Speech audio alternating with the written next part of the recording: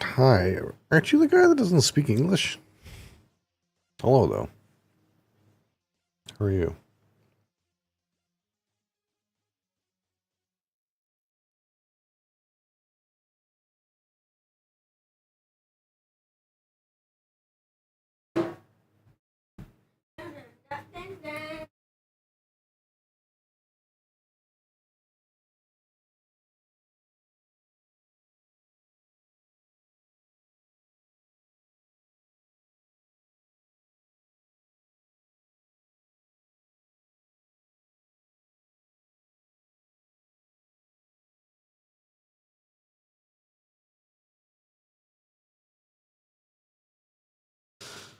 Holy.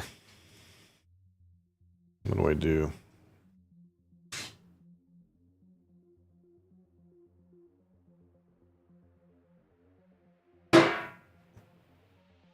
What do I do?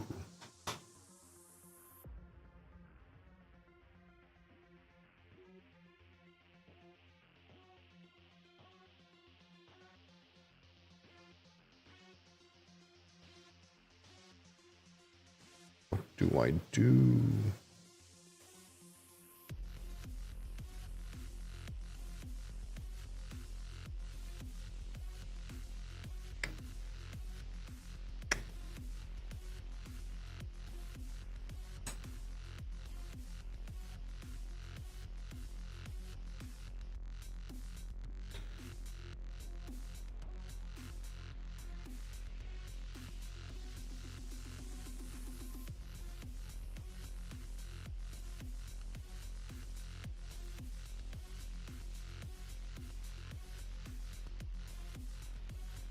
Yuli Ledesma. Ledesma. I'm sorry. Ledesma? Is that right? I'm not sure if that's right, but hi.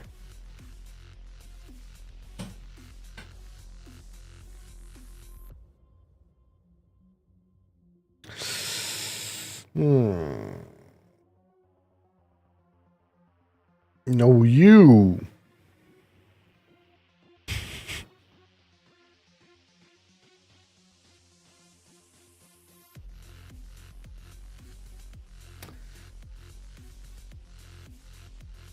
What do we do?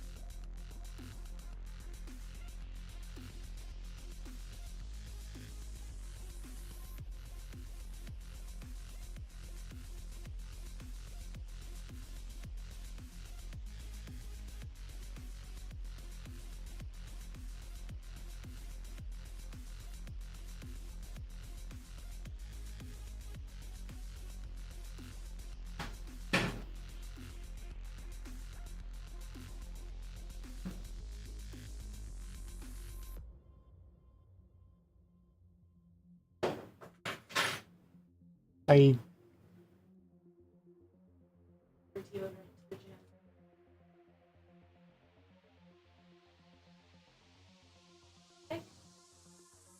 Two fits in the kids' sleeping bags.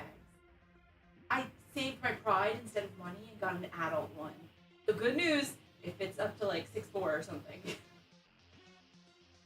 Wow. The clearly branded kids one had my height in it, and I was like, oh fuck.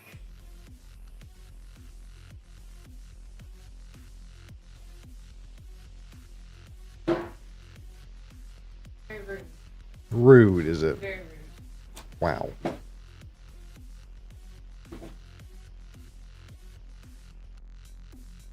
I also met someone data now platform, not just my company, platform.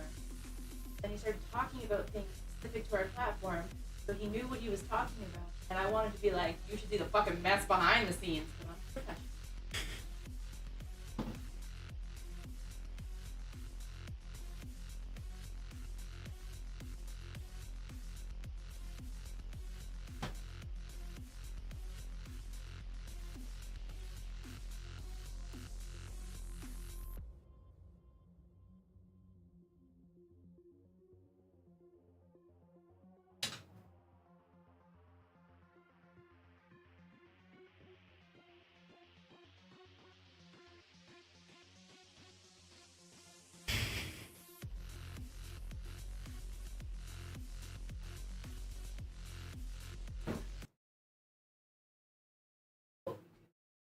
Yeah, it is, but boy, is it a fucking ride to get there.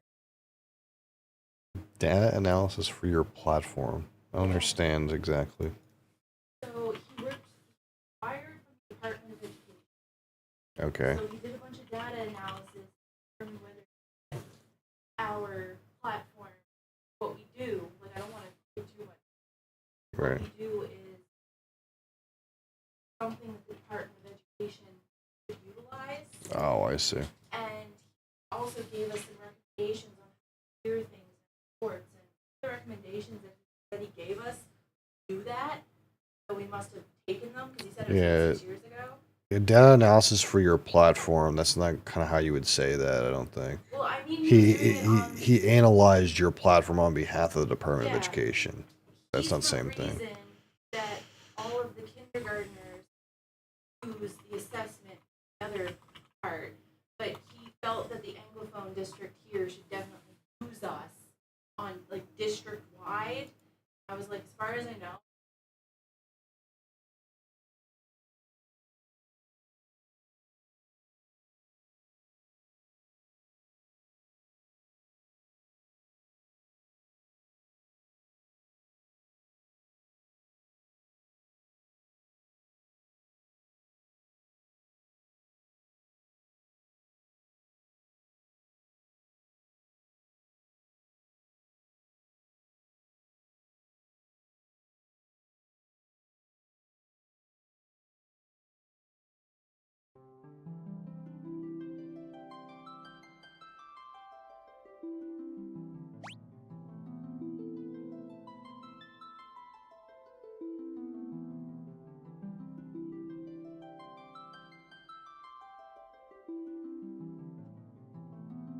Started a 24 pack of monsters from Costco.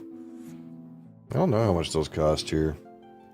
The problem with like the monsters from Costco is like you either get green or you get like a mix of those ultra flavors that I don't know that I like. It's like ultra pink, ultra white, and ultra peach or something like that. I don't know. Monster's never been my favorite brand, to be honest. The general flavor profile has never been my thing, but they do make a good can.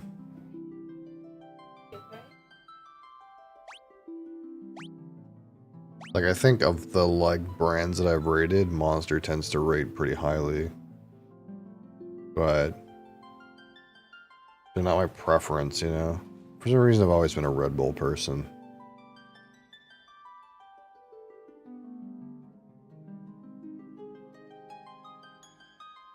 See if we can mash this without it being too bad.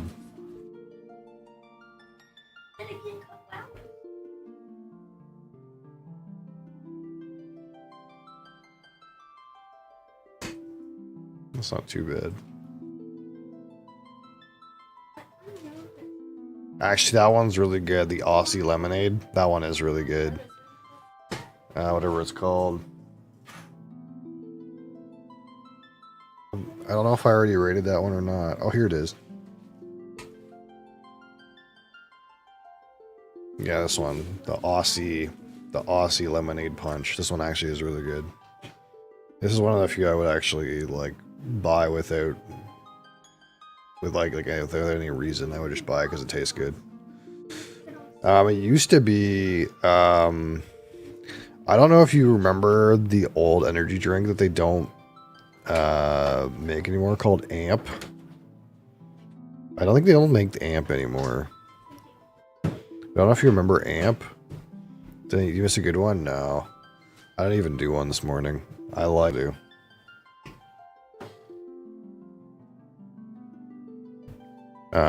But Amp used to have a lemonade flavor that was really good. Amp lemonade or something like that.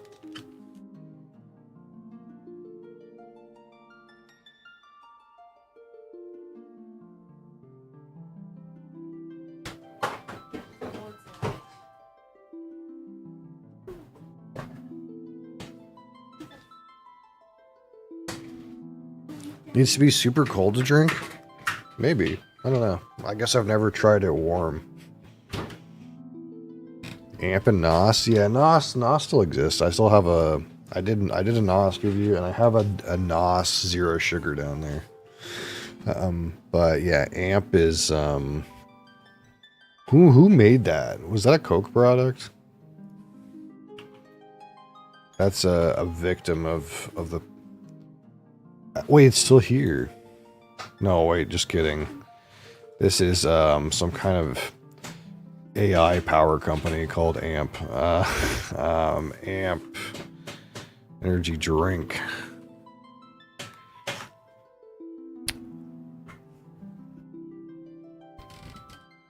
Oh yeah, Amp is technically an offshoot of Mountain Dew. You're right. So it's a Pepsi product. I forgot that Amp was an offshoot of Mountain Dew. It was originally called Mountain Dew Amp.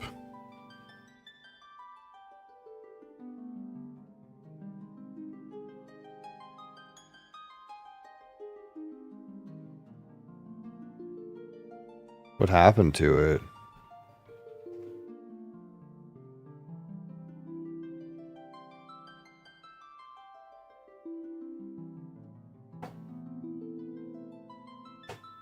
When did it die? I'm trying to find when it died.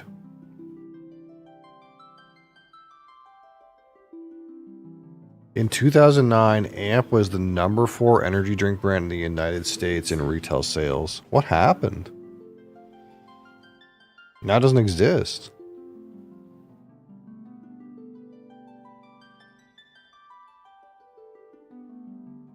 Black Cherry Amp was gross. Yeah, probably. I can't remember Black Cherry Amp. They had so many flavors.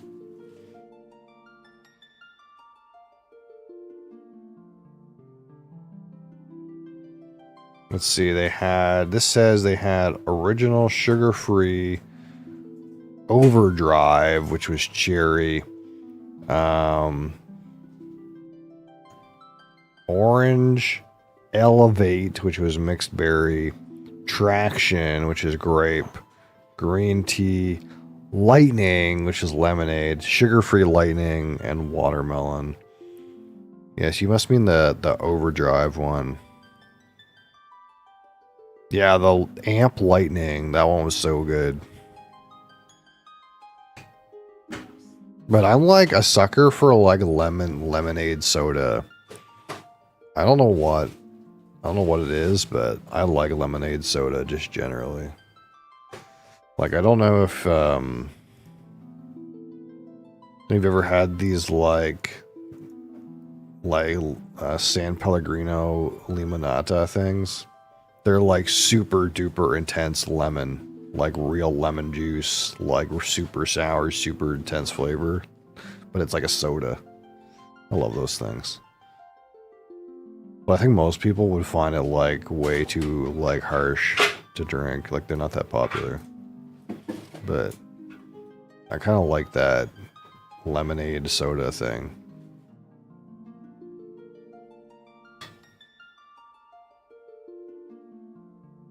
Yeah, I don't know. I can't really see where it died. It just says that in 2018 they came out with those like amp game fuel things, if you remember those Mountain Dew game fuel things.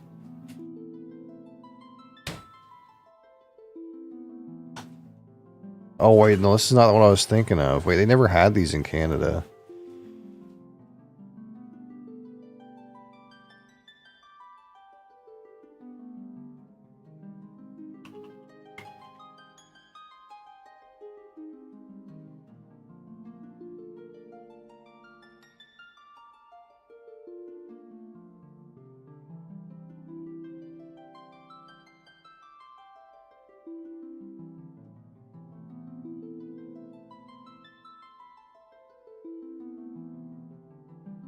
Somebody had a heart attack and sued them? Probably not. You ever try Warhead sodas? No, I've never seen those around here.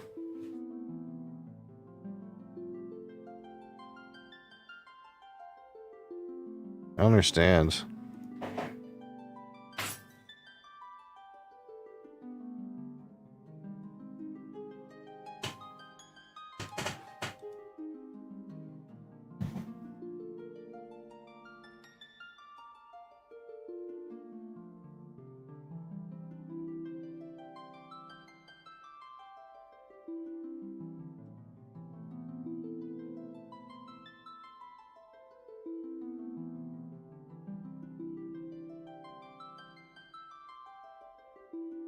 This says in 2020, so COVID,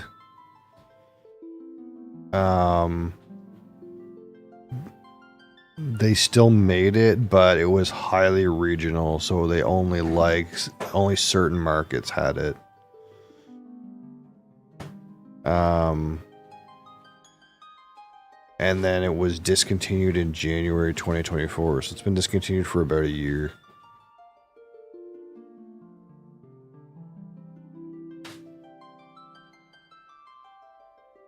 But it hasn't been like available everywhere since like 2018.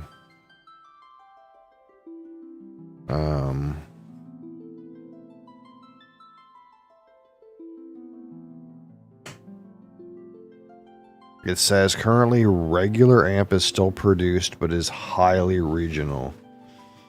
So, like, it probably only exists in certain markets.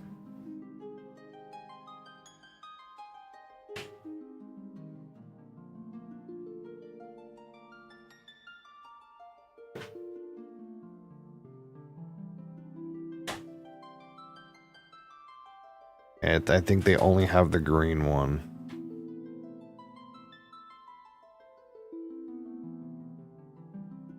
Huh. Interesting.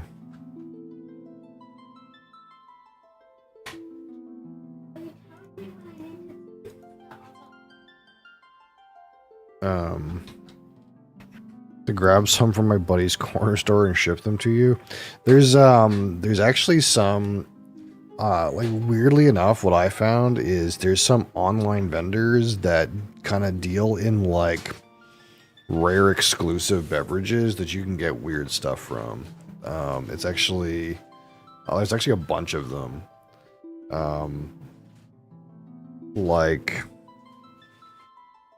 And they have like weird food and like, for example, like if there's a drink that's only available like for example, there's a Red Bull, can't remember what flavor it is, but it's only available in Japan.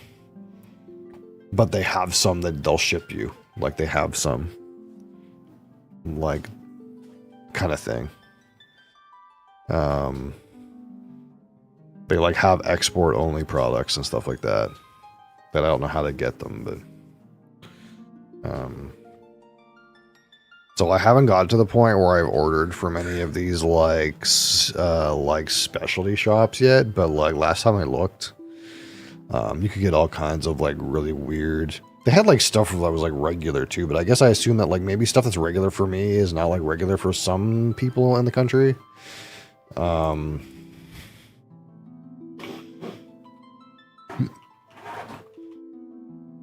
they had like all kinds of weird wonky brands that you couldn't normally get.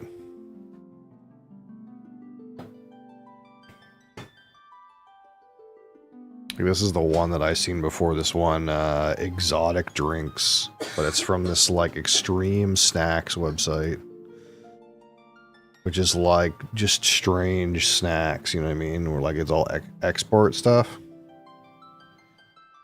Like look at this thing, UK edition, Monster Energy Bad Apple.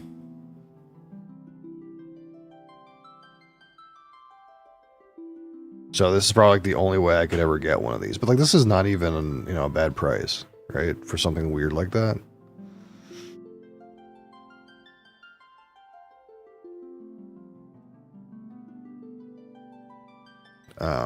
But they just have like a whole bunch of shit like this. So like, the thing is I still have like 100 drinks here, so I don't necessarily like need to go hunting for like weird flavors yet. But probably eventually we'll have to do something like that. There's like other ones in here too. What's this? Monster Energy the Doctor flavor. You'd almost think, is this supposed to be a Doctor Who thing? Although one of the things you think of when stuff like this is like, what's the expiry date look like? These things are usually like 2 years to expire, so it's not so bad. But if it was like an old one from like a few years ago, you'd be like, I guess there's something about ethics if they're selling it to you. But what is this? Is this? This is something to do with Moto Grand Prix. Some Valentino Rossi guy who's nicknamed the Doctor. It's not Doctor Who. I don't know. Let's see, like, there's all kinds of weird stuff on here.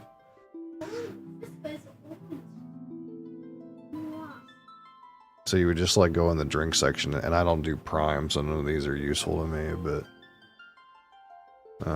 like sometimes they'll have like this one is from Halloween, right? They'll have like last year's fucking like Halloween ones and stuff like that.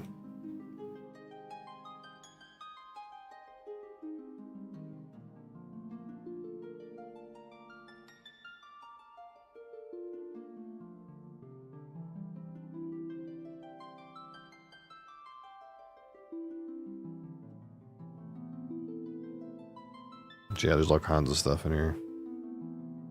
Oh, here's a Black Ultra. Oops. When's the last time Black Ultra got made? You know what I mean? I've never seen a Black Ultra in a long time.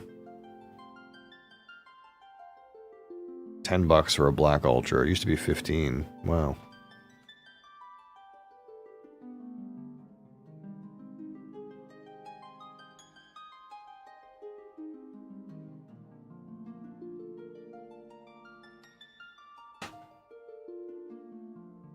Yeah, here's one like Tangerine Red Bull, Japan only.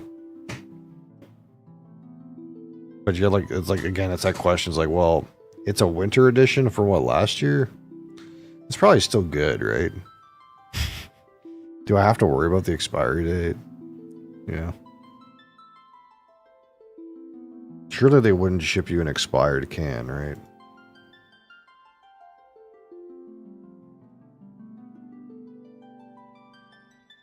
What is this? Monster Energy Viking Berry. Like, I'd never even heard of this. What a strange monster.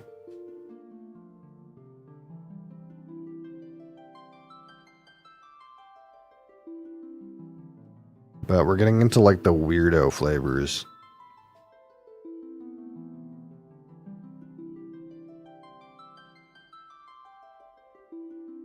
That like aren't really that much of a value to talk about when you think about it, because you're not going to go out and buy that stuff. It's not going to be available to you. I'm leaving to go camping. 2.5 hours. Okay. My dumbass sister decided right now is when she needs a fucking oil change. She's scared to take the car to go get an oil change.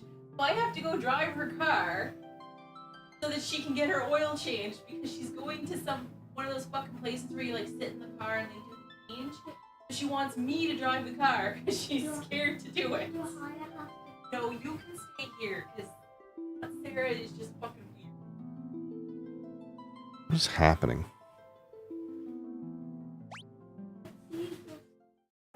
Yeah, because she's my sister.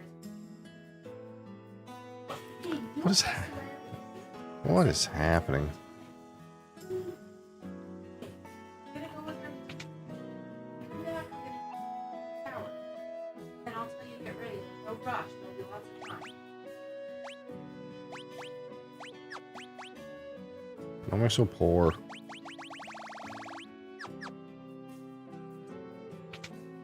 Did I just buy gear? Did I just buy gear here? I don't think so. Wasn't this a new city? I just bought gear though.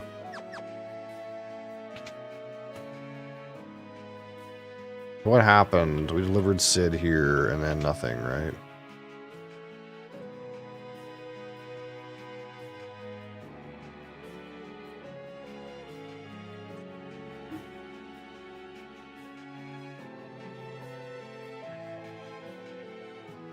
I can't remember what's happening in this game. Some guy traveled to Dragon Peak and didn't come back. Okay.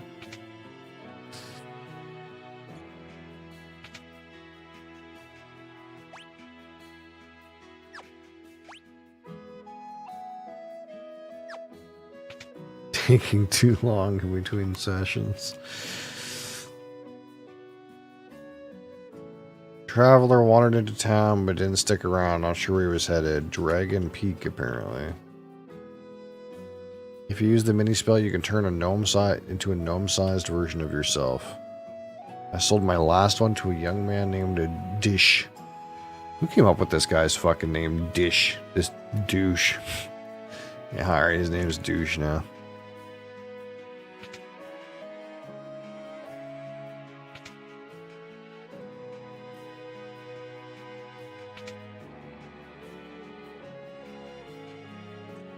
Well, nothing's happening here other than everyone's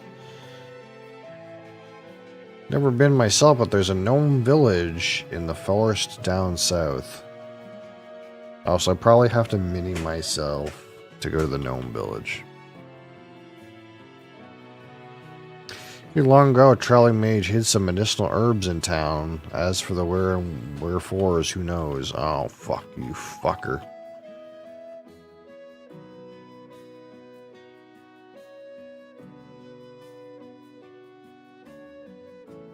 I wonder where the medicinal herbs are in town. Are they in this tree?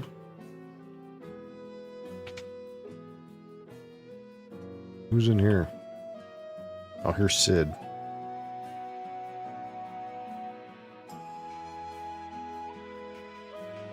Mrs. Sid.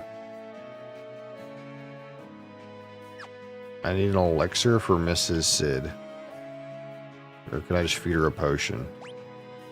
Nothing happens. Yeah, I think he wants an elixir very specifically. Okay. Sid's wife needs an elixir.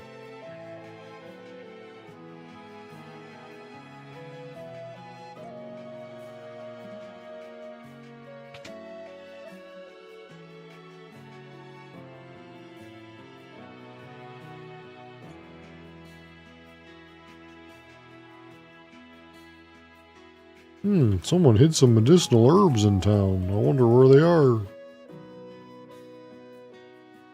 Arrow is a white magic spell that lets you manipulate the wind to damage your enemy. Flying monsters hate it. Okay.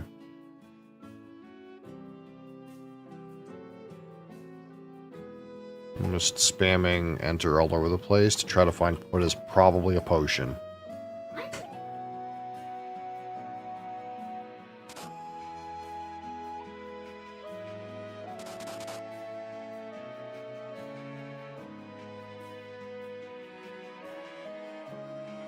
Is it over here? Ah, I found elixir. Oh, I can give it to Sid's wife. Oh ho. Whoa ho.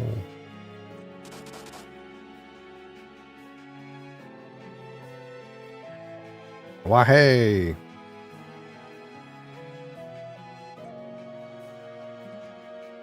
This game reminds me of fucking Pokemon, man. Too much because random shit's hidden on the ground.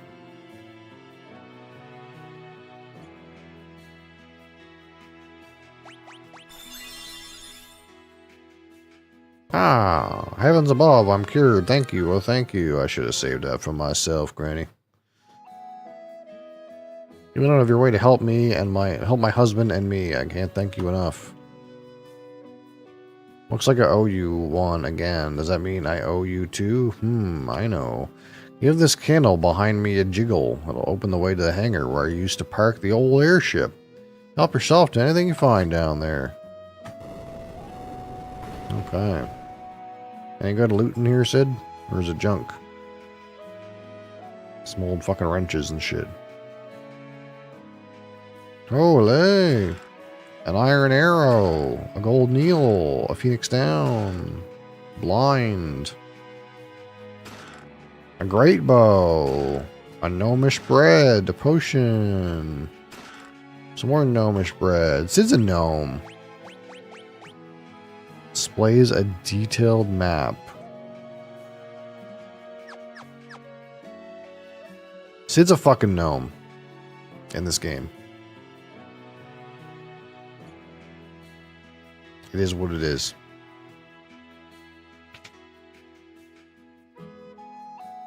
Bum, bum, bum, blah, blah, blah, blah.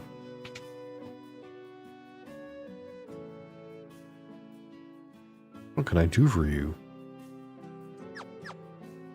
Actually, let me sell you Sid's fucking iron arrow and Sid's fucking great bow, and ain't no one want that shit.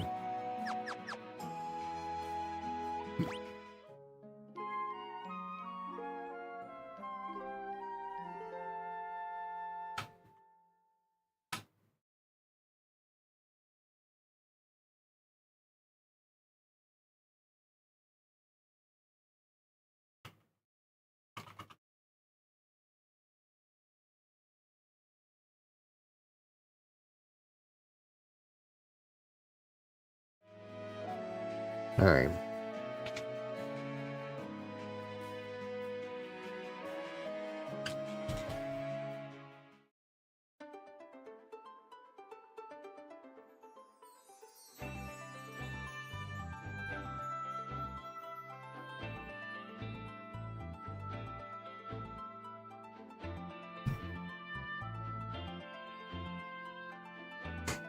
Oh.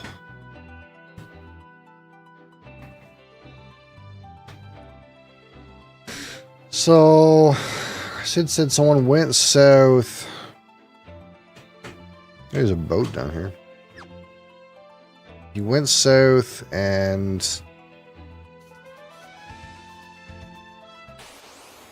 Oh, this mountain has stuff on it. I bet you that's the dragon's roost, you know?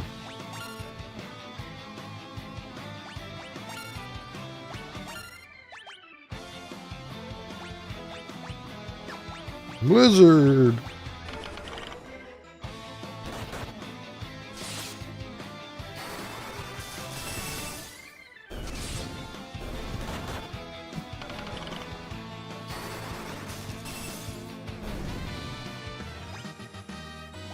Crass is job level 11. Yeah, I bet you this is where it wants me to go to the dragon roost up here. Oh god! That's a giant ass dragon.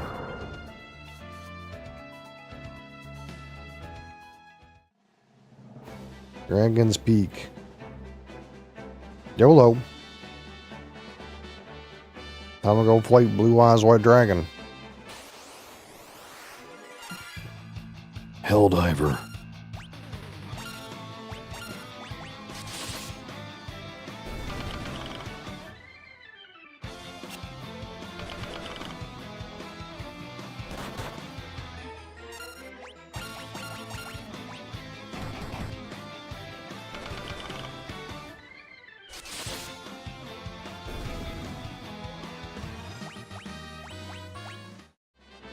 What do we got here? A gold needle.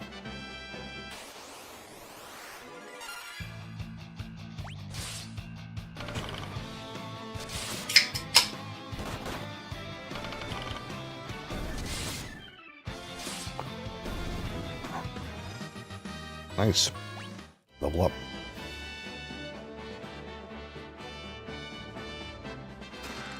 Arrow.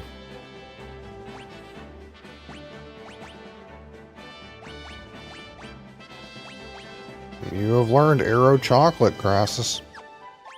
Nice.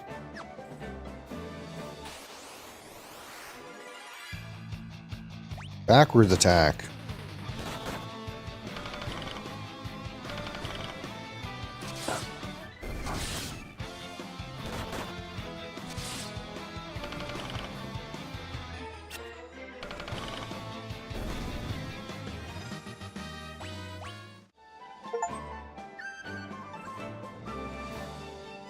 Steam, stop doing that. Gold needle. Firefly. Those don't look like fireflies.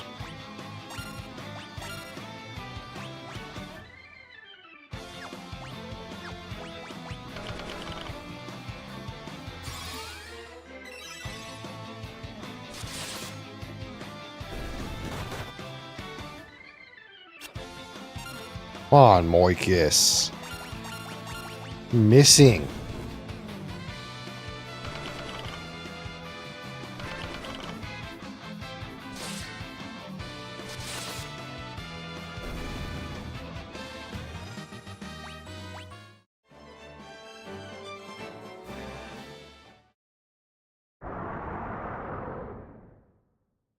Uh-oh. Help.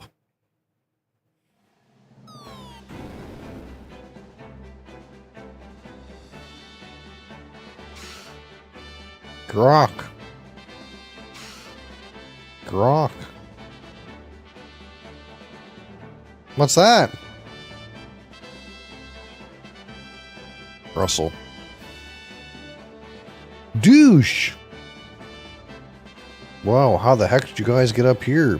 Wait, don't tell me. You got captured by the dragon too, didn't you? Ha, losers. That's rich coming from the dragon's next meal. Touche, I guess you're right. My name's Douche.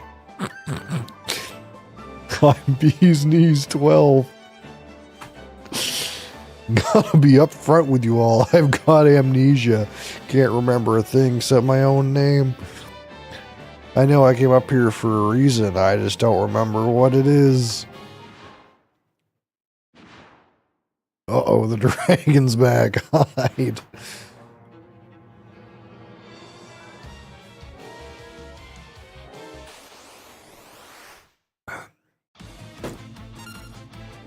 Boss fight.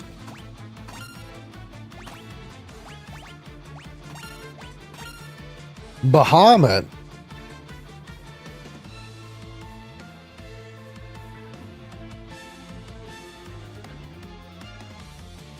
Wait, so Bahamut originated as a random dragon fight that in the first, like, 2 hours of Final Fantasy III?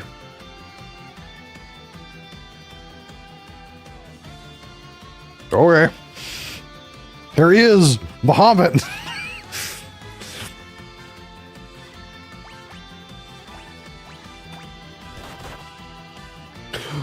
Oh, excuse me? Okay, I don't think we're meant, actually, he's not a random boss fight in the first 2 hours of Final Fantasy III. He beats your ass in the first 2 hours of Final Fantasy III. Okay.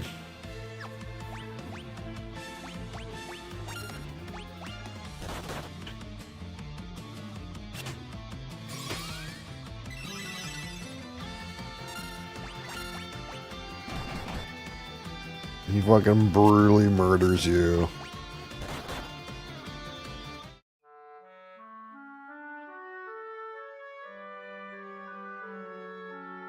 Okay, now what? Is that it? Game over, guys. That was the game. How long was it? Wait. Am I supposed to do something different? What? Am I supposed to steal his hiding spot? Oh, I'm so confused now.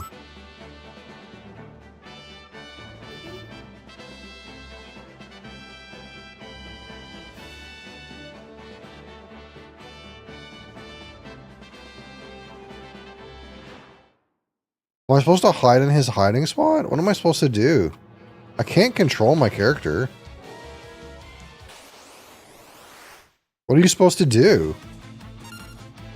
Are you supposed to flee?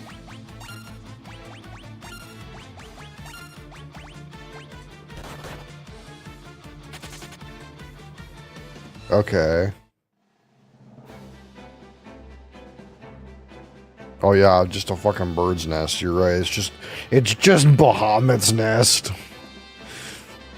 Phew, that was close. Come on, let's get out of here. Agreed. Here, you can have this. The spell called Mini. I don't think I've got the magic know how to use it anyway. Received Mini from Douche. Douche, join the party.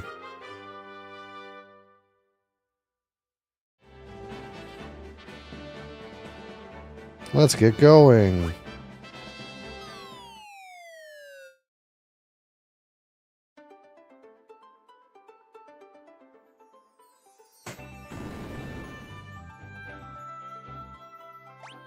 Okay, well, I think we gotta... Oh, wait, no. Bees Knees is still alive, even though he literally got mauled by Bahamut. I saw it happen.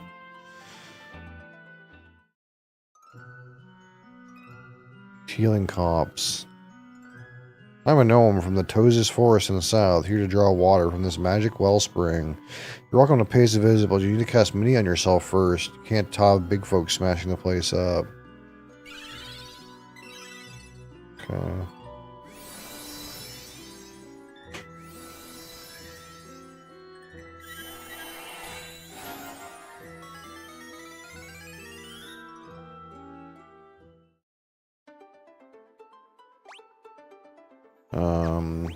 Okay, so we need to magic, learn Mini, learn this spell. So down here somewhere, I'm assuming this.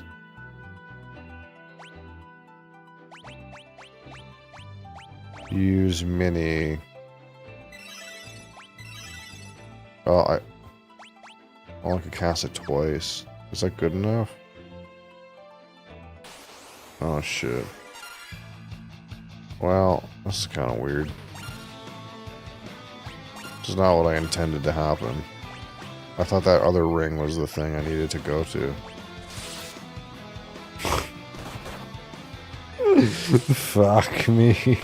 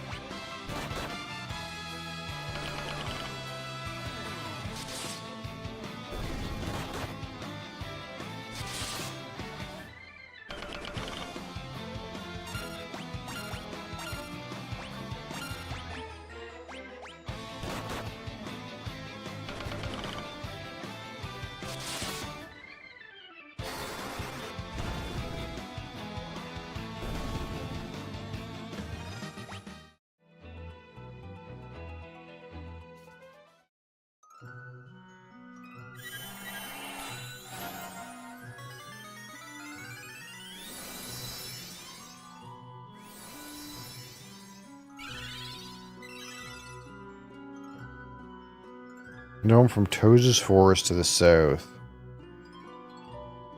Okay. Where do I go?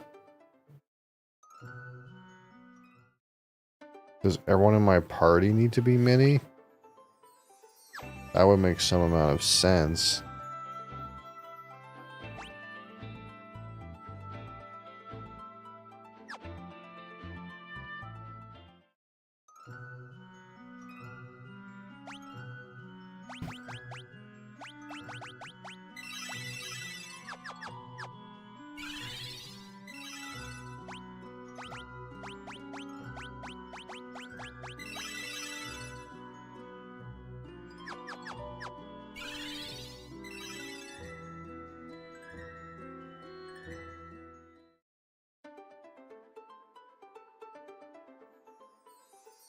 There we go. Tozus. Not a familiar face among the lot of you. There's a tunnel that runs through the Miranos Range. You can use it to get to Miralka Basin, home of the Vikings. Mr. Bee's Knees, how are you?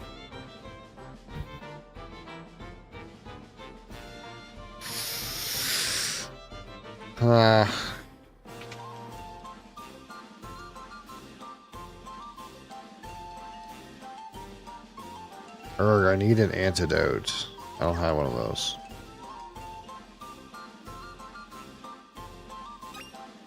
Found mithril bracers. Found vest. Found fire staff. Found cura. I'm fucking raiding this guy's house, dude.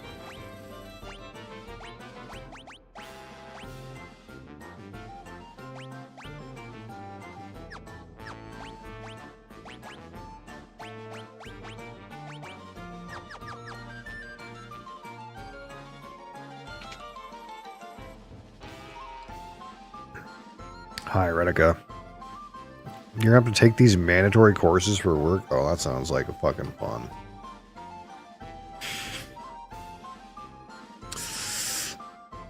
Dr. Shelko knows all about the tunnel.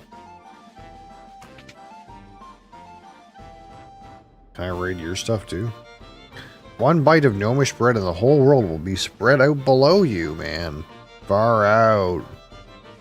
Gnomish bread has magical properties, man. It's got the same effect as the sight spell. You got some of that gnomish bread, man. Fucking guy, he's a dope dealer. The living woods are somewhere out there in the world. I hear the fairies that live there are the cutest things. Something's the matter with Dr. Shelko. He says his tummy hurts. He's our only doctor, but there's no way he can treat himself in that condition.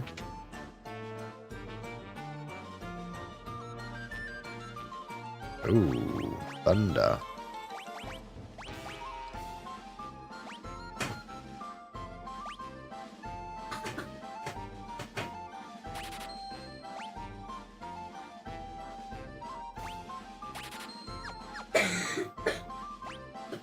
Thunderstruck!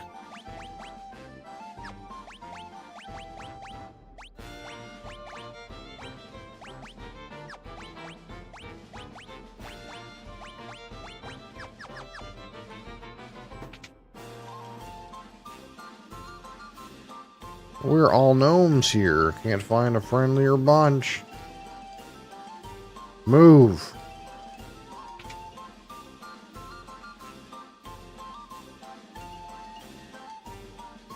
I'll buy an antidote. Thanks, shopkeep.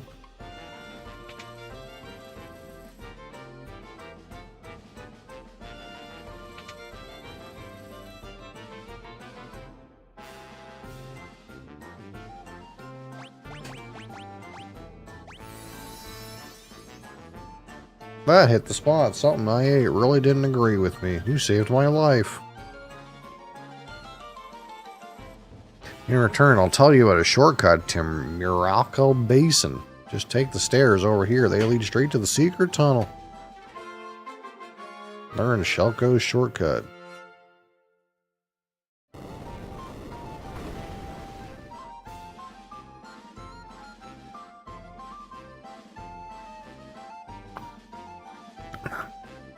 Oh shit, I forgot the loot. Mithril bracers, mithril rod.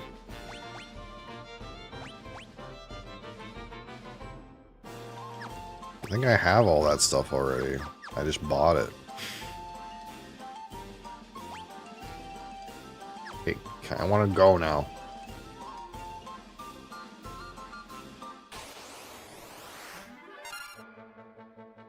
Shit, leprechauns. Flee!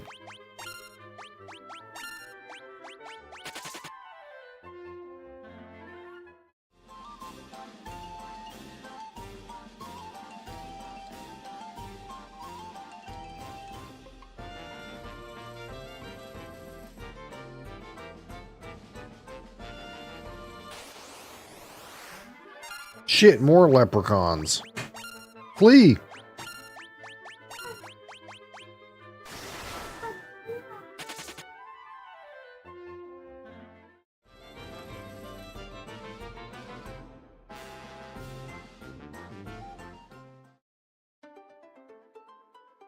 Now what do I do?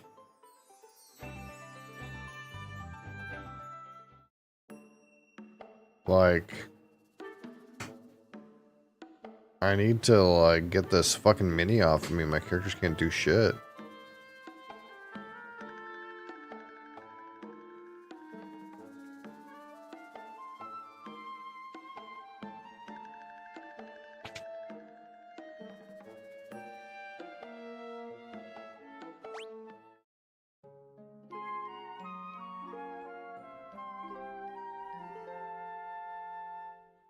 I'm still mini!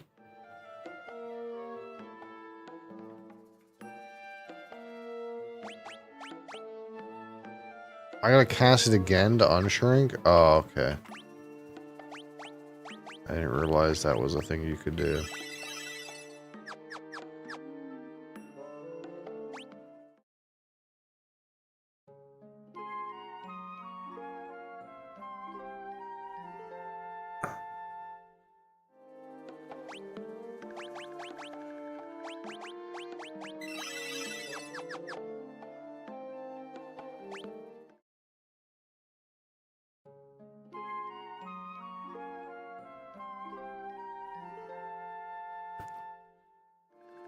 Okay.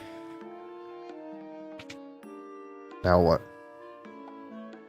Can't remember why I'm here. Talk to these pirates. Just rest in my eyes. We're Vikings, pillagers of the open seas, or what we used to be. A wily old sea dragon showed up after the earthquake and wrecked all our ships. All but one. The Enterprise was spared. But we can't set sail with that monster still out there. Yeah, fucking Bahamut, dude.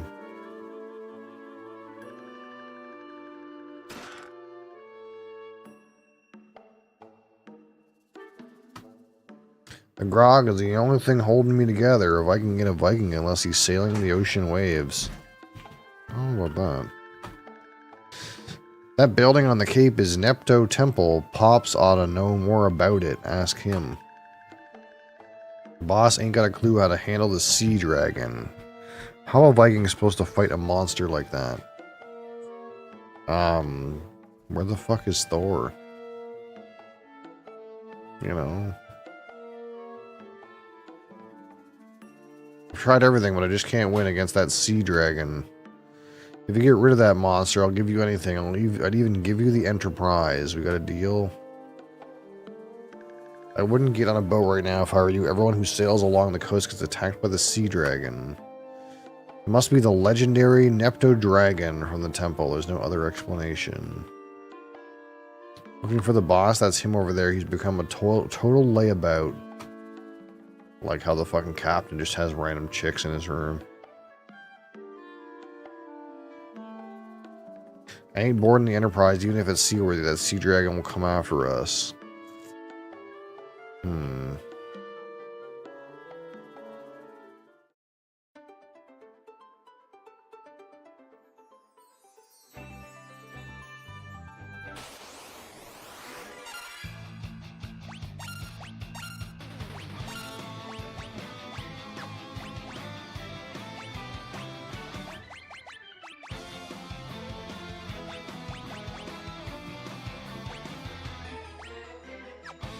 I thought I had a weapon that casted a fire spell.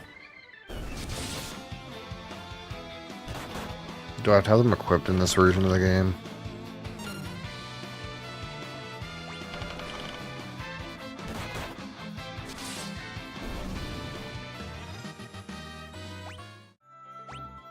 The other game I didn't have to have it equipped. Casts fire when used in battle. You can't even use it.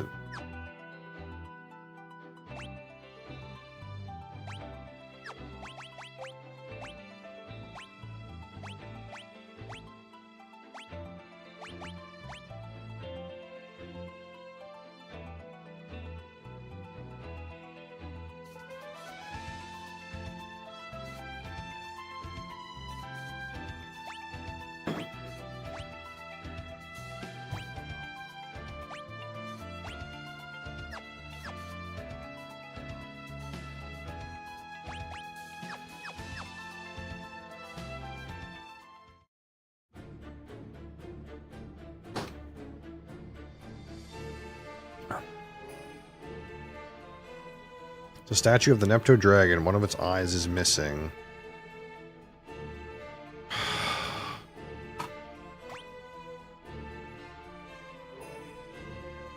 I need to grind.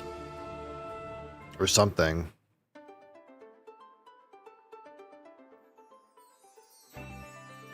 Because right now, casting the mini spell,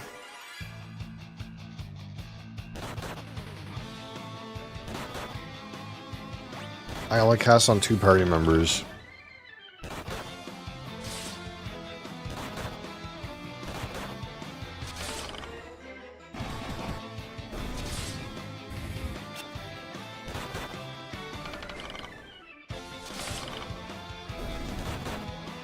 And I have to unuse it. I have to use it, like, unuse it afterwards, too.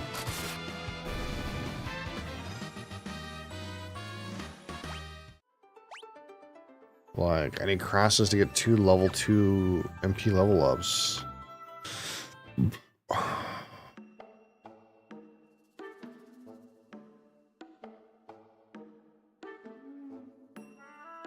kind of felt like there was a random secret passage there based on the how it looked. Guess I was right. Thundara, Fyra, Blizzara.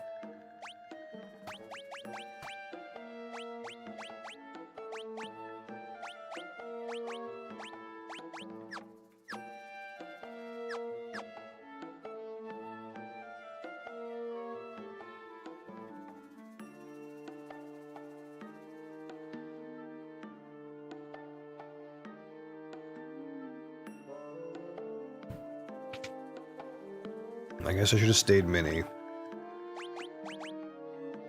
I just can't fight anything while I'm mini, so it's kind of like fucking weird.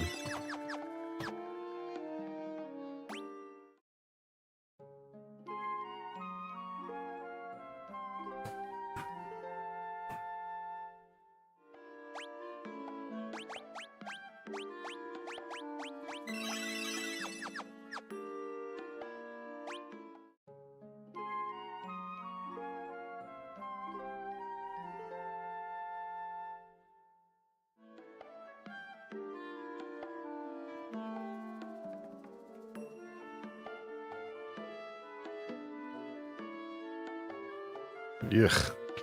Sleepy.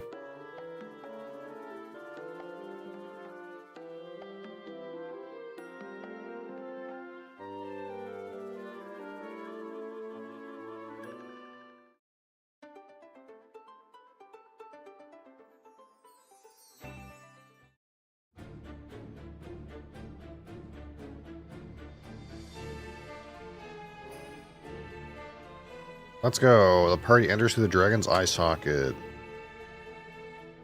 Okay. Now what? I can't fight anything.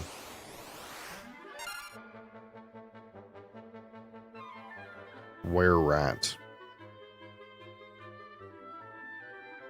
Like, can I use magic?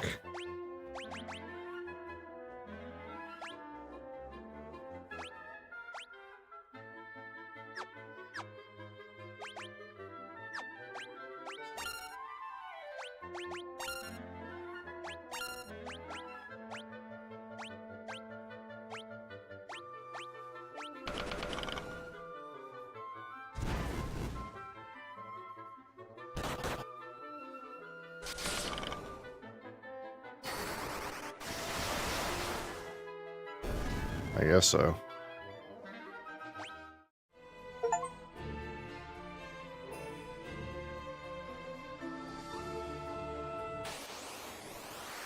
Give them my mana shot.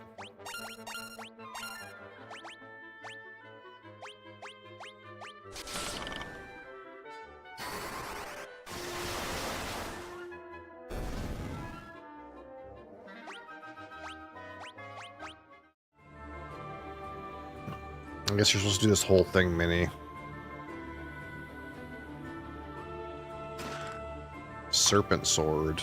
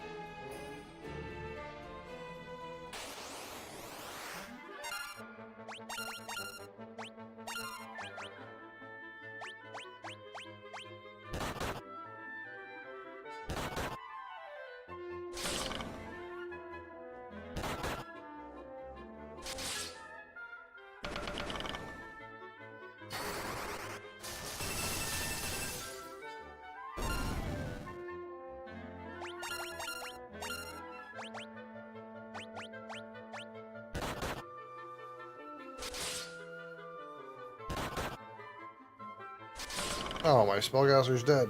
Okay, I guess I gotta pay attention a little bit. Oh. God damn it.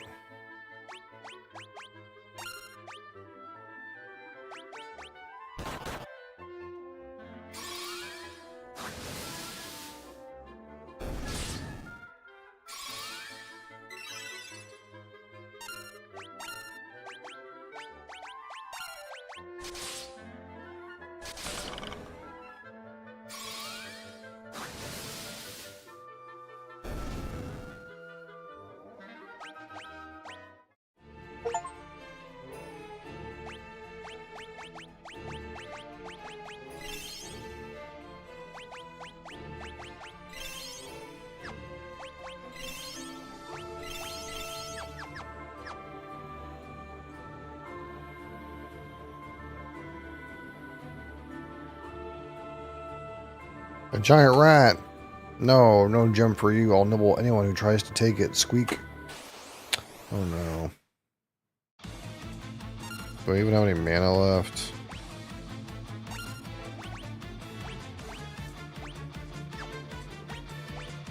Not really.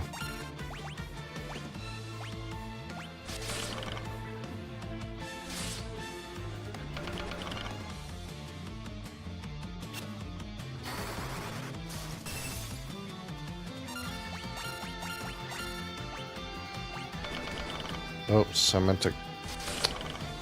I'm autopiloting.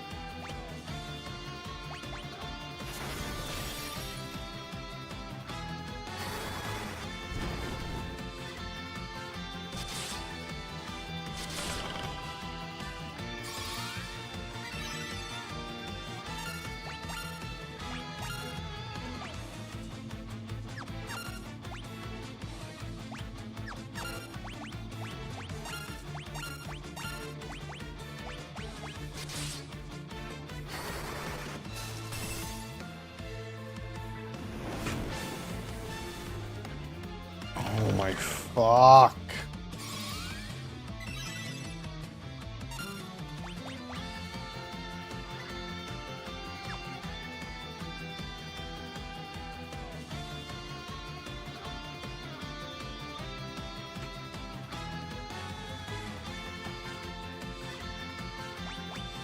I don't know if this is doable if the spellcaster is dead.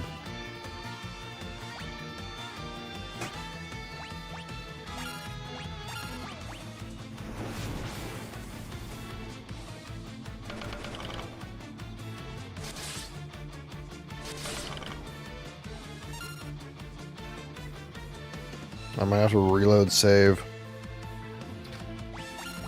It's like, it's so gimmicky.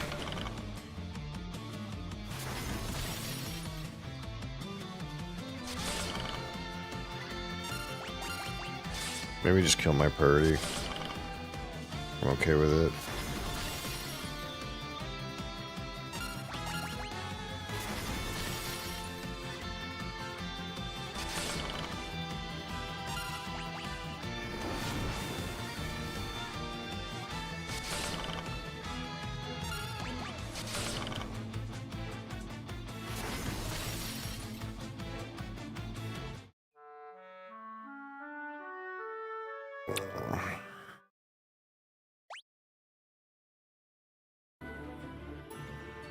Okay, so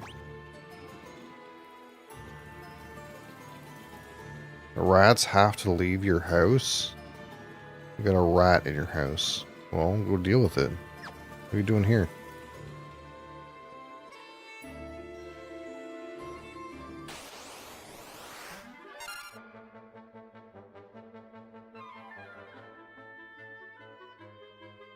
YouTube chat again? Yeah.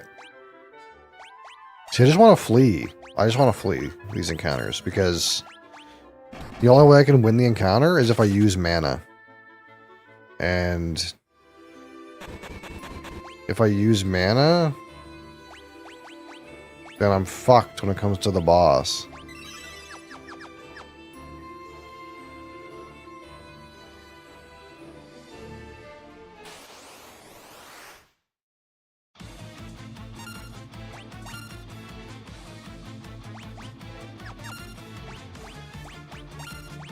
So now I have some arrows I can use because I didn't use them on a random encounter. But I don't have my still don't have my other spells because I used them like before I saved.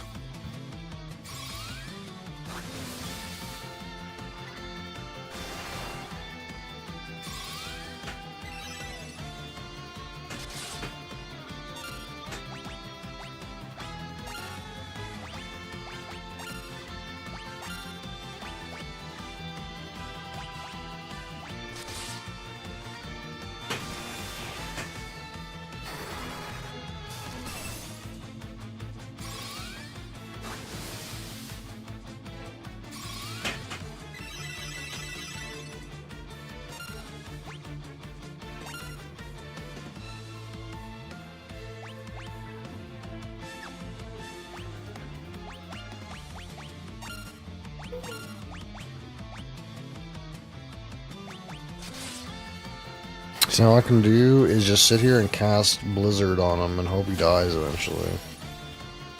So my other characters don't do any damage.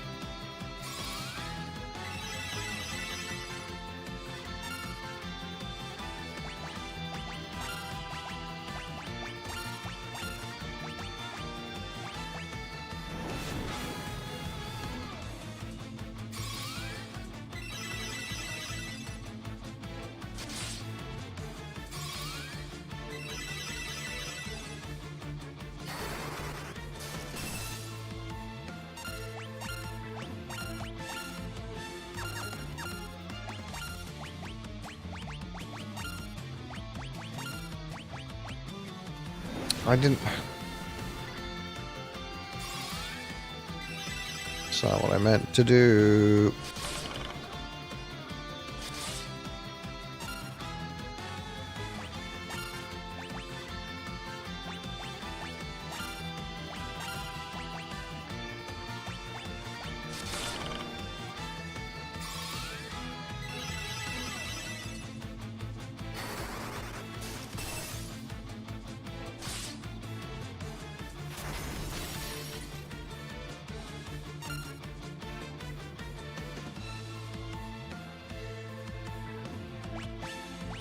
Oh, so sleepy.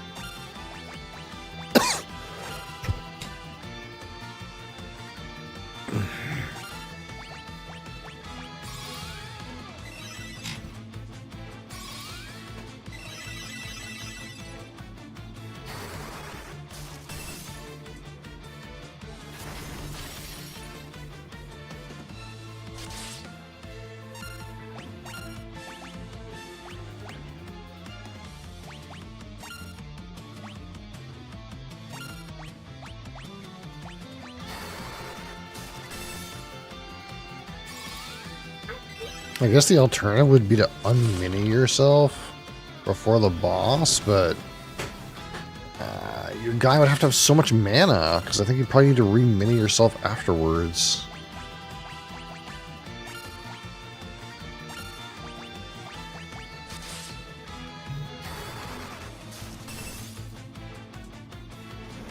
He has a shit ton of hit points. You like run out of mana trying to kill him.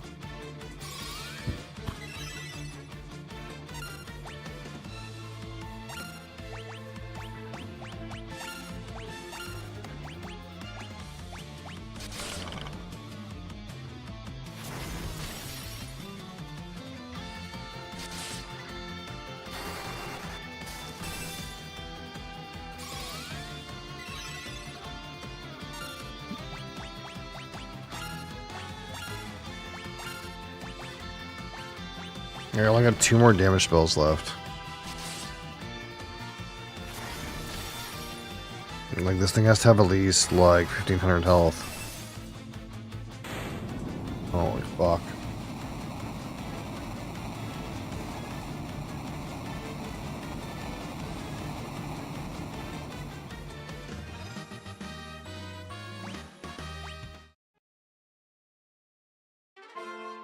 Contain the Nepto Eye.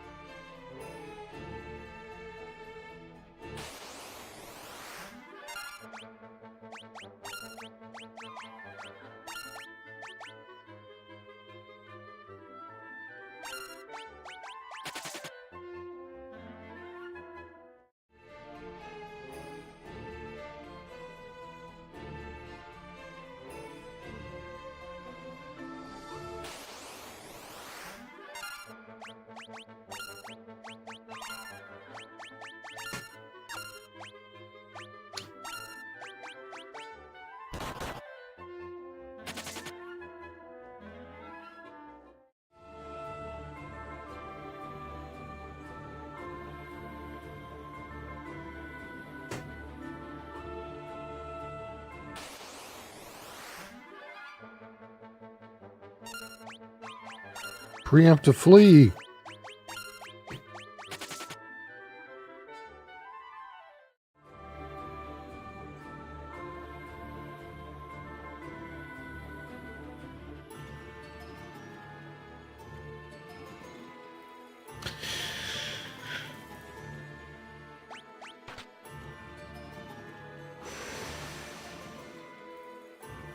It is I, the Nepto Sea Dragon. I thank you for returning my eye. It is no ordinary gem. It is the vessel for my soul. Without it, my physical manifestation cannot be controlled.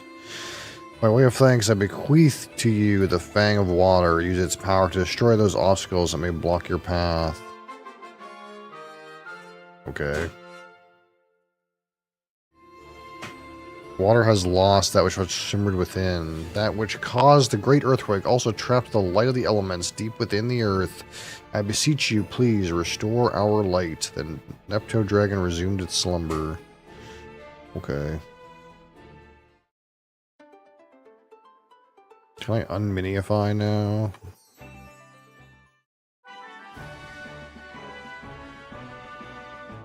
You got guts, I'll tell you that. Yeah, thanks. Color me impressed, so brave, so strong. You lot are bona fide heroes. A Viking's word is his bond. The Enterprise is yours. Oh my word, you really are the...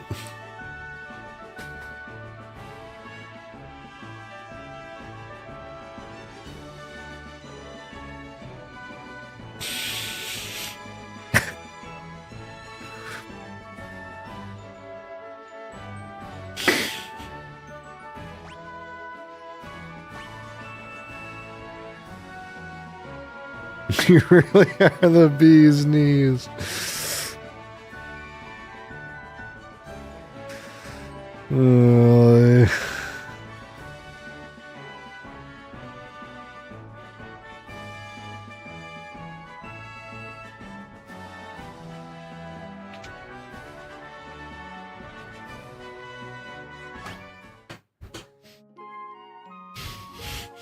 You really are the bee's knees.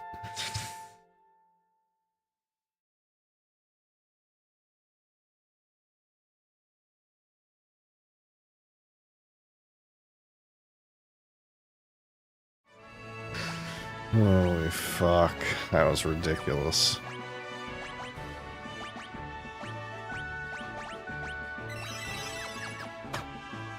I have to sleep 3 times to unminify myself. It's ridiculous.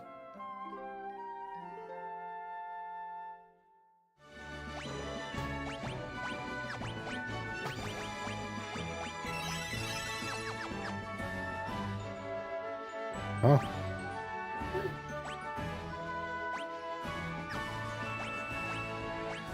How did I become a different guy? What happened?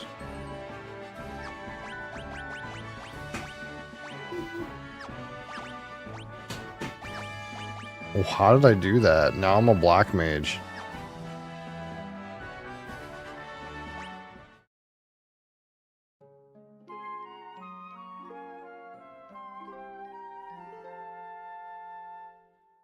There's some hockey that does that.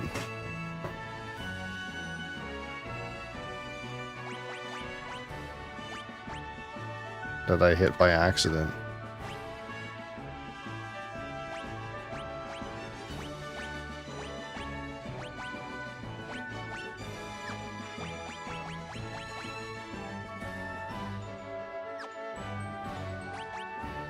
What did I do?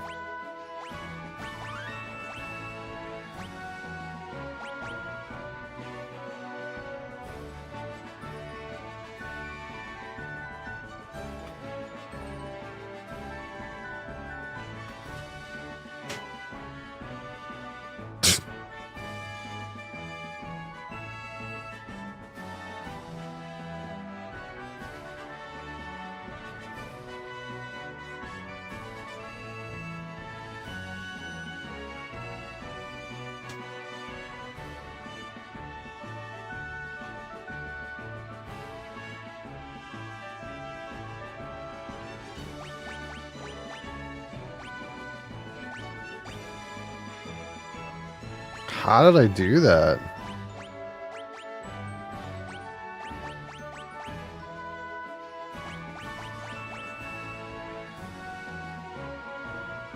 What happened?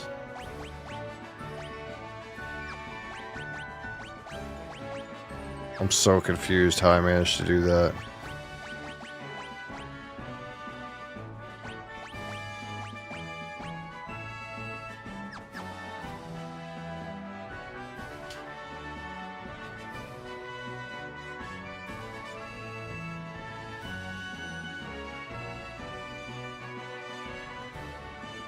Subscribe because I am a prime customer.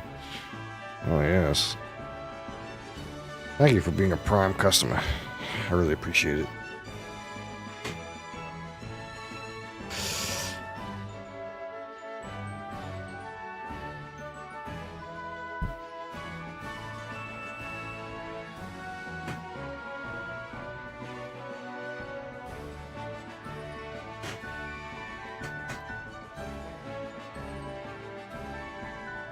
Let's see if I have a piece of choice content here for you.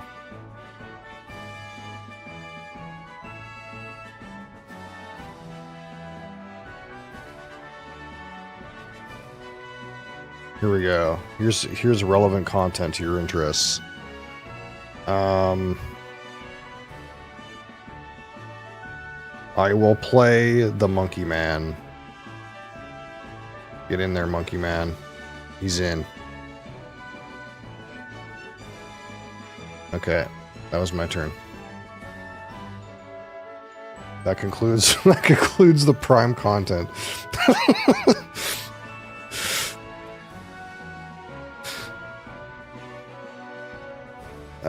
So how did I change my my party member?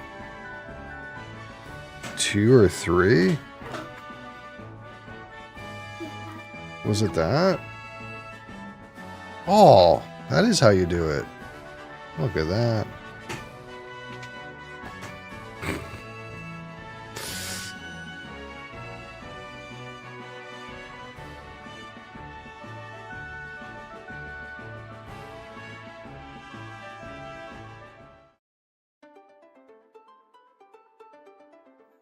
Alright, I have a boat.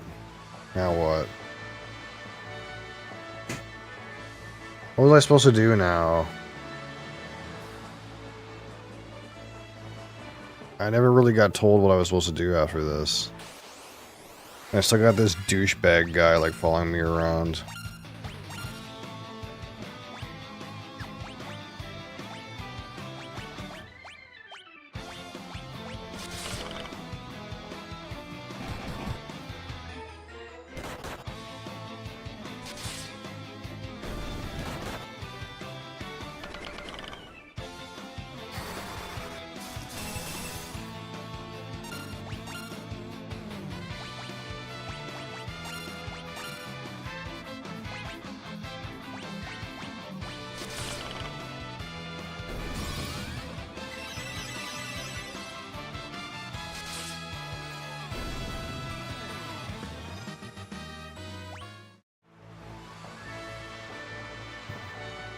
What do I do? I'm not sure what I'm supposed to do in the storyline now. Like, everything... I guess I just go here and see what's going on, you know. Classic Final Fantasy, we'll just go in here and see what the fuck's going on. Ah, mercy, there's nothing here of value, I swear. Okay. Please spare me. Okay. Yeah? What's in this well? Nothing.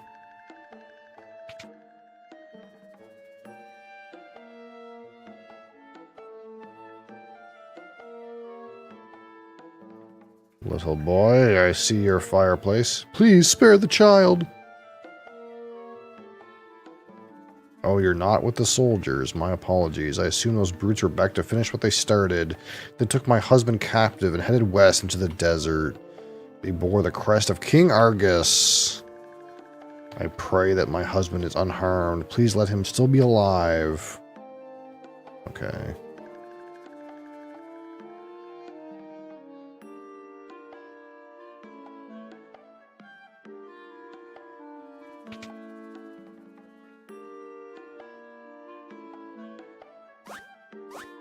These guys are back. I think he's hiding something in here. Ooh, cider. Ooh, a high potion. Ah, you guys do have stuff. You guys said you didn't have anything. The Gulgans are a sightless race. I hear they never leave their gulch. I wonder if they really can tell the future. Now you've got the ship. We can go anywhere, see anything, visit all the ladies of the land. Ha ha ha, just kidding. Isn't King Argus supposed to know something about airship engines? That's all he has to tell me. Okay. I wonder if that guy randomly helps me out. Anything here? What about here? Any rare candies here? How about here? Ah. Lamia scale. I see. Inflicts confusion. Ah. Uh-huh. There's a monstrous evil roaming the western desert. A huge tree! A tree that moves on its own, I tell you. Beyond the desert, far, far to the west, is a village full of eccentric people who claim to be descendants from the ancients, whatever that means. Well, the soldiers dropped this banner after they attacked our village. It bears the crest of Argus. King Argus, that can't be right. Okay. Anything else around here? Ah, an ice staff. Aha. Yes, this is a game where you just find random items on the ground that are invisible, and you need to watch out for that. I don't understand why the black mage can't use a staff. It's quite odd. Quite odd, in fact. I'm gonna give the staffs to these knees for some reason. These dual-wielding staves. Well, I guess let's go in here.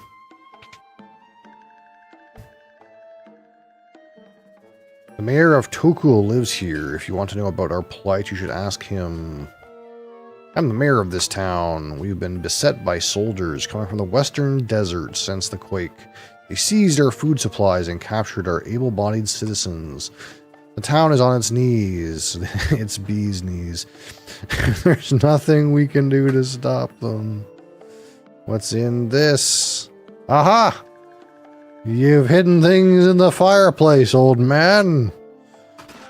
A phoenix down, eh? And a Kenpo G. Clothes worn by martial artists. Who can wear that? I don't think anybody can. I think that's a monk item.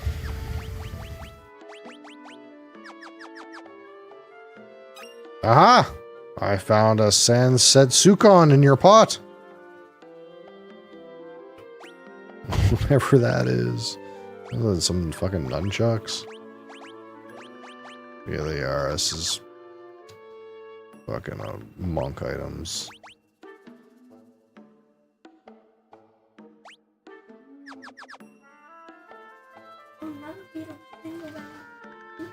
There's a hidden staircase in the hearth that leads to a storeroom with a weapon and a few other things. Yeah, I found it. Please take whatever you need to save our town. Oh, that's why I'm mistaken it, is it? Not because I was greedy.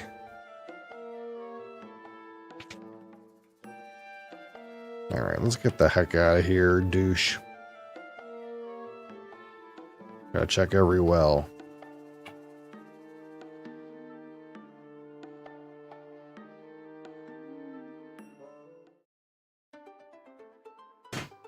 What is that thing?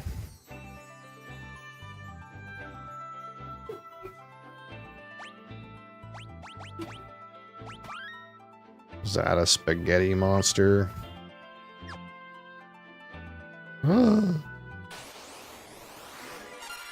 Lizardman.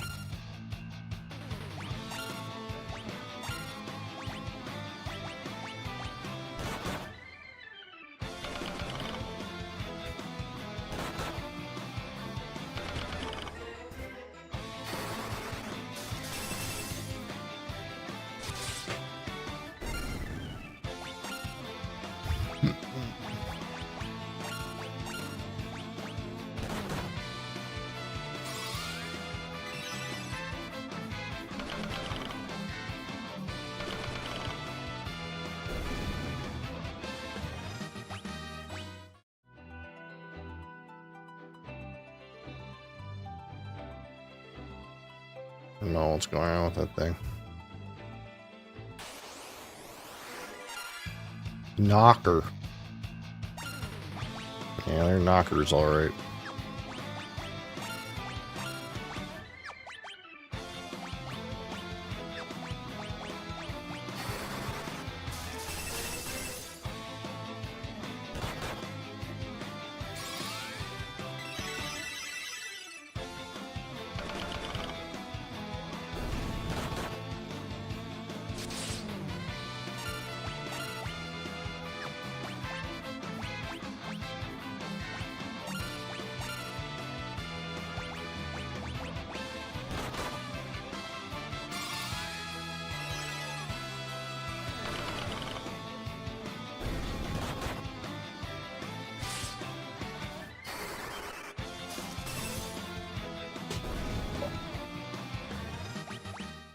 I don't see where in the western desert, unless it means like up here. But these are mountains.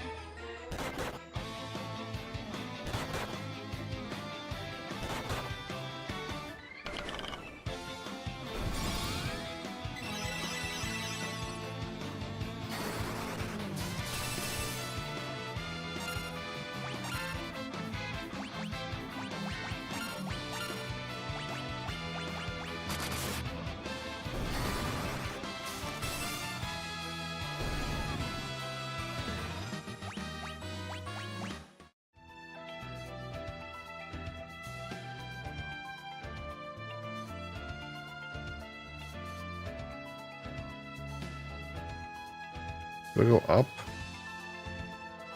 Or do I just go through here? There's another town over here. I'll just go over there.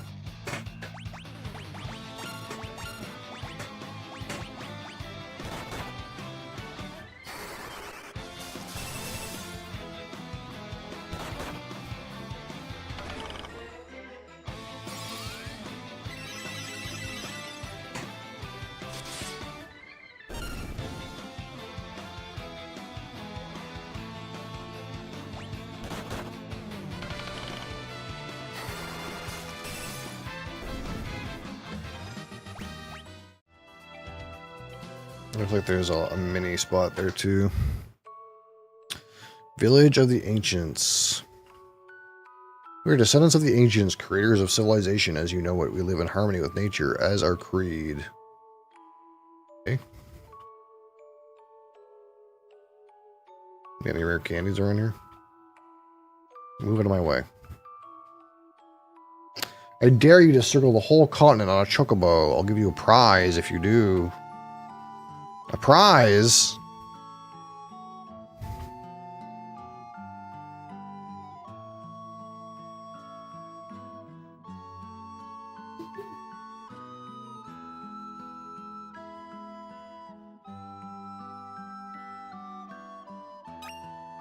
Serpent sword?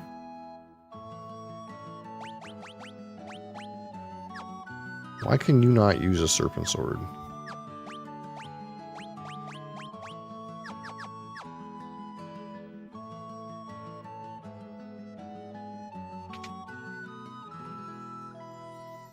What can I do for you? First, you can have some of my junk. What about a vest?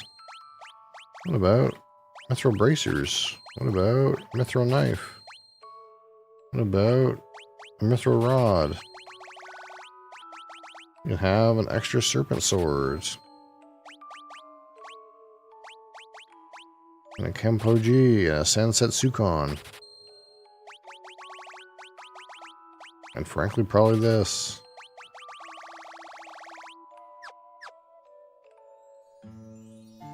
Headband, mage robe, plus int, plus spirit. Probably due for 2 of those. I don't think... Am I supposed to be putting casting stuff on the red mage? Doesn't really cast spells.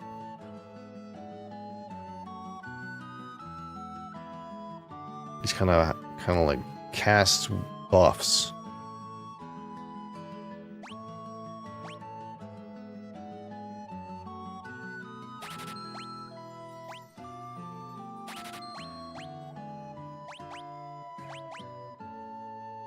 Oh shit! Shouldn't have bought that shell armor. This flame mail's just better. 21,111. Yeah.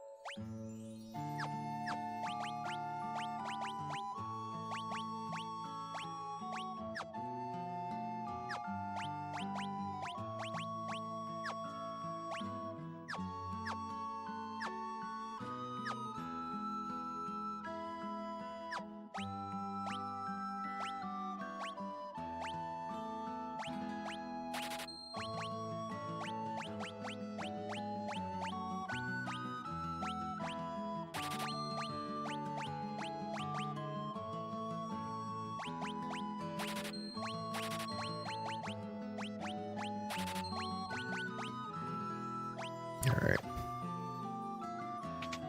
Now what?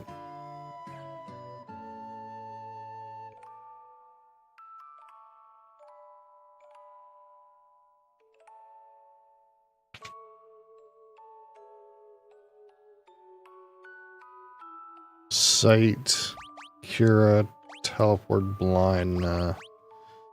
I don't really need much of this.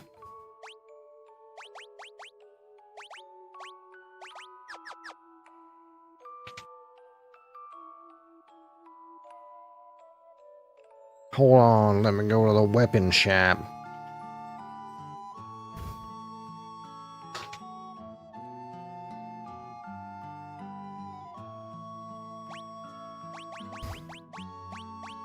Actually, nothing in here for me.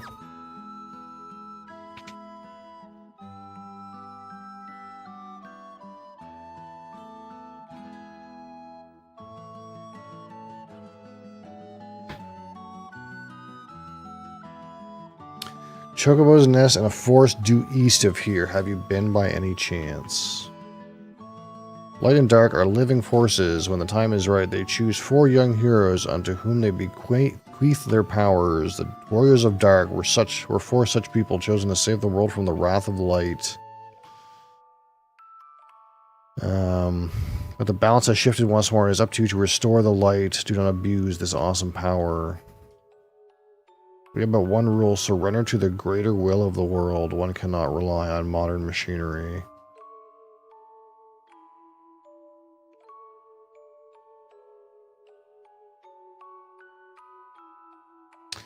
The wrath of light, a catastrophic flood of power, was caused by the ancients. They used the crystals to harness the power of light, but struggled to contain its burgeoning energy. Light was unleashed on the world, causing untold ruin to all of humanity.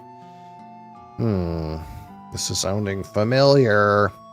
In the end, 4 warriors from the world of darkness came and subdued the flood of power. The few remaining ancients regrouped and came to live here in this village. Would you believe me if I said this whole continent was floating in the air? It's true. The ancients discovered a way to suspend the very earth, a wonder that continues to this day. The Tower of Owen provides the power that keeps us afloat. Okay, Grandpa. Get out of the fucking way, Grampy.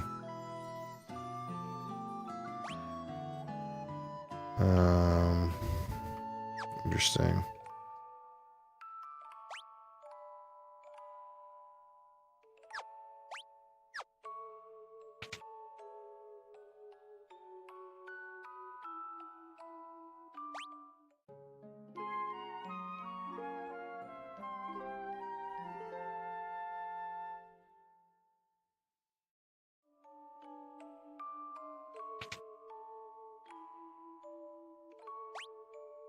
Okay, now what? Something about chocobos in here. Chocobo Woods, alright. Chocobo, giddy up.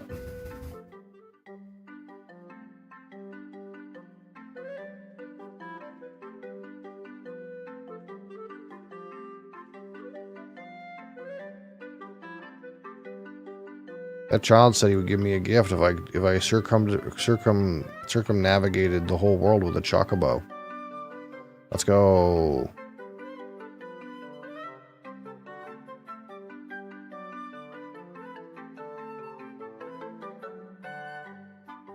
The very first chocobo race, right here, live. Here it is. You wanna know where chocobo racing came from? Right here. This is it. Spicy content.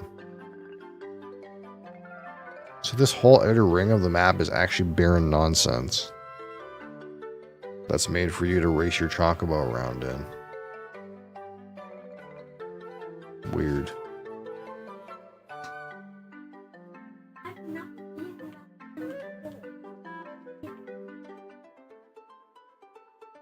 You think child will give me a something now? You actually went and did it. You made it all the way around the continent on a chocobo. Here's your prize. Gnomish bread. Fuck. Why is it gnomish bread?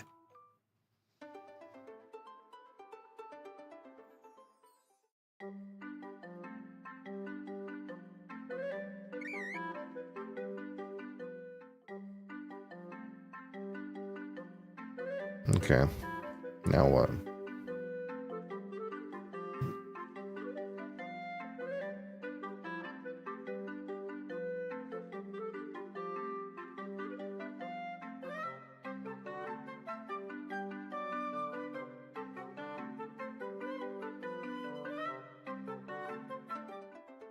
Feels like we need to go in here somewhere.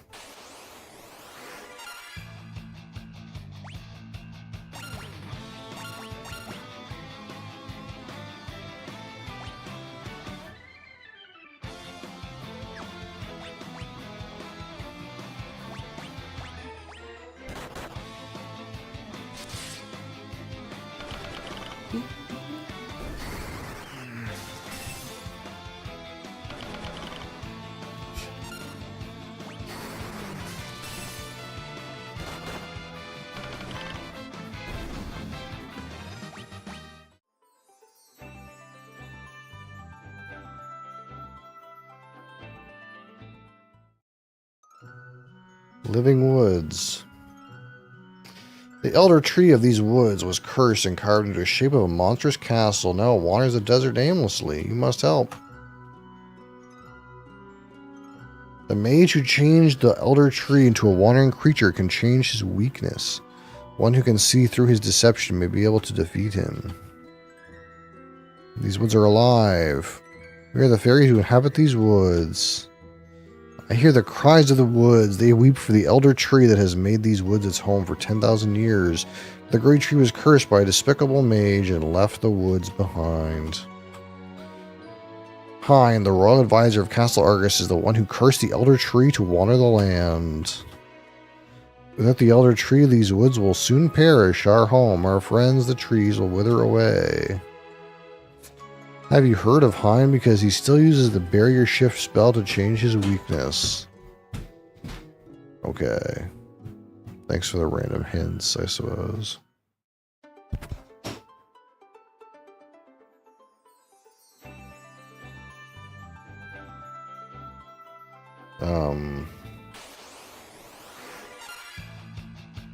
Flyers.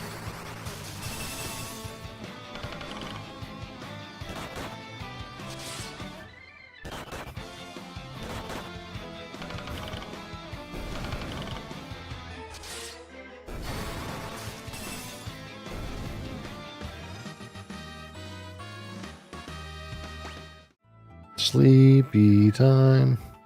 I need my boat.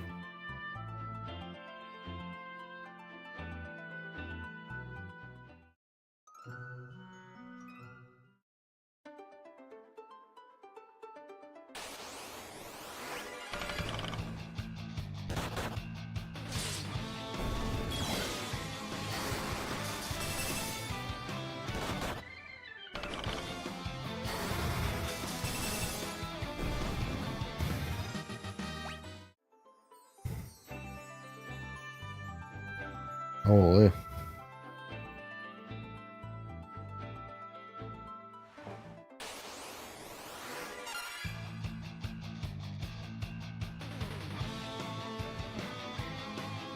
Oh. One minute.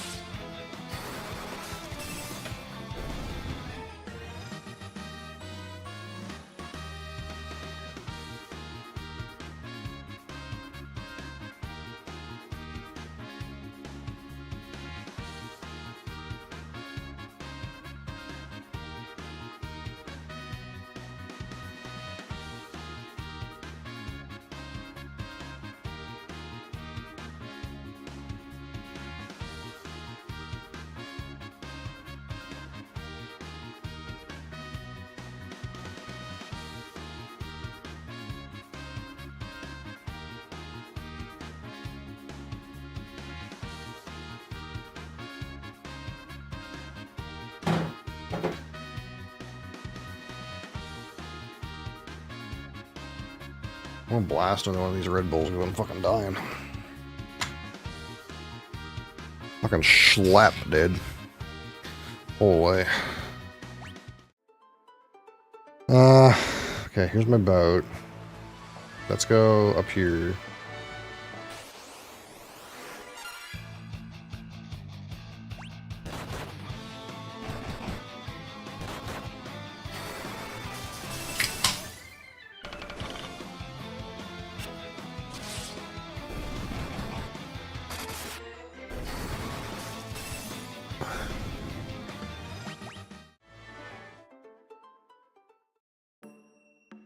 Castle Argus.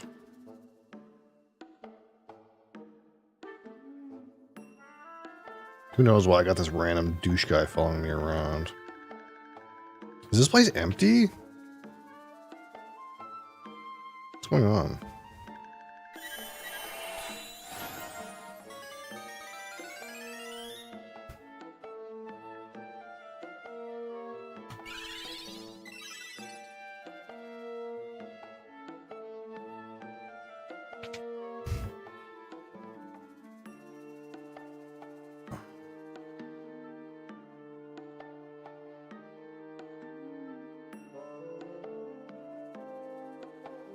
This looks like a secret passage.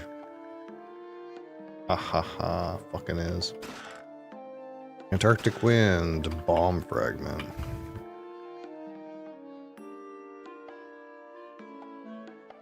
Well, that's kind of weird. There seems to be nothing here.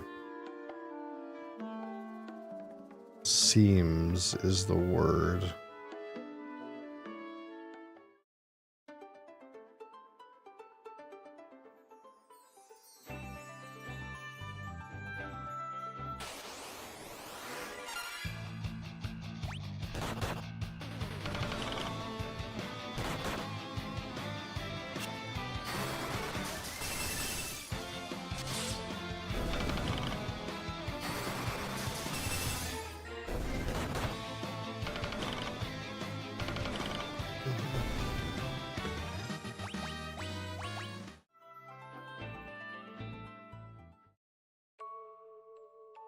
Gulgan Gulch.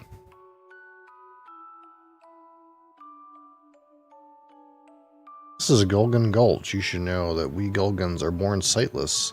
However, we make up for our lack of vision with a sixth sense. Some of our kind can even see the future.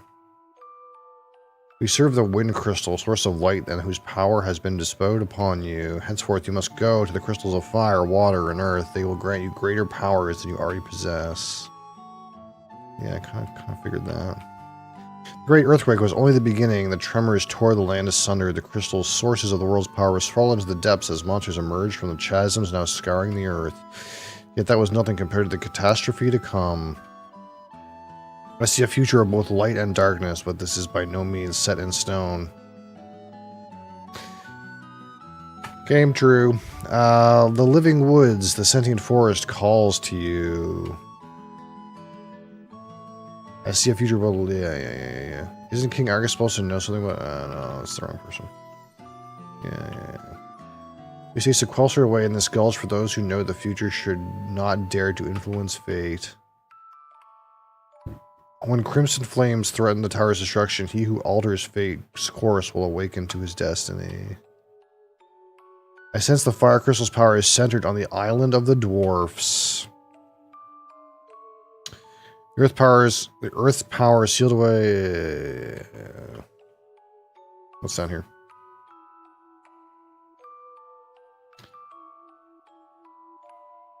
I've been expecting you. Take this spell and use it to enter the Tower of Owen to the north. Your destiny awaits you there, douche. Received Toad.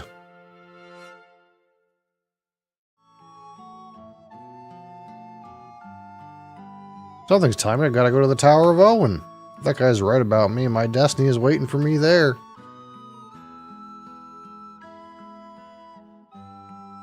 The Tower of Owen.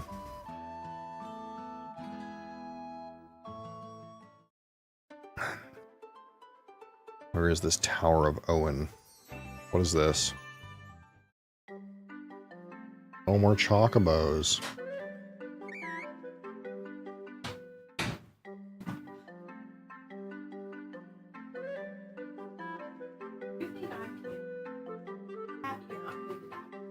There's a reason I'm not. I think that's pretty clear.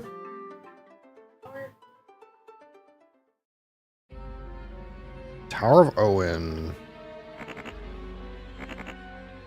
Wait, am I supposed to ribbit myself?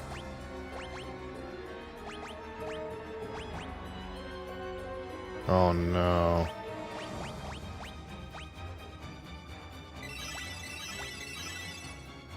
Frogify team. Wait, is it just one person needs to be frogged or everybody? God damn it, I probably need to frog everybody. This is kind of a meme. Lee, we're toads!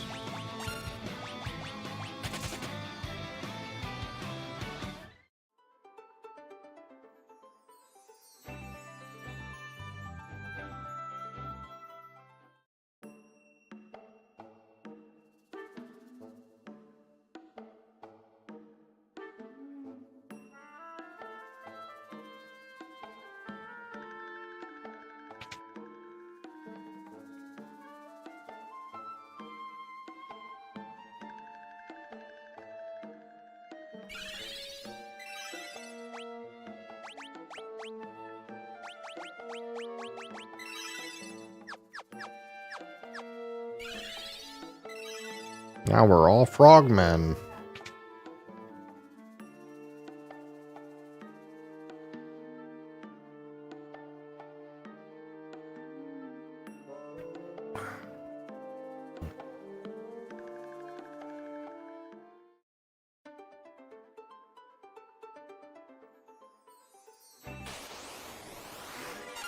Flee! We're toads! Oh no, Moikus!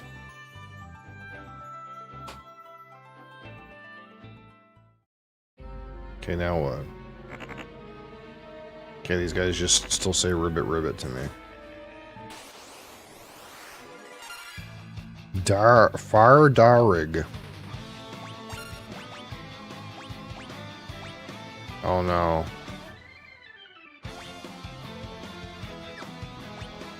Flee.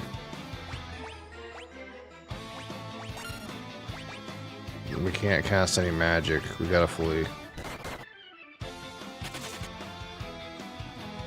This game's so weird, man. I don't know about this, like, random fucking turning into weird animals and stuff thing.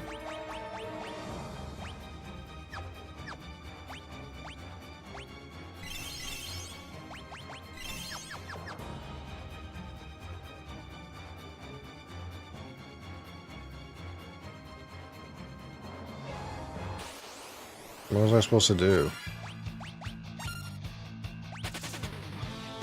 What was actually happening? I don't know, man.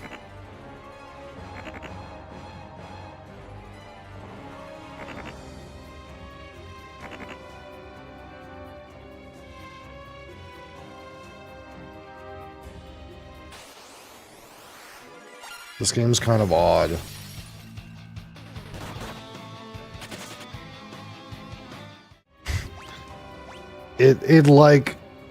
It's better than the last game, but it's doing some very strange things.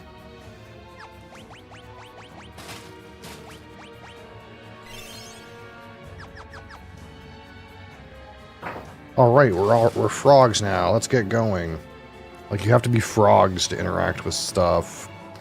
And then there was another sequence earlier where you had to all be gnomes to interact with stuff. Like, you had to, like, minify yourself. And when you're, like, in these forms, you, like, can't fight anything. So it's kind of weird. Oh, it snapped me out of it. It didn't do that with the other one. I just had to figure out how to kill a giant rat with a bunch of miniature party members. Welcome to the Tower of Owen. I hope you like it here, for it shall be your final resting place. This place looks familiar. Oh no. Wait. I'm a frog again. Fuck.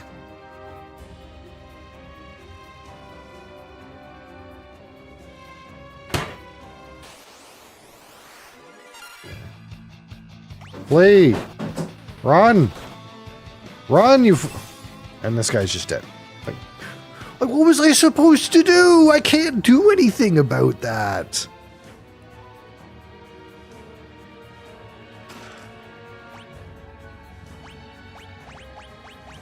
Removes toad.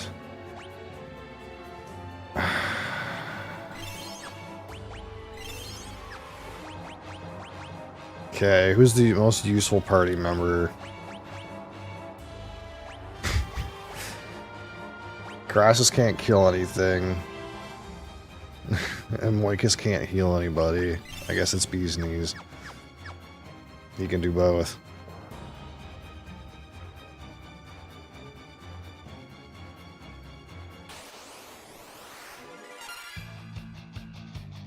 Do you still flee? I think you still flee, though. Half my party members don't do anything.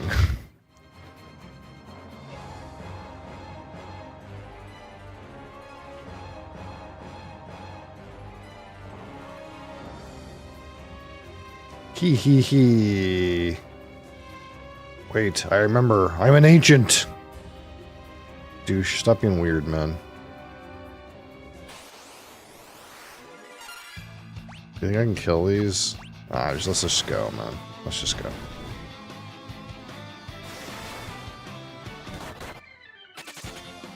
Okay. Fucking roadkill.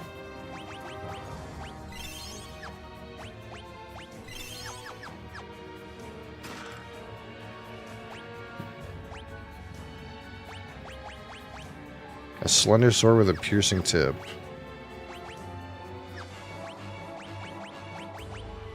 Oh, it's actually a red mage item.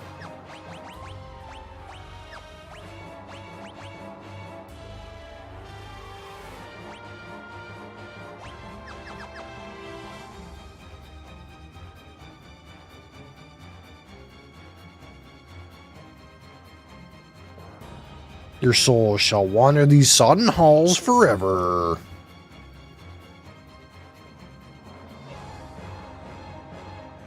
I remember now. There's a hidden switch on the 5th floor. It's on the 8th section of the wall from the left. What floor am I on? I don't fucking know. This is the 5th floor.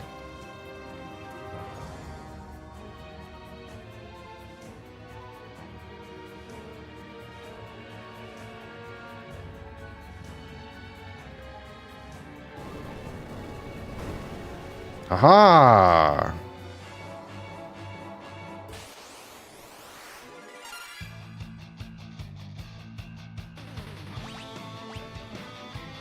You heal yourself.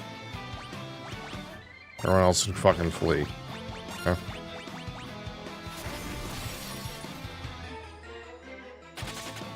Or don't heal yourself, whatever.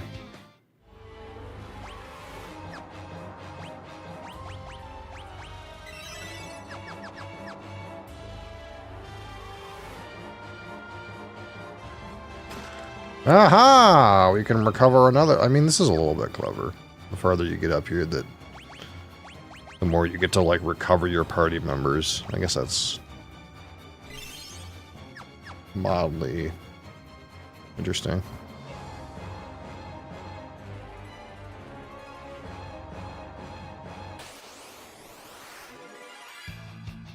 Can we kill this stuff now? Ooh. Oh! Silence. Let's try. You can't do anything. Let's try. Fire!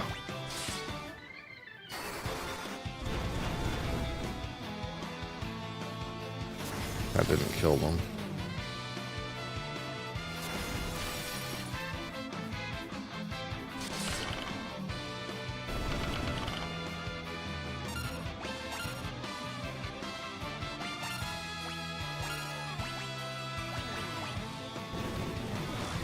Yeah, you silence that toad.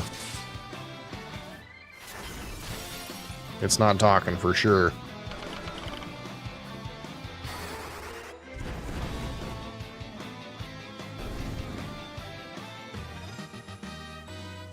Look at those toads celebrate. Bum, bum, bum, bum, bum, bum, bum.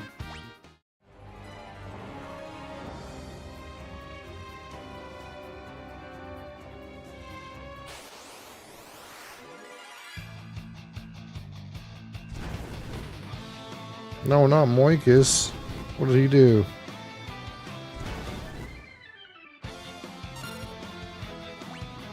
Actually, let's speed up the flea machine. I didn't, like, heal my idiots.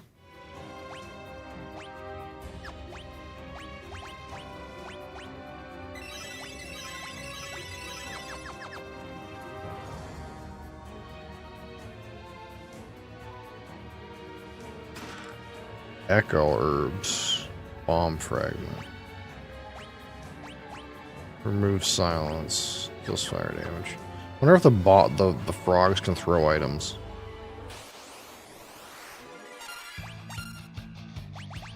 Oh, yes, they can.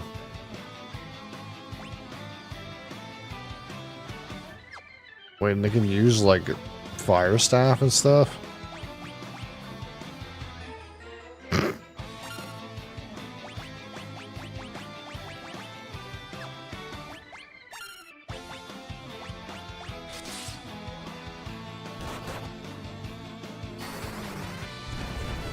Aha!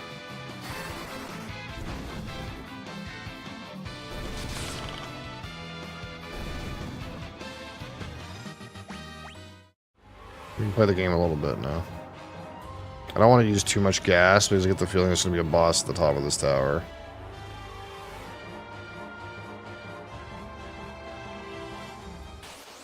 You know what? Augiski. Yeah, of course that's what that is. An Augiski.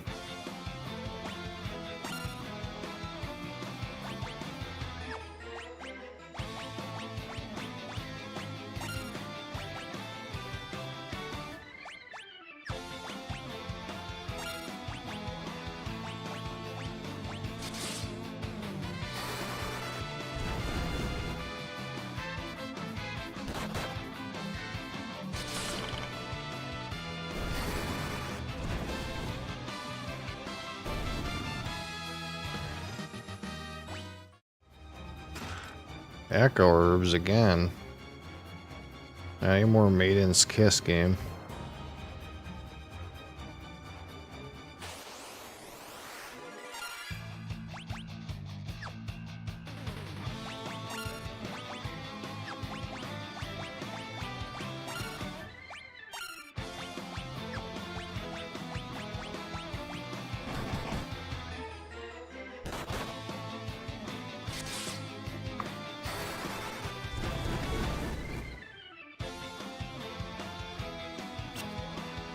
They keep trying to make sure Moikus never ever casts a spell. That warrior is fucked.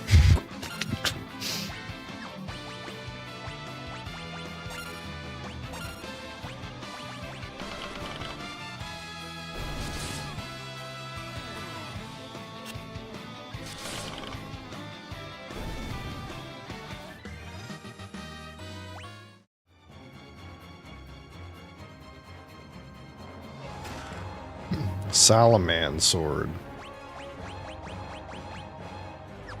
Warrior item.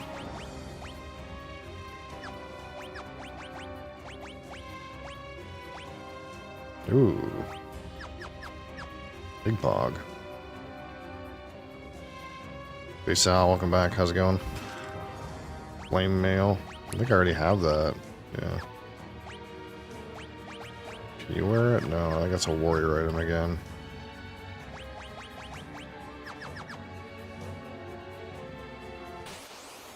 I do remember you.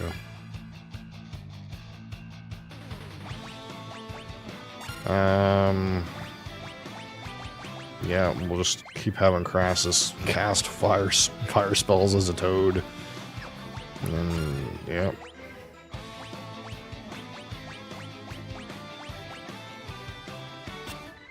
Miss.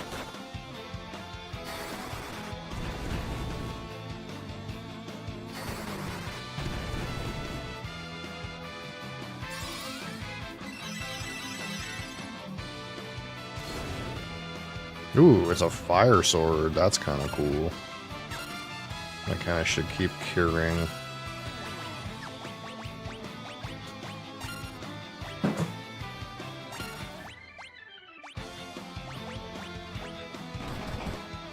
You still life?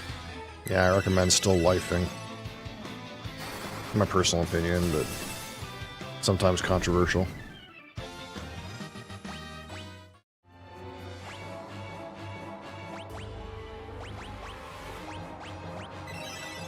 Oh, he's out of cures. You know, we really need our white mage to no longer be a frog. Zeus's Wrath. I mean, okay.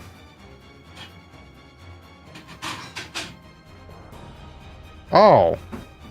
You're telling me I gotta fight this bitch with 2 of my party members being frogs. Ah. Huh. You know, that's something. I, Medusa, will destroy this tower in the name of Zandy. I recognize that name. We're recognizing lots of names now.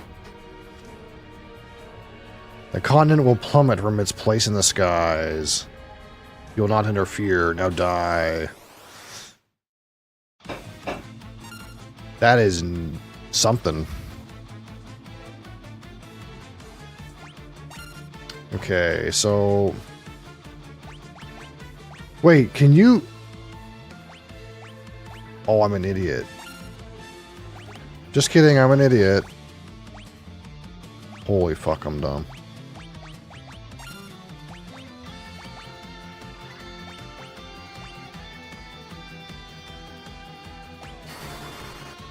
Apparently when you're a toad, you can cast the spell that makes you not a toad. That's the only spell you can cast, though.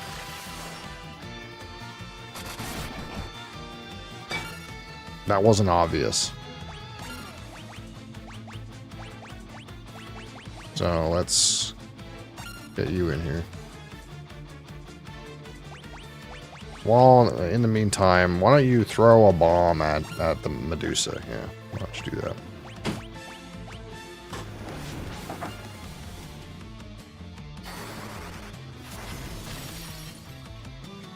Big damage, big damage. Play God of War? Maybe someday.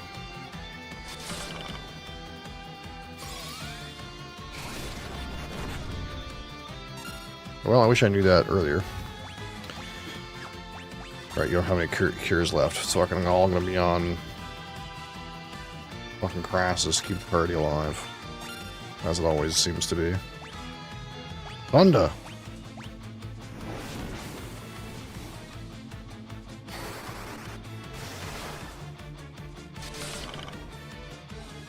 Big warrior damage. Ooh, shit, that's a fat heal.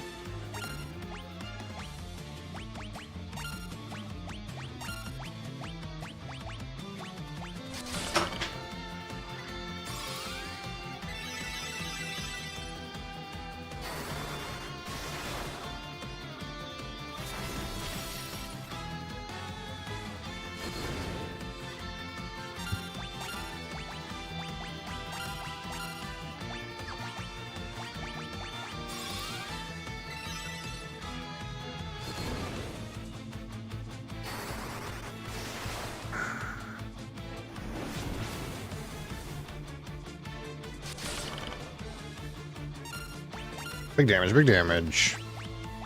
Get him in. Healer spell. Use a healer spell. Healer DPS. Ooh. Risky, risky.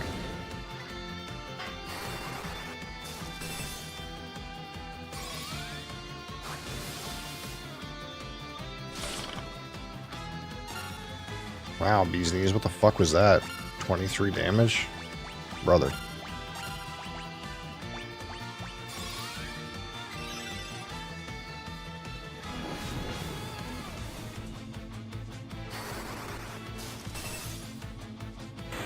Got him! Fucking got him.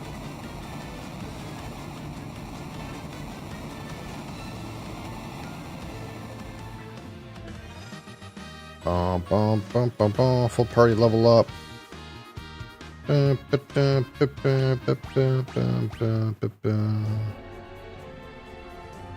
The flames lick and flare wildly. An explosion looks imminent. No, don't go near it. I remember now. I am one of the remaining ancients, the watchman of this tower.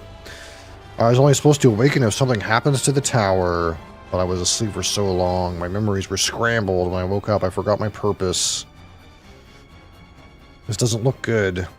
I think I know how to stabilize the flames, but I can only do it from inside the reactor.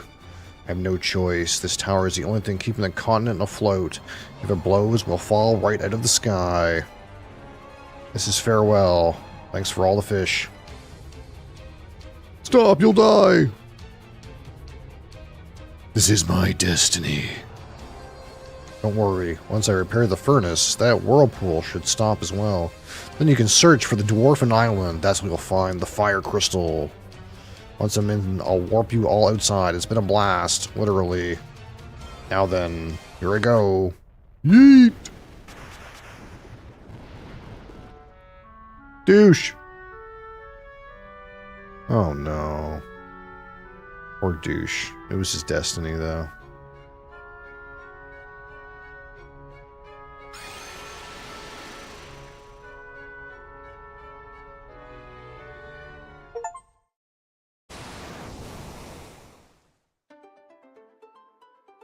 Nice! Cue the peaceful Final Fantasy Island music.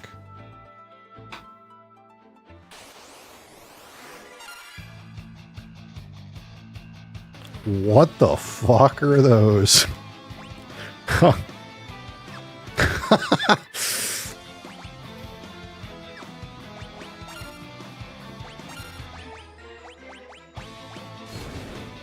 Those are hermits, alright.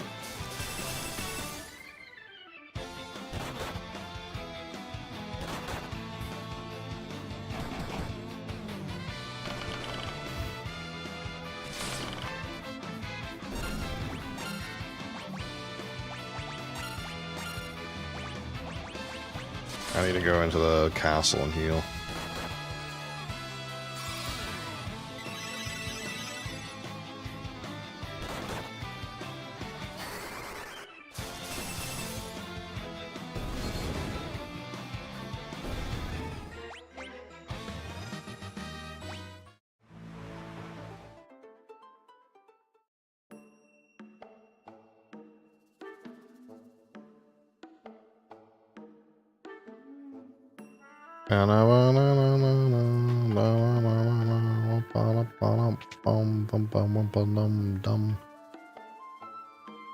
I wonder how you get out in there.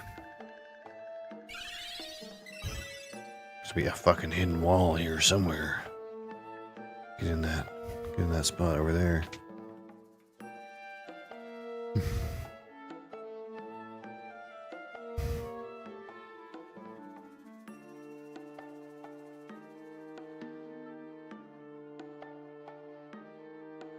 I think it's like one of these pillars or something. Who knows? Or like something here.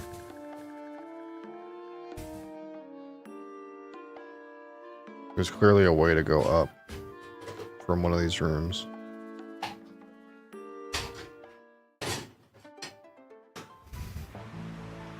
Alright, let's go. More hermits. So I can actually use item. That's so weird. It doesn't let me use the fire staff on a black mage. But it'll let me use it on a white mage. I guess it's because technically the black mage can't use staves in this game.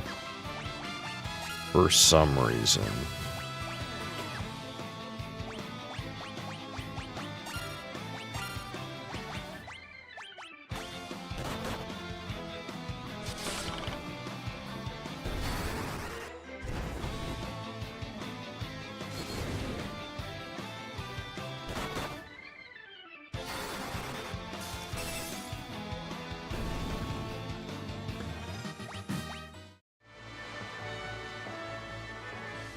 Let's go. Mermaid. Ooh la la.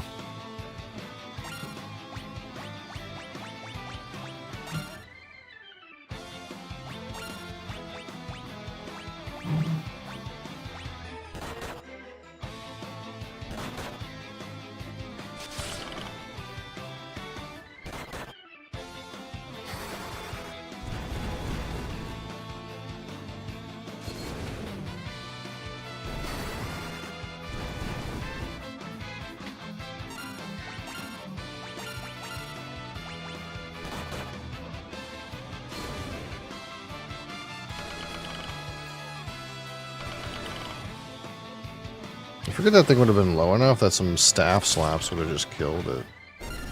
I guess not.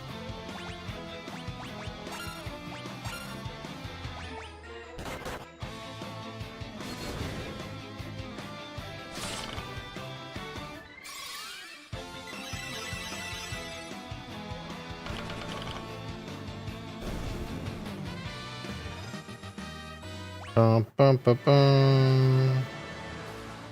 This is the dwarf island, is it? Sea serpent. Uh-oh.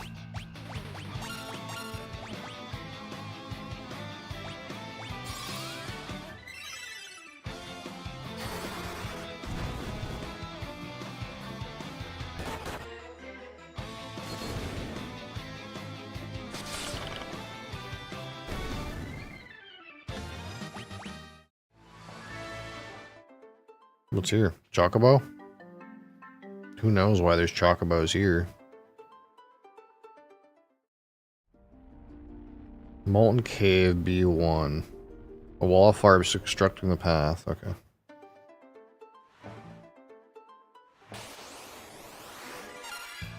A bunch of fucking fish. Bunch of fucking Magikarps.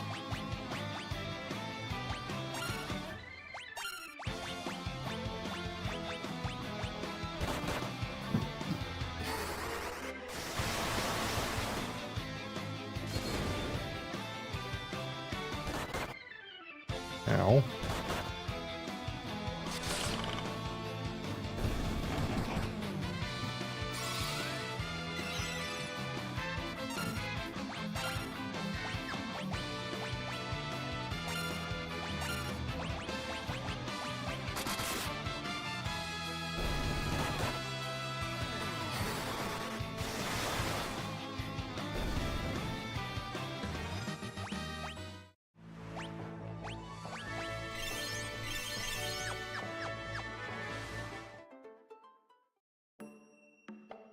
Dwarven Hollows. Lolly ho. Yep. Fucking lolly ho, brothers. Yep. Yep. Lolly ho. How could you let him get away? You gotta get back that horn back. You gotta get that horn back from that thief. Hurry to the underground lake. Our treasured horns are delicately carved out of ice, but that conniving thief stole one, the scoundrel. Lally no, Lally no! The horn of ice was stolen. That horrible Gutsko took one of our horns of ice. He ran off to the subterranean lake. But dwarves don't float. How are we supposed to get our treasures back? Dwarves don't float. That horrible villain Gutsko took one of our horns of ice. Yeah, okay. There used to be a shimmering glass tower up in the northern mountains, but after the earthquakes it disappeared. There's just a cave in its place. Do you know where the village of Gaisal is? Well, I'll tell you. It's across the outer sea, far, far to the east. Okay.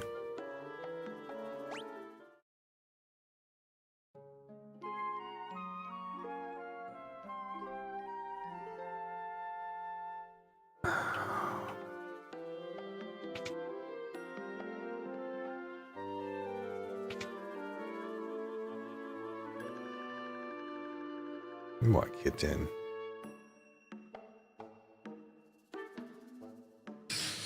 Alright, what weapons do you have? Tearfang already have that. Salamander. These are upgrades for you?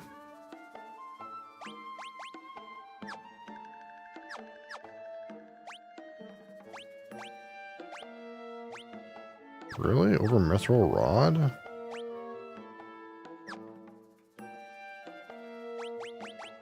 Tonfa, Sensatsukan. Can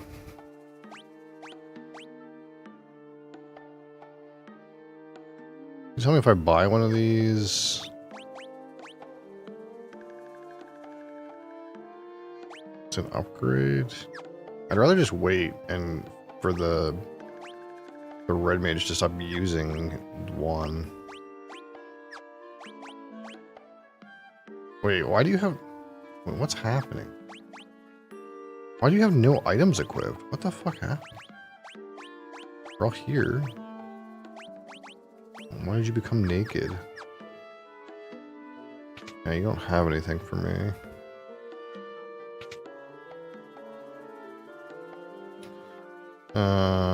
Ice armor, that's a downgrade. Ice helm, 2 upgrades. Mage robe, Kenpo gi. So I want the shield. And since the red mage can use it, let's do 2 shields, 2 helmets. And then what we'll do is we'll go equip ice shield on the red mage as well.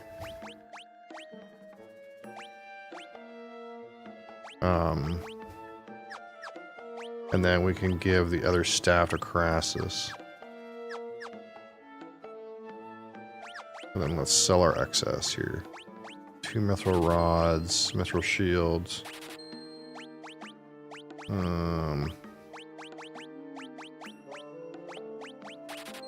Drugs. Serpent sword.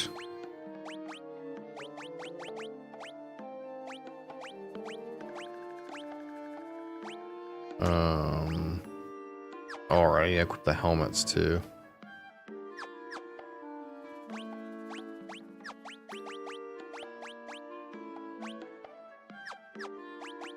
It's interesting how the red mage can equip some warrior items, but not all of them. So I can sell the mithril helms now.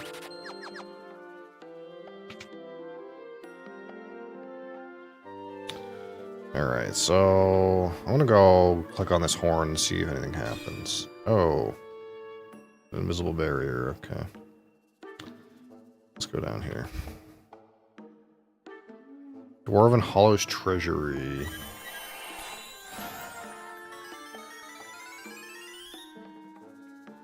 Boulder blocks the way. Isn't that what the Fang of Water was for? For when things block my way? Let's see what happens. I guess this way.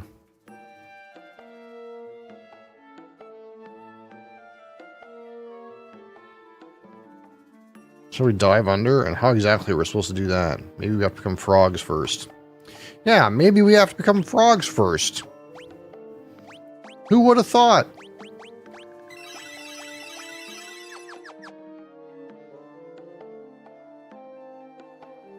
Hold on. We need to have a sleep after we become frogs so that we have enough mana to become unfrogs.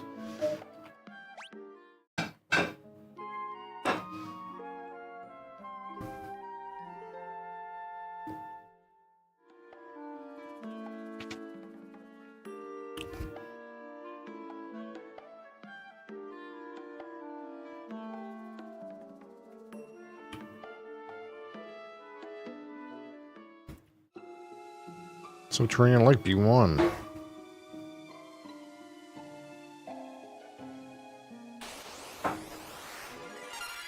Manticore. Somehow, I get the feeling we need to unfrog now to fight fucking manticores. Or, you know, or just die. Okay, well, you know, or we can just die. That's cool too.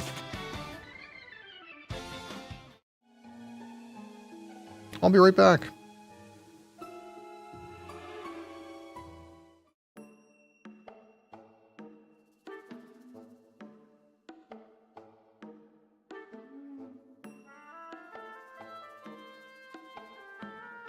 Hold on, I gotta drink some water down here so that my dudes become alive.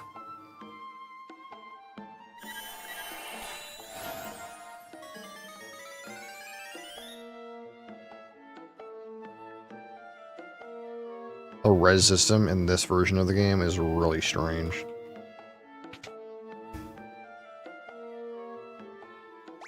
It's not like weird enough that I don't understand like where to find res points, but it's weird that you have to go drink out of random pools of water to resurrect your teammates.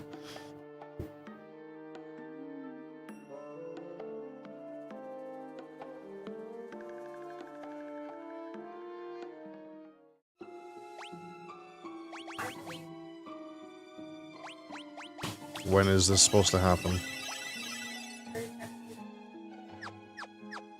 Okay.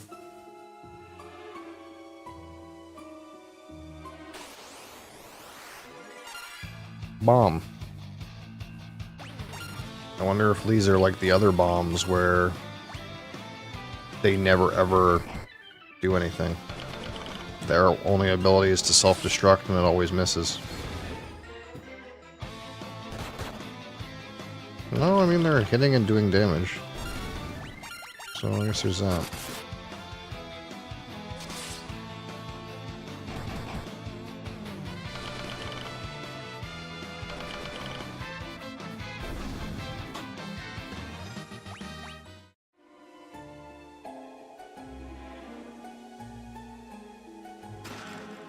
Gold needle.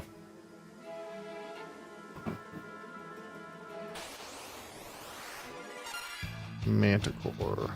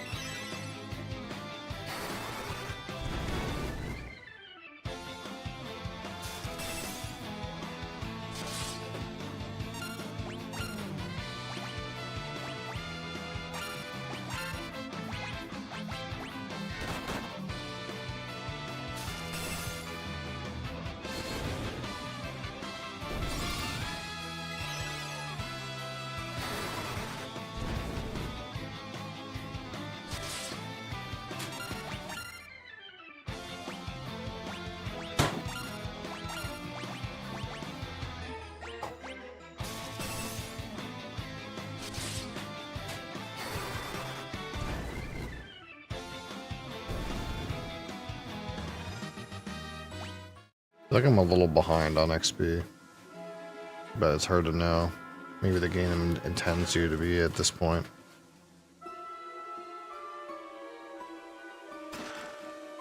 Lots of Zeus's wraths around here. Gross.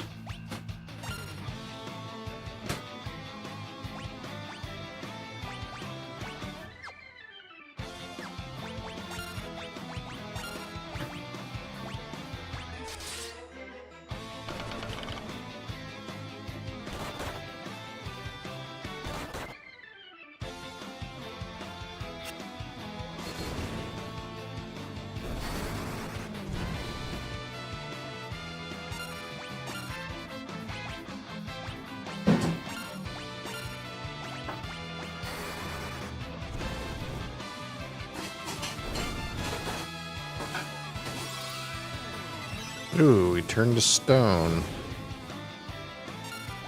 Don't worry, I have the solution for that. First time that's happened, though.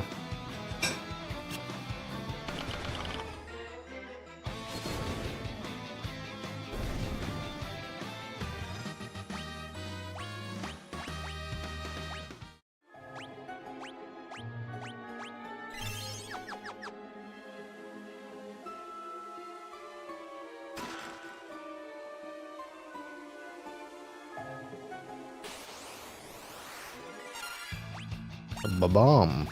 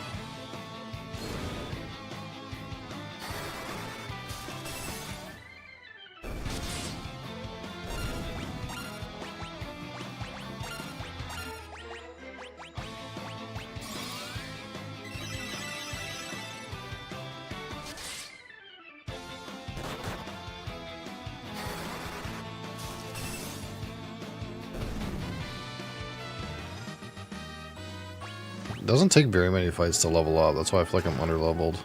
I do like 2 fights and all my guys leveled up. But my basis is that wonky last game where the leveling up was kind of weird. Sea Devil.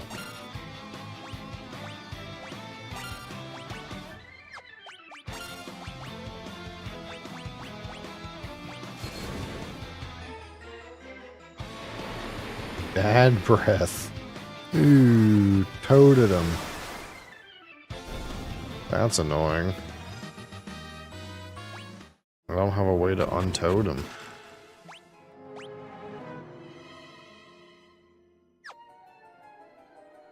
Oh man, it toaded him, shrunk him, silenced him, blinded him, and poisoned him. What a horrifying skill.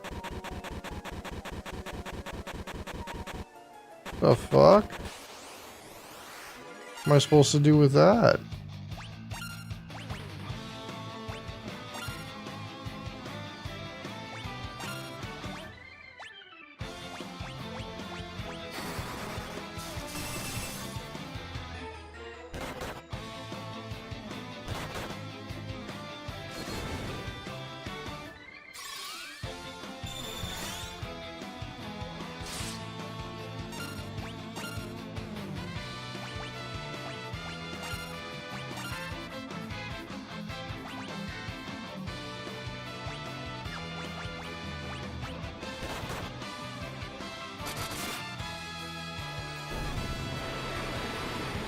Oh no. I'm gonna have to turn around, man.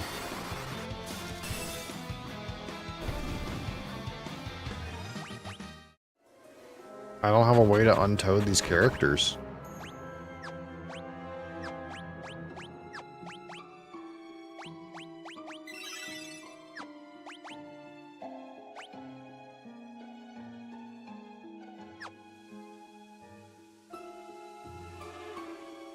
Can I buy Maiden's Kiss up here? Maybe that's what I need to do.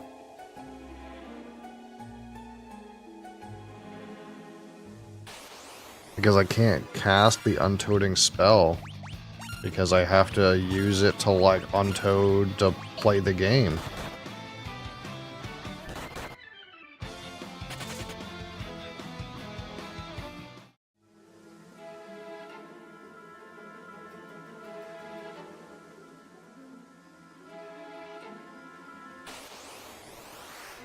It's not good.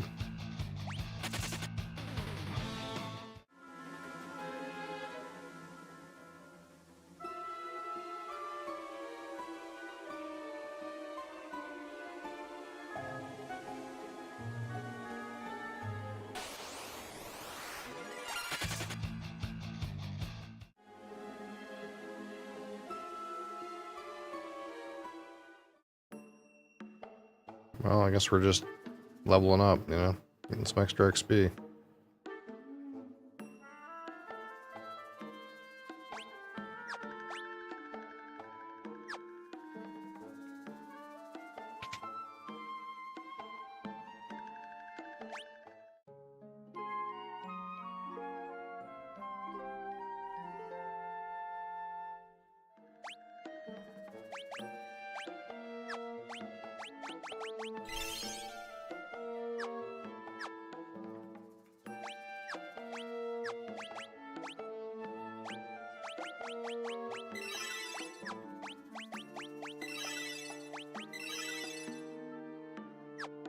I guess I can cast 4 toads now. At least there's that.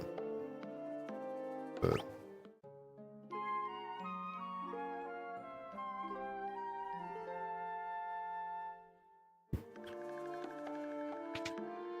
hold on, can I buy Maiden's Kiss here?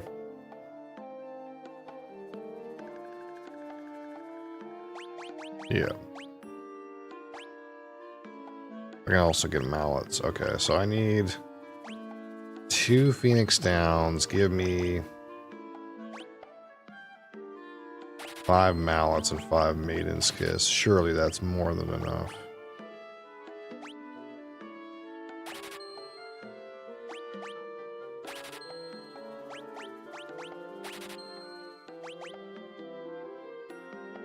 shouldn't need these, but high potions are real expensive. Oh, they're way better in this game. Oh, I didn't realize they were 500. In the other game, they were like 150. And then the other game, they were like a different random amount depending on the like, HP of your character or something weird like that.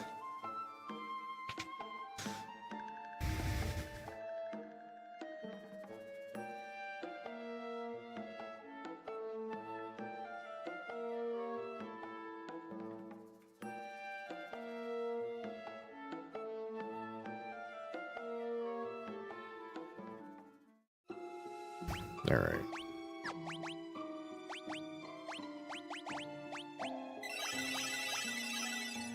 Oh, of course, this guy's still mini for some reason. God damn it. Ugh.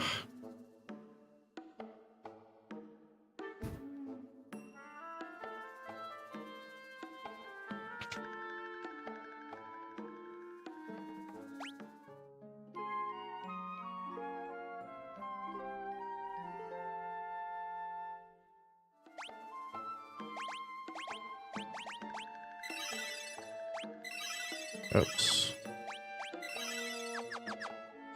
Man. They should have made this a level 1 spell. I understand why they made a level 2 spell, because level 2 spells become pretty utility by the end of the game. It's just... there's too much of this going on right now. For how much MP my character has. That I gotta like sit here and like sleep 3 times in order to play the game. It's not really optimal.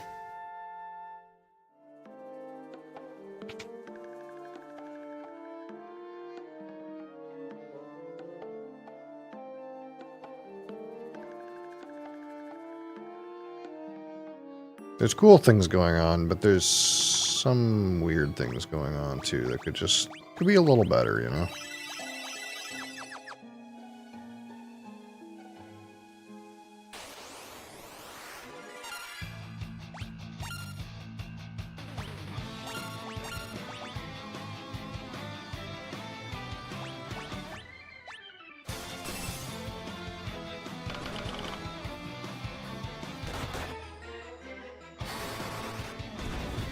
We're leveling up though, so I think should get a little easier optimally.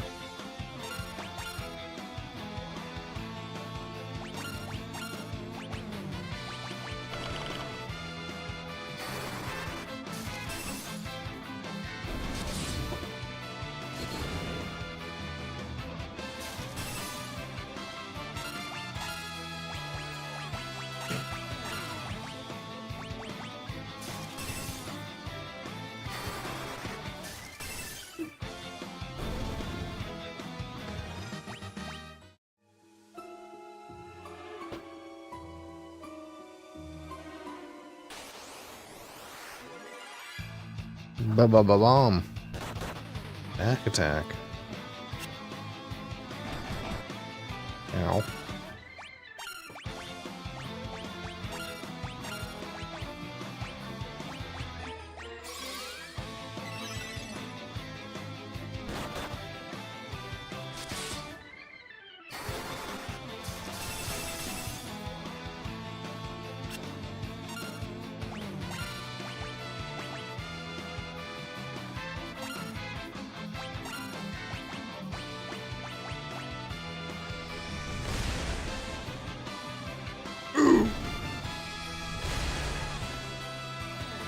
Oh!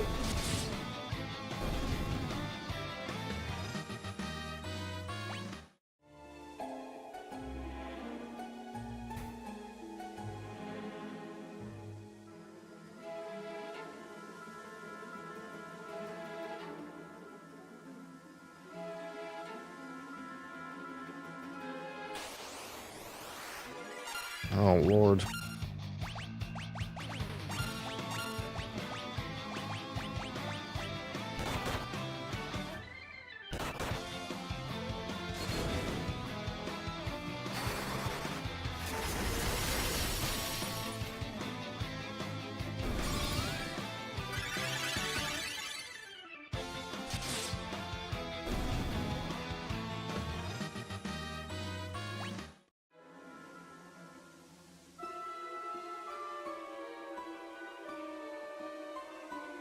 Alright, let's not get bad breathed.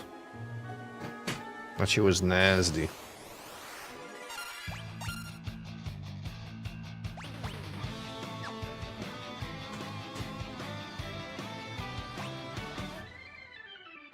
Focus on this thing. Back here. This is the thing that does the bad breath.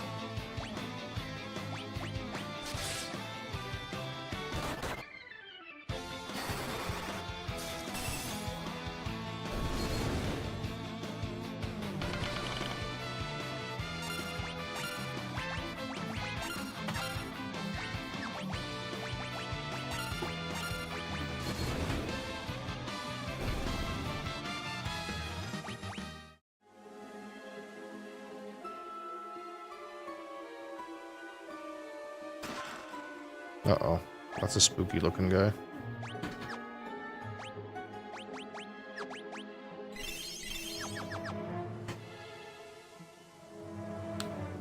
Gutsko. Erg, stay back. Get away from the horn if you want to keep living. He's like a stone man with a snake.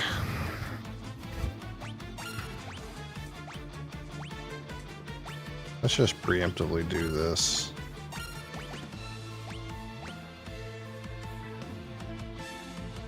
If I was a stone man, I probably wouldn't care about thunder and fire, right? Let's try ice.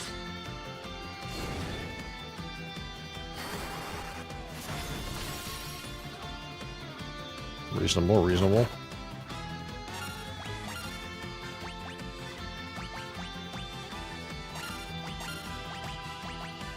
Poison?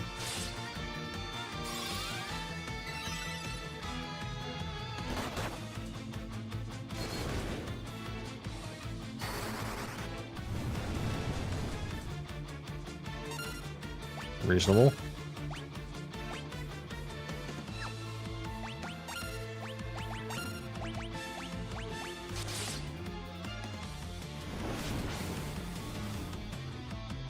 Ow.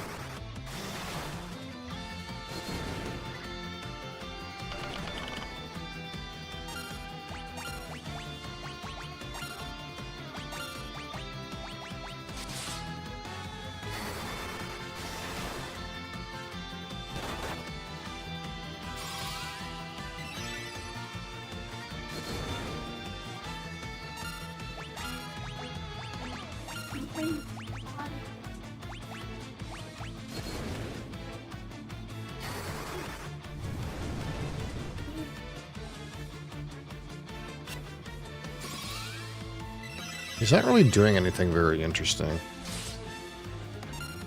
He's kind of just a guy. A fat guy.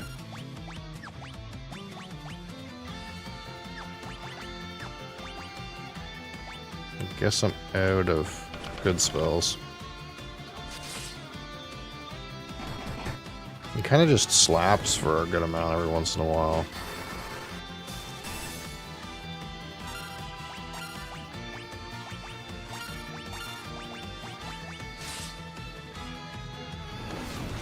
Cast this fire spell that does, I guess, pretty good damage.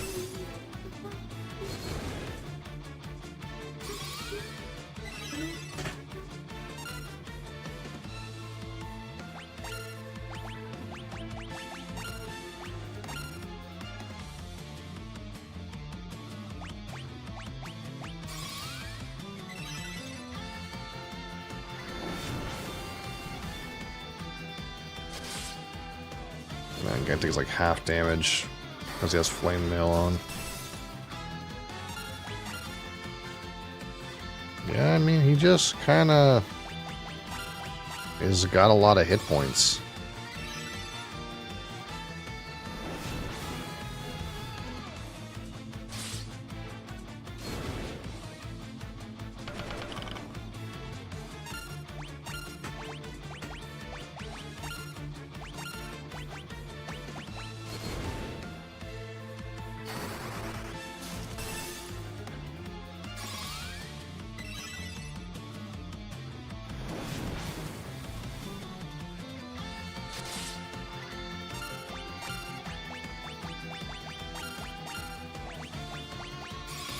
Using just all my MP on him. He's just like soaking it all up. He's got to go down soon, right? Can't have too much more hit points, right? right.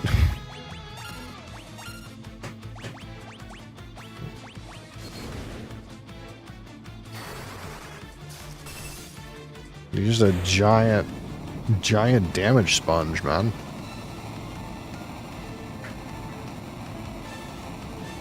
I guess maybe that means I'm a little under level. This fight might have been like less obtuse if I just was higher level.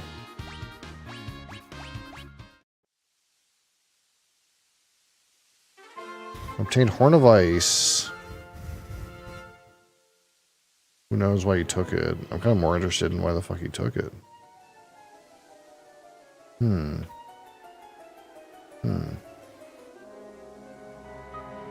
Wait, what the fuck?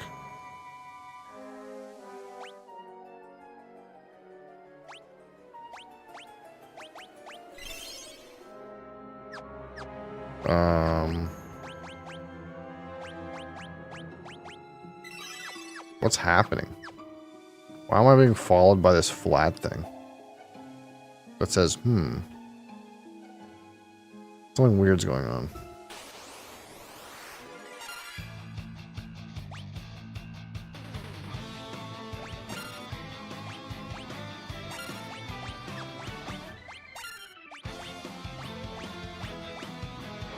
Oh no, the stank.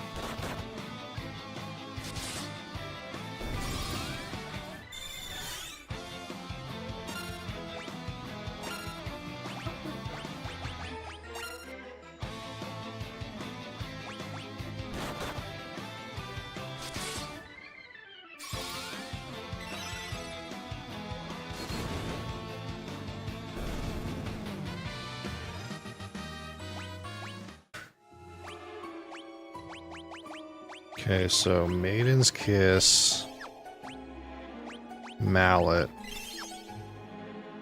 Eye Drops, Echo Herbs. What a obtuse ability.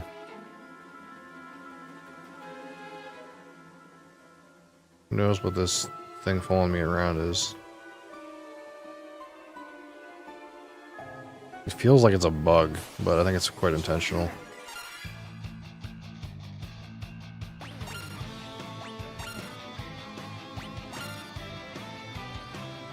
What's that? Right. Okay. It's not a big deal.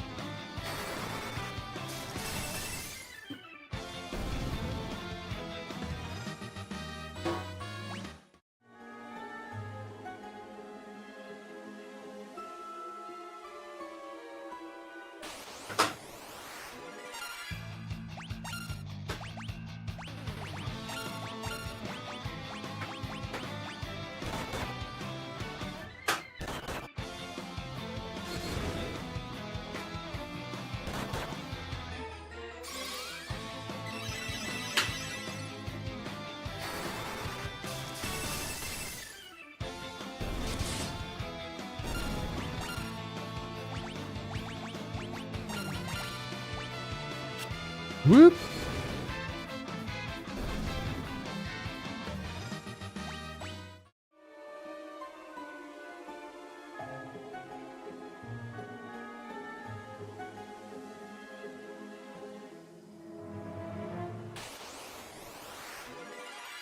Oh my god, it's always bombs, dude.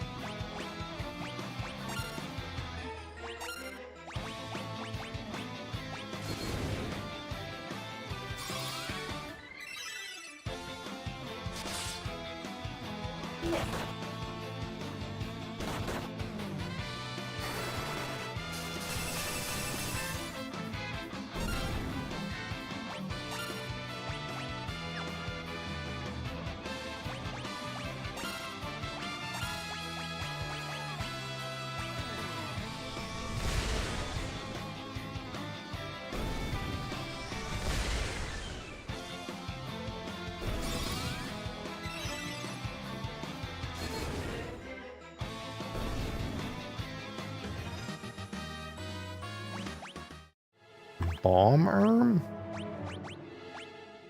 Intense fire damage. Okay.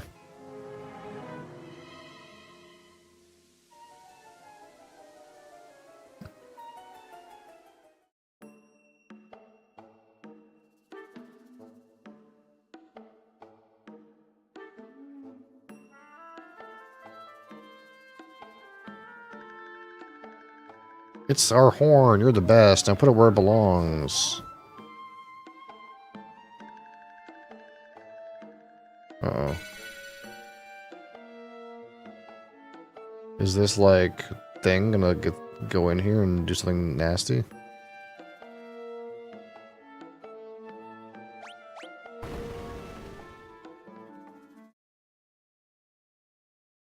Yeah. Ha ha ha! You fools didn't even notice me hiding in your shadows. Now both horns are mine. Yeah, as if I didn't notice, brother. With both horns of ice in my possession, I can extinguish any flame. The tunnel to the crystal poses no obstacle to me now. The power of the fire crystal will belong to me. Gutscode the Great, it's mine. All mine. Okay. I bet that lowlife is headed for the mountains in the north. Please, you gotta go get those horns back. Yeah. I need to go there anyway.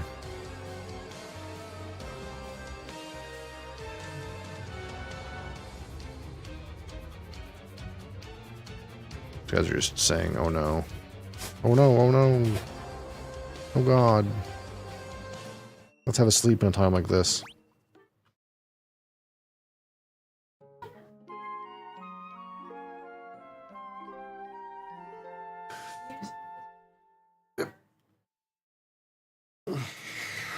Alright. Gotta go, help out. I'll be right back.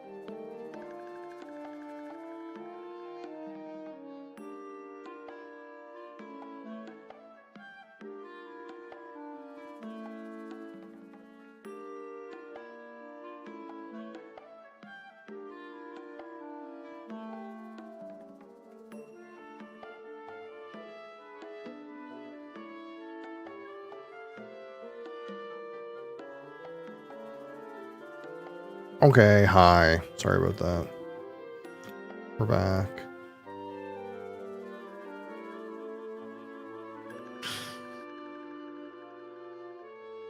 It's about time, about time.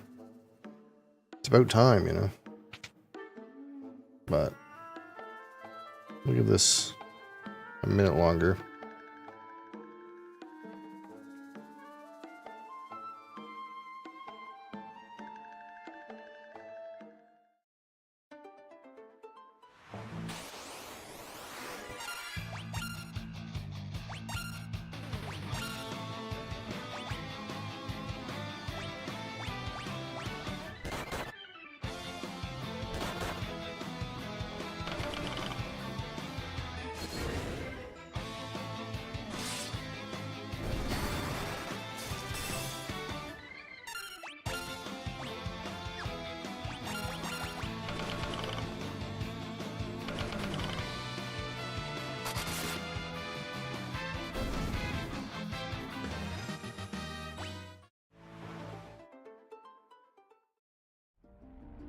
Alright, so that guy extinguished the flames, I guess.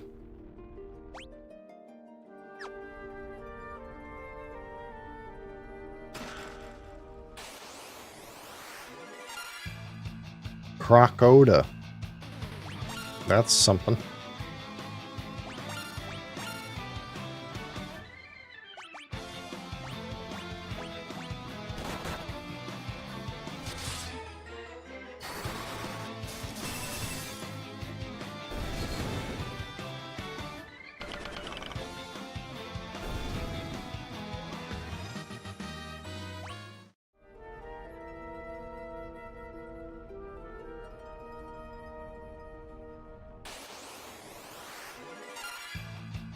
Oh no. Red marshmallow. My bane.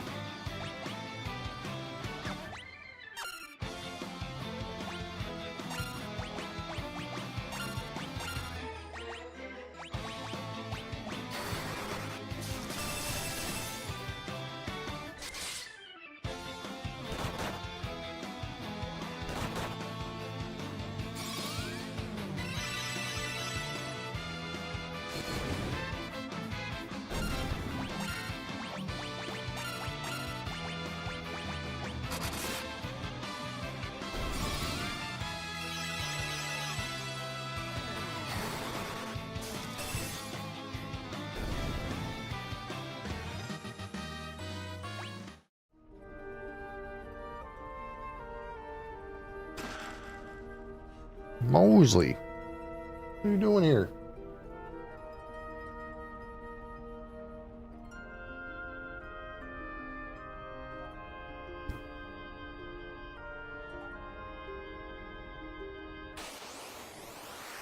You getting into shit?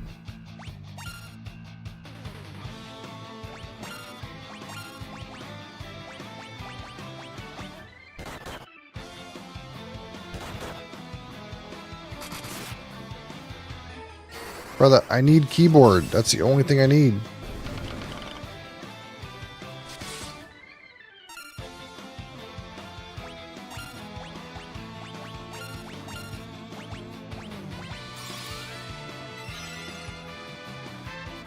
Oh, no XLR.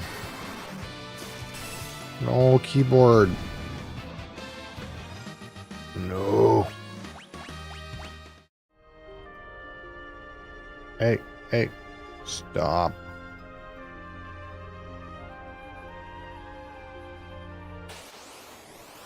You gotta be good if you're up here. You know that.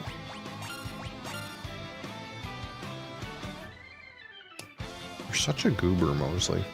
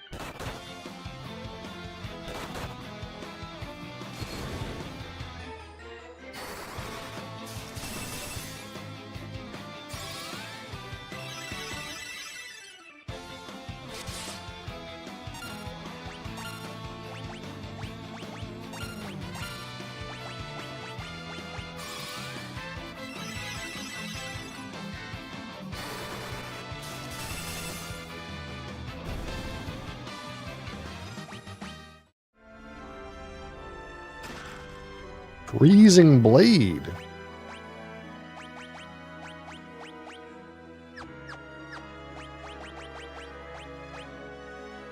Aha.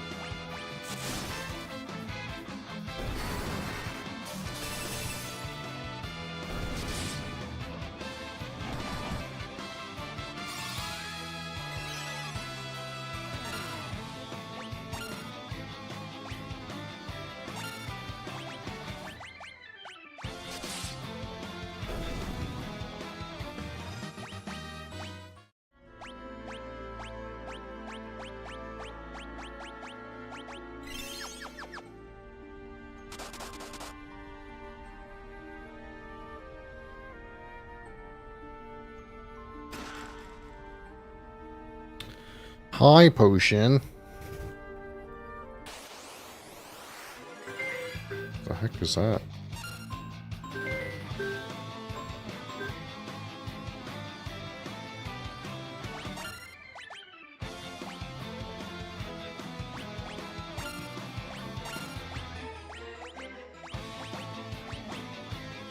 I think that package is here.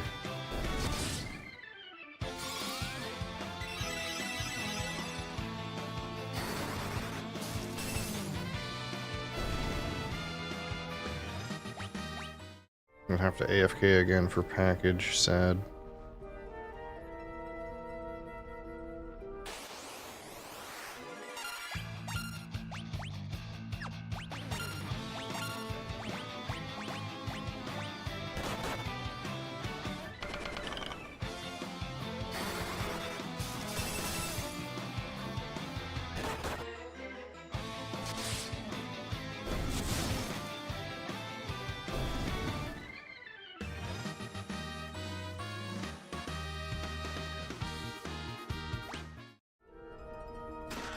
High potion. Alright, we'll get to the next floor, and then I gotta go downstairs. Again. Mosley. Mosley streaming now, okay. So, here's your Mosley live for a few minutes.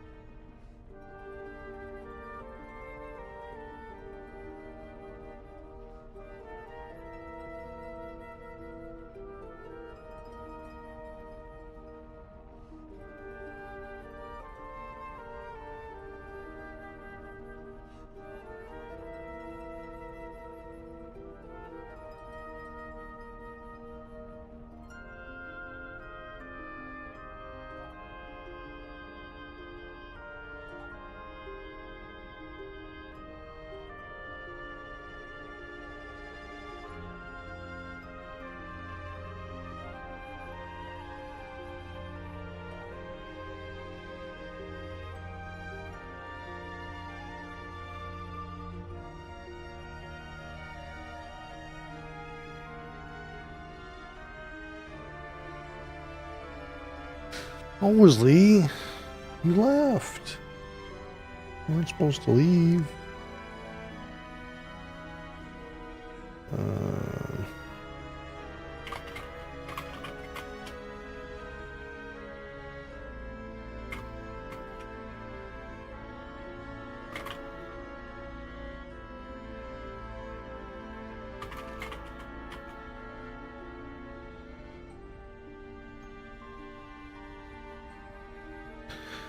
All right. What's going on here?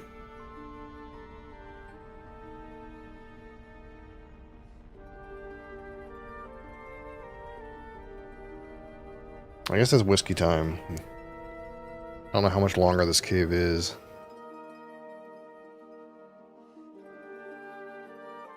It doesn't even seem to be a clear way to go. Maybe we'll just play this section.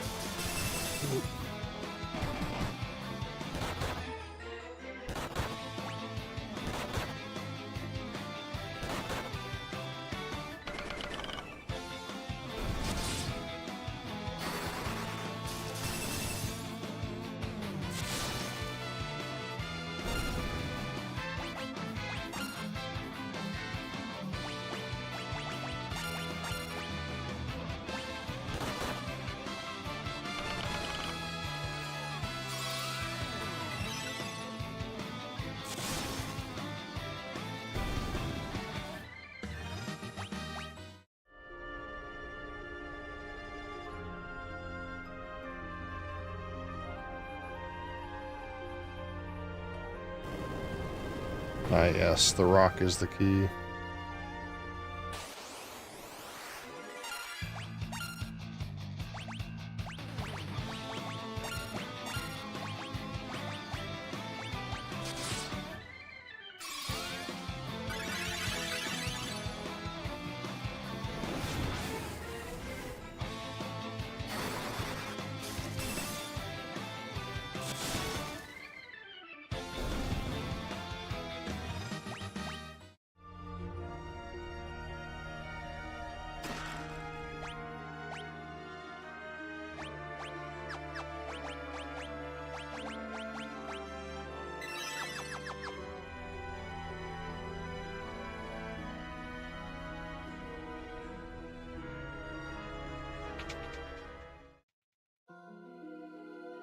Oh, here we go.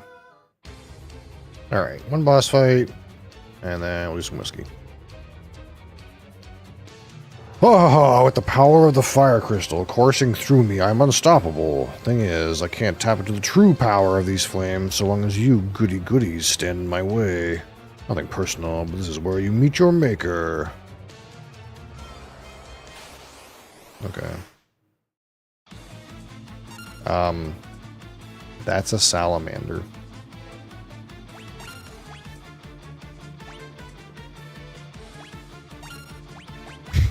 What?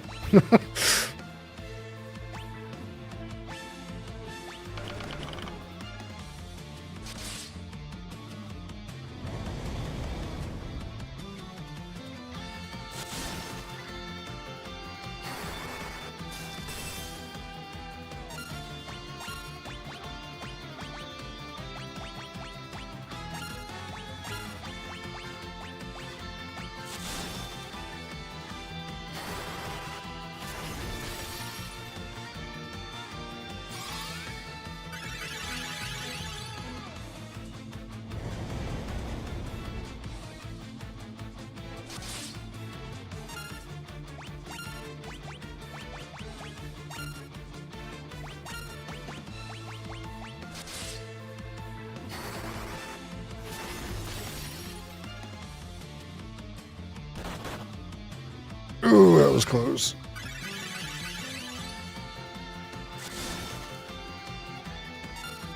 I think I'm getting a little unlucky on that damage.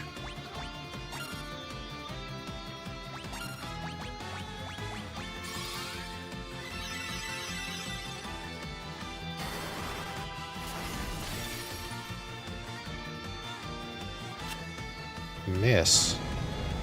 Really? Oh man, I feel like I got unlucky on this encounter.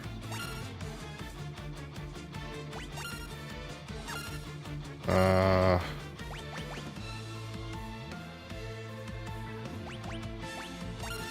feel like for Phoenix down and he's just gonna die. Do we just kind of like push this guy and hope he dies?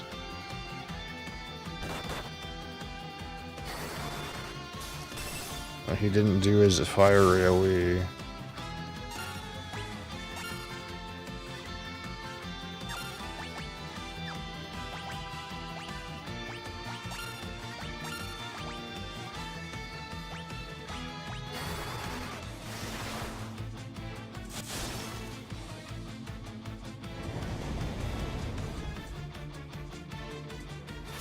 Dang, how much health does this guy have?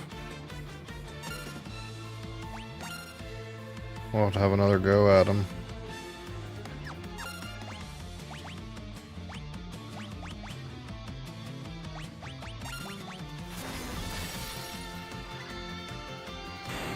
Oh my god, that was so close. Yeah, I got unlucky. Like, I got a miss. I got some bad tier 3 blizzards.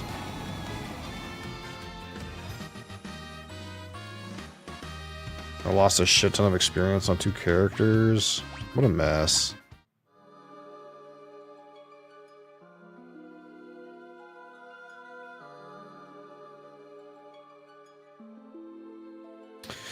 Warriors of Light, I bestow upon you the power of light kindled within my flames.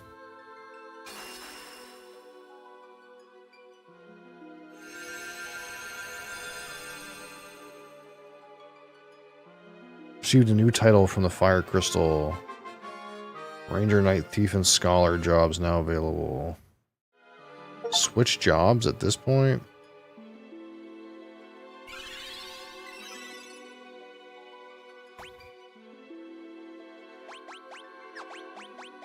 What jobs are available? Ranger, Knight, Thief, Scholar.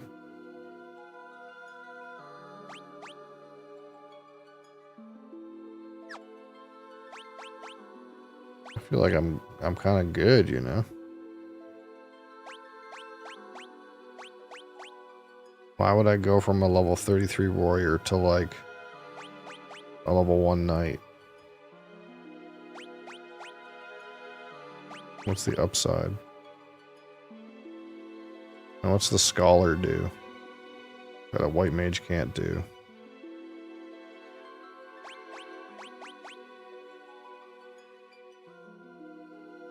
You know?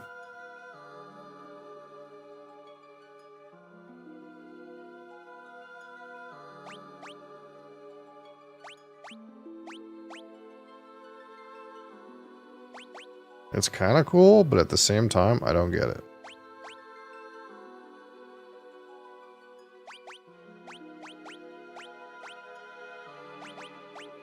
It's like you can equip some different items. Like there's some kind of item there that looks like a half moon that I was it a tiara? Like, I don't know.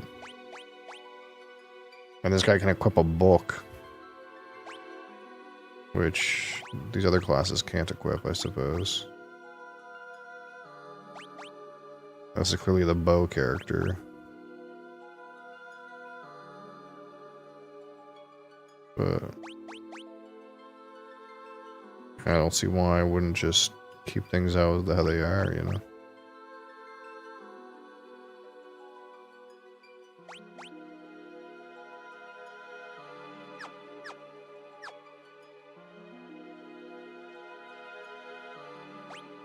Unless they're, like, better in some way.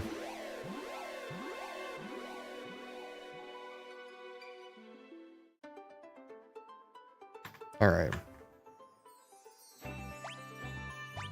Second crystal down, quick save, boom.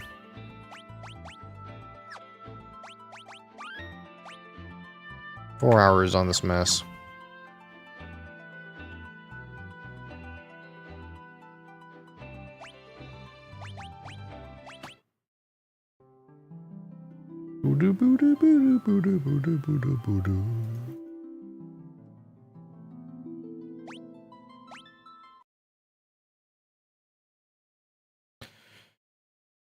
Okay. So back to me. Back to my ugly face.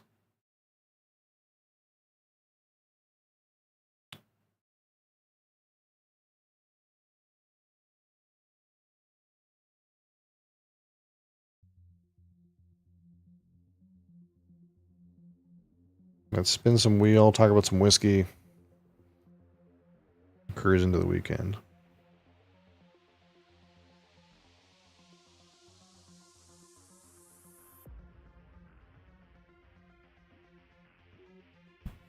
Hopefully it's a good one.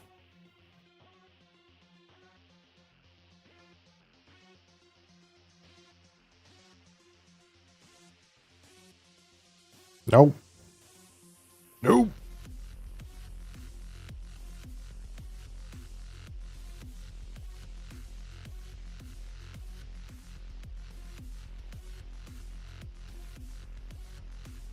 The wee beastie. There it is. Would you guys like to actually put a number on the wee beastie?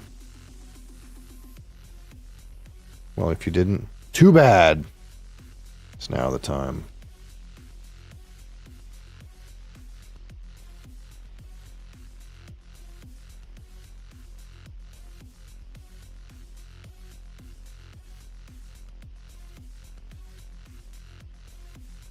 Pretty sure I've never put a number on this. I just want to double check, but you never know. We gotta double check sometimes. Make sure. Make sure there's no wee beasties here.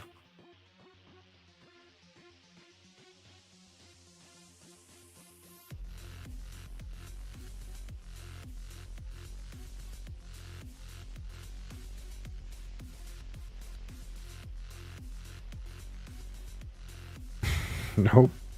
I have some random stream called Wee Woo Wee Woo. That must have been the time where I was playing the police game. Wee Woo. Wee Woo Wee Woo. Alright. I'll be right back.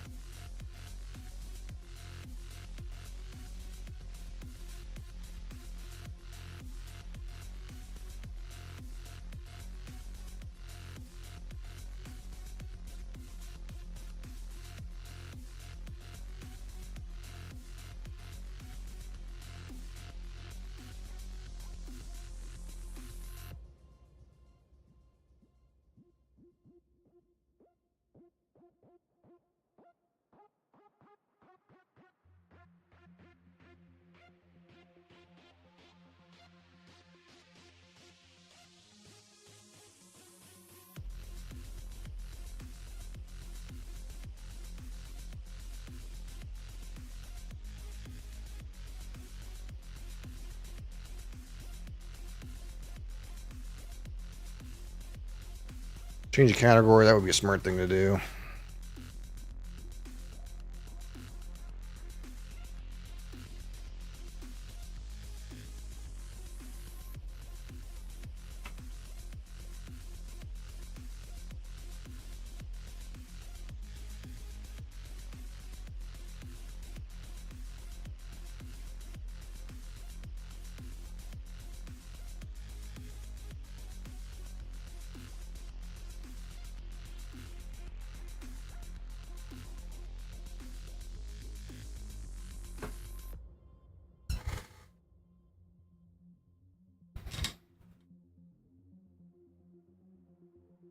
Let's clean out my VOD folder. It's got some random shit in it. I definitely posted these. Hold on.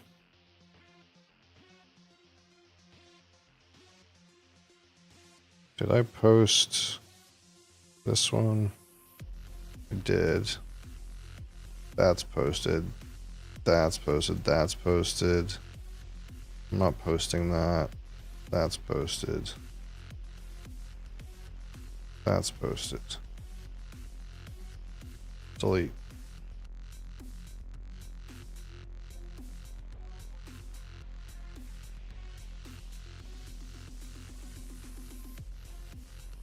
All right, here we go. Live review of the Ardbeg 5-year-old Wee Beastie Isla Sycamore Scotch whiskey from the Ardbeg Distillery. This is, of course, owned by Moet Hennessy Louis Vuitton, if that's a luxury brand that you're familiar with.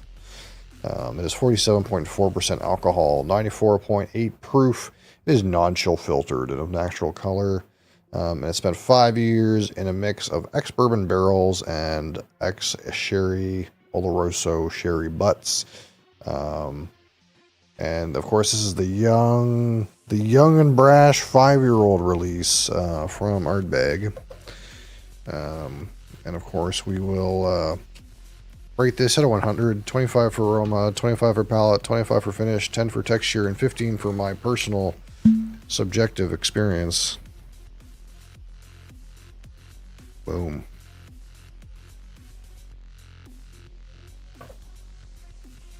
Just like that. It smells like peat in here.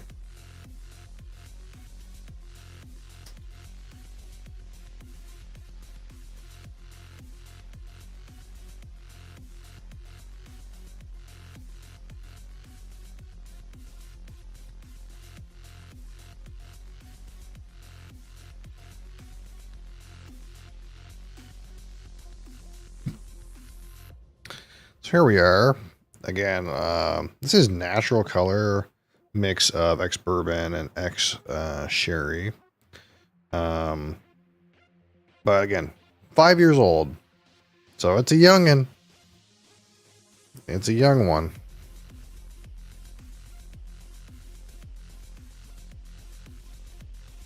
So again, since it's so youthful, there'll be some youthfulness about it, but also it's going to be high on some of those rough and brash peat characters. It's a bit rough and tumble, if you know. It's old enough to be kind of called Scotch, but it is definitely way younger than typically what we would go for, I suppose. But you can kind of get away with that when you have a very heavily peated distillate, because some of the perhaps not so desired youthful aspects are kind of masked by the smokiness. Some people even like youthful whiskey, but that's definitely not really my thing. You know, I definitely like at least 12 years on one, but older isn't always better, but some magic happens with malt whiskey when you give it a lot of time. But that doesn't mean this 5-year-old doesn't have something to show. So again, we'll give it its fair shot.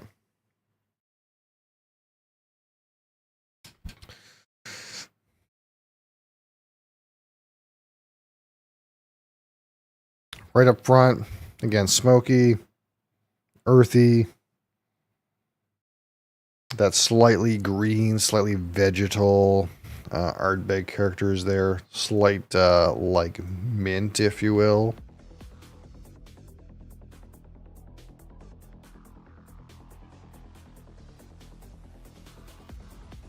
There's kind of like just a touch of that kind of like sherry related dark sweetness.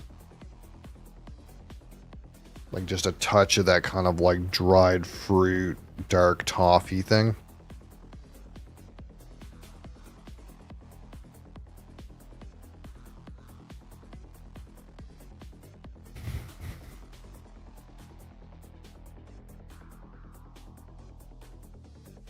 Not any obvious like orchard fruits or anything. It's mostly just like smoky, salty, grassy, earthy, a little bit of mintiness. rather fresh for the most part, with exception of the addition of that kind of like slight dried fruit, slight darker toffee character.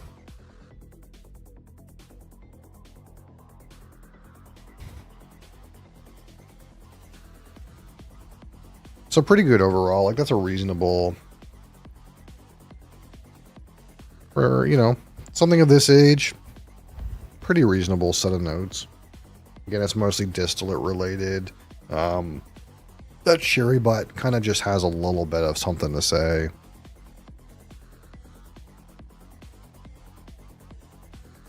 All right. Airbag 5-year-old wee beastie on the palate. Slashiva.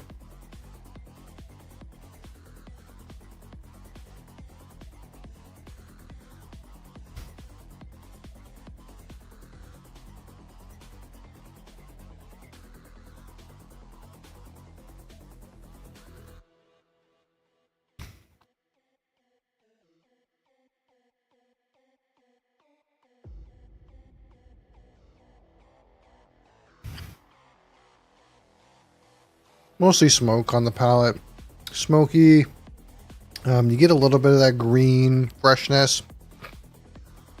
Near the mid palate, you kind of get more of a transition to a little bit of ashiness. A little bit of that like dark burnt log campfire. Maybe in the back palate, you get something close to like tar or charcoal barbecue.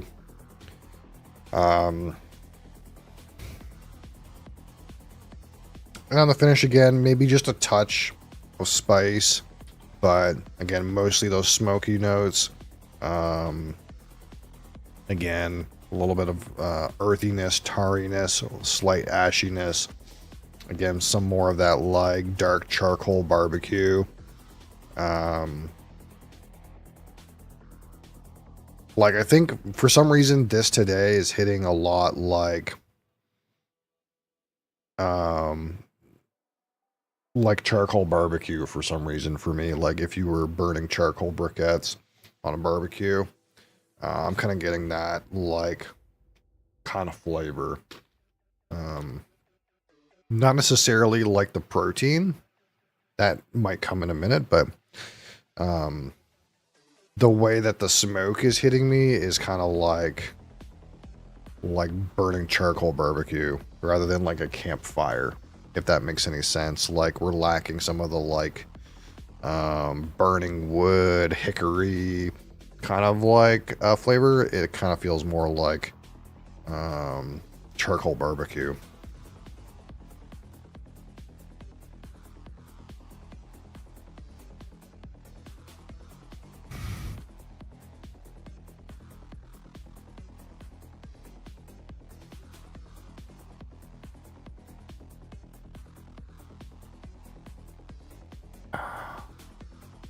Not much like sherry influence. It's like a touch of it in there, but nothing to really write home about. It's probably like just doesn't get enough time in there, not enough of it in there.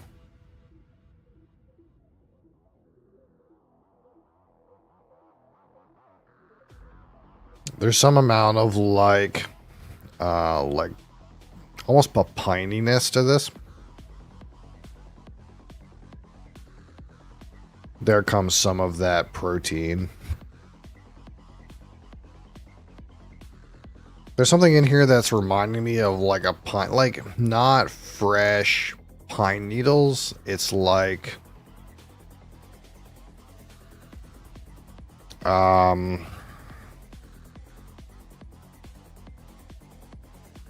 like a pine scented thing. It's weird though. It's like pine sap.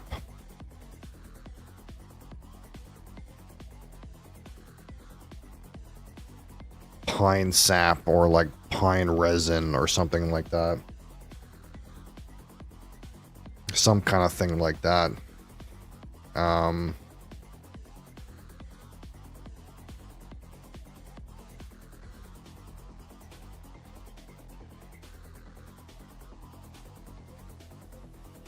There's kind of a touch of sweetness growing in there, but again, it's fairly like adjusted for the level of the intensity of the smoky notes. It's very down low.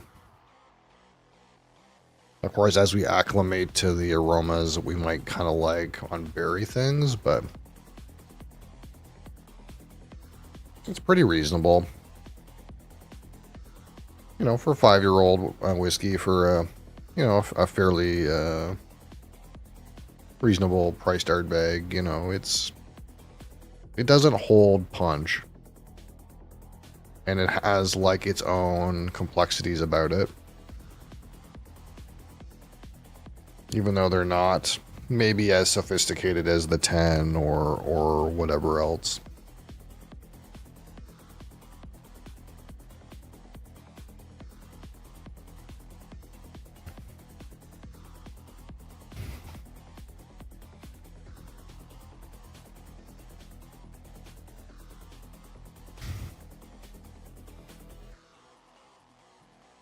Again, smokiness, charcoal barbecue, slight sweetness undercurrent, into that like earthiness, ashiness. Again, slight spice on the finish, smoke, slight sweetness, more of that charcoal barbecue.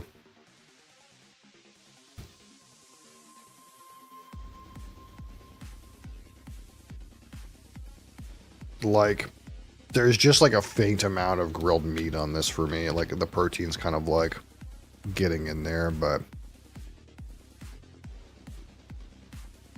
today this isn't hitting as meaty as some of my other drams of this. Sometimes you get this out and really it kind of shows you like that savory meat thing.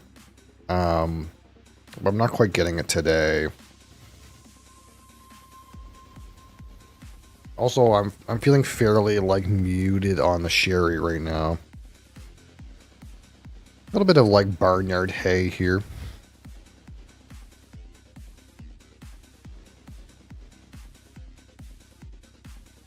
It's some pretty good development. But yeah, like the sherry related sweetness, dried fruits, maybe like what you'd expect, like a dark chocolate or leather tobacco thing on the finish. Not quite getting that for the moment.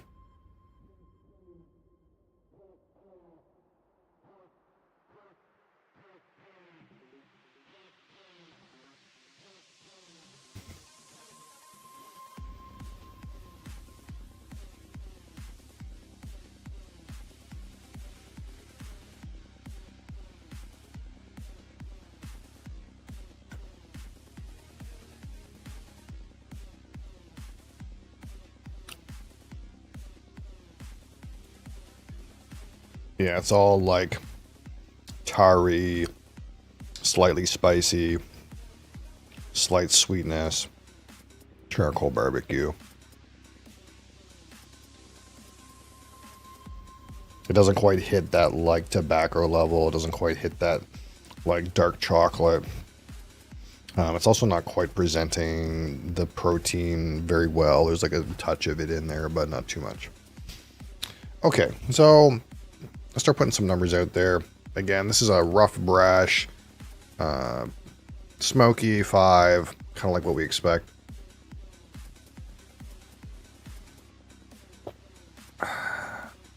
Some good complexities on the aroma, but mostly like all the smoke with like maybe just a touch of sweetness on the palate.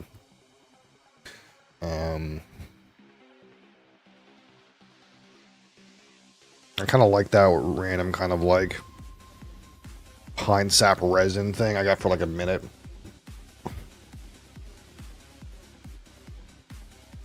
It's still kind of in there. The aroma's better than the palate for sure. I think the palate is just so like dominated by the peat notes that it's kind of hard to get some of those more interesting things. So the aroma on a 25. Again, some good stuff going for it. Nothing wrong with the intensity. Some good developments. said a lot of stuff. You know, I think 19 is fair.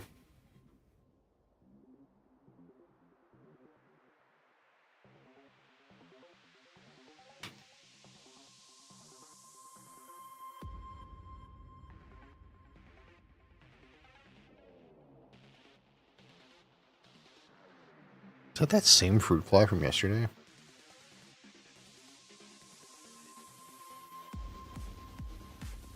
I will end you.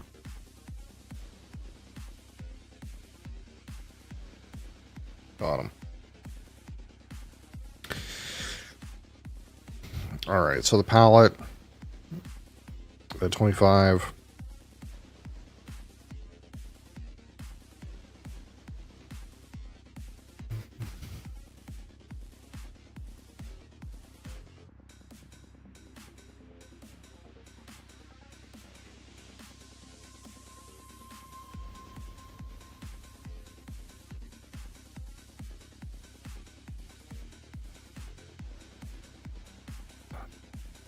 Some good smoke waves, slight kind of sherry sweetness related undertone. You get some of that ash, you get some of that tar, you get some of that like earthiness, and you get some again like kind of charcoal barbecue kind of note. Mostly all the peat with there's a touch of like maybe barrel related sweet component.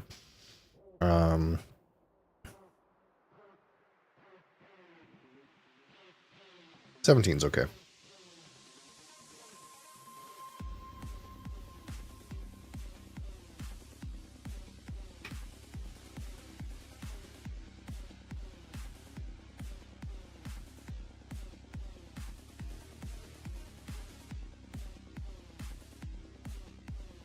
Finish is like medium plus length.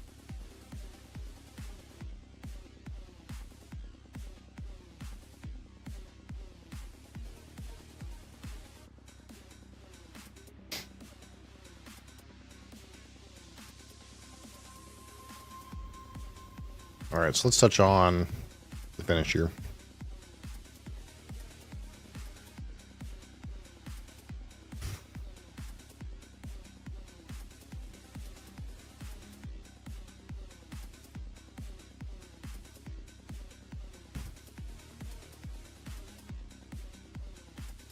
Spiciness meets smoke, slight sweetness,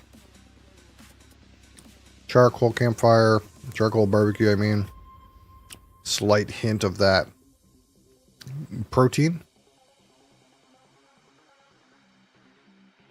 There is some wood about it.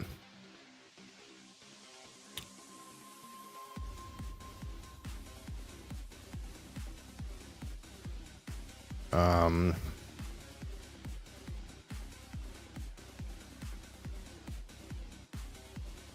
17.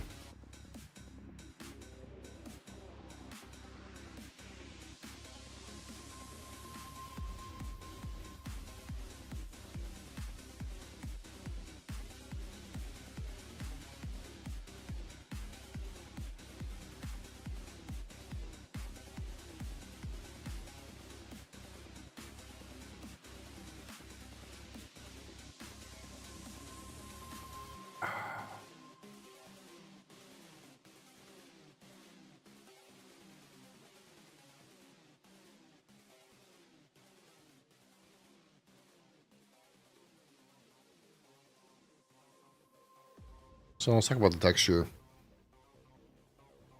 It's not particularly super duper thick. Obviously nothing thin about it.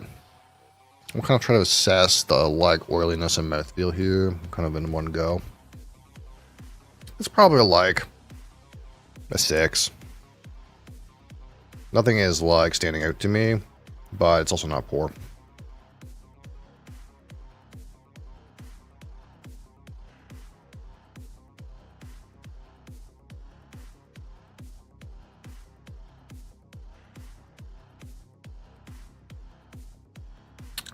I think a 6 is fair. So out of 15, my personal experience with this Ardbeg 5-year-old Wee Beastie. I think overall, it's pretty good, especially the aroma is like, kind of like giving more than the bang for your buck, I think, with this. There's definitely a lot to capture out of this, despite the fact that it is fairly young. That being said, the palate, the finish, it's kind of dominated by the peat notes, which you kind of expect with a really young and brash, heavily peated whiskey. That's kind of how we get away somewhat with releasing a 5-year-old. Scotch is a lot of the heavily peated notes dominate any kind of flaw, I suppose, a young whiskey would have. Can't really tell that it's super young. You can kind of just tell it's like super heavy on the peat related notes and a little kind of rough and tumble in that way. And I think that's by design, you know. It's a young whiskey with whatever flaws it might have covered with its heavily peated character. So it's pretty good. It's kind of like up there with other kind of sort of young, heavily peated whiskeys like Lagavulin 8. This kind of idea, maybe like, what else can I think of?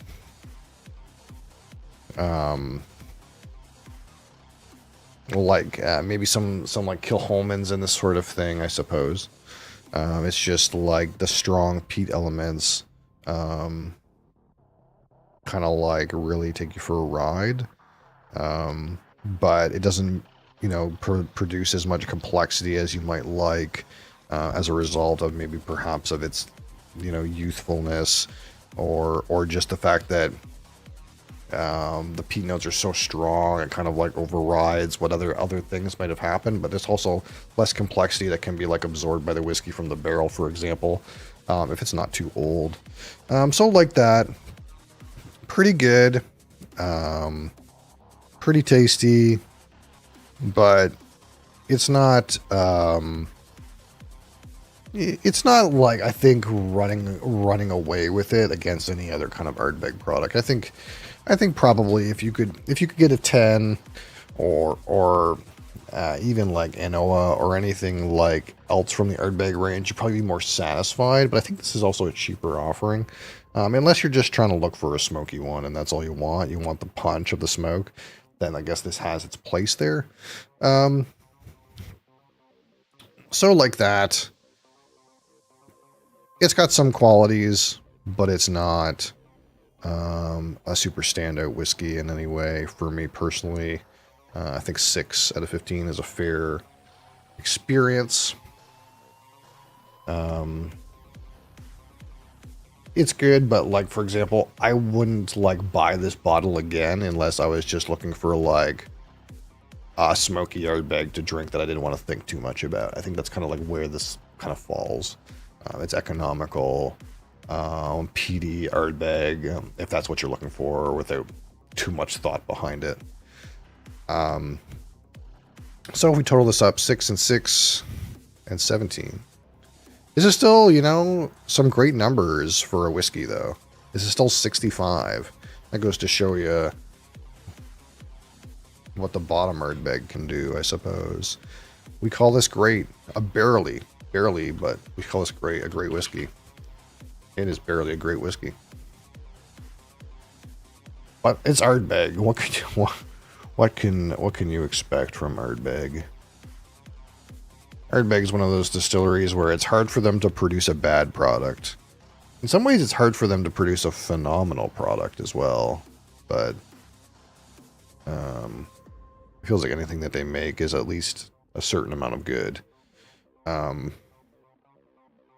at the same time, it's like Ardbeg is also so characterized by its distillate character that some of it all comes out a little samey.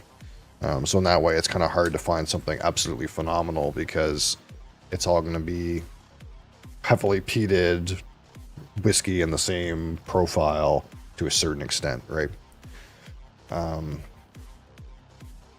But that's pretty good. What did we give Ugdal? What did we give Ardbeg Ugdal?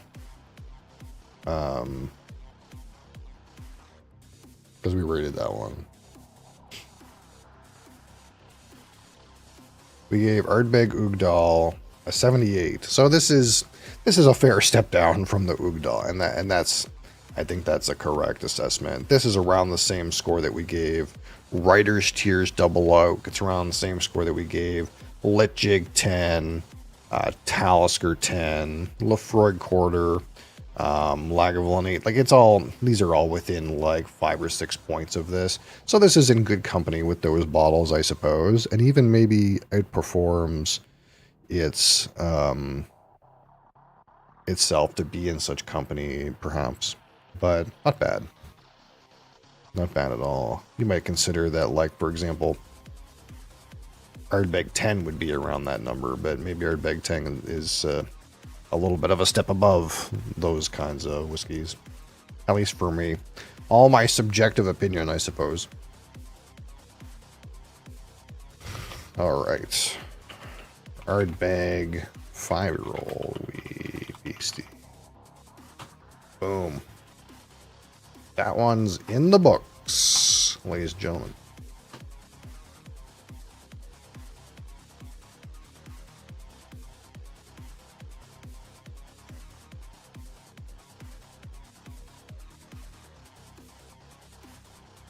So ultimately, thank you guys. Thank you guys for being here. Thank you guys for watching.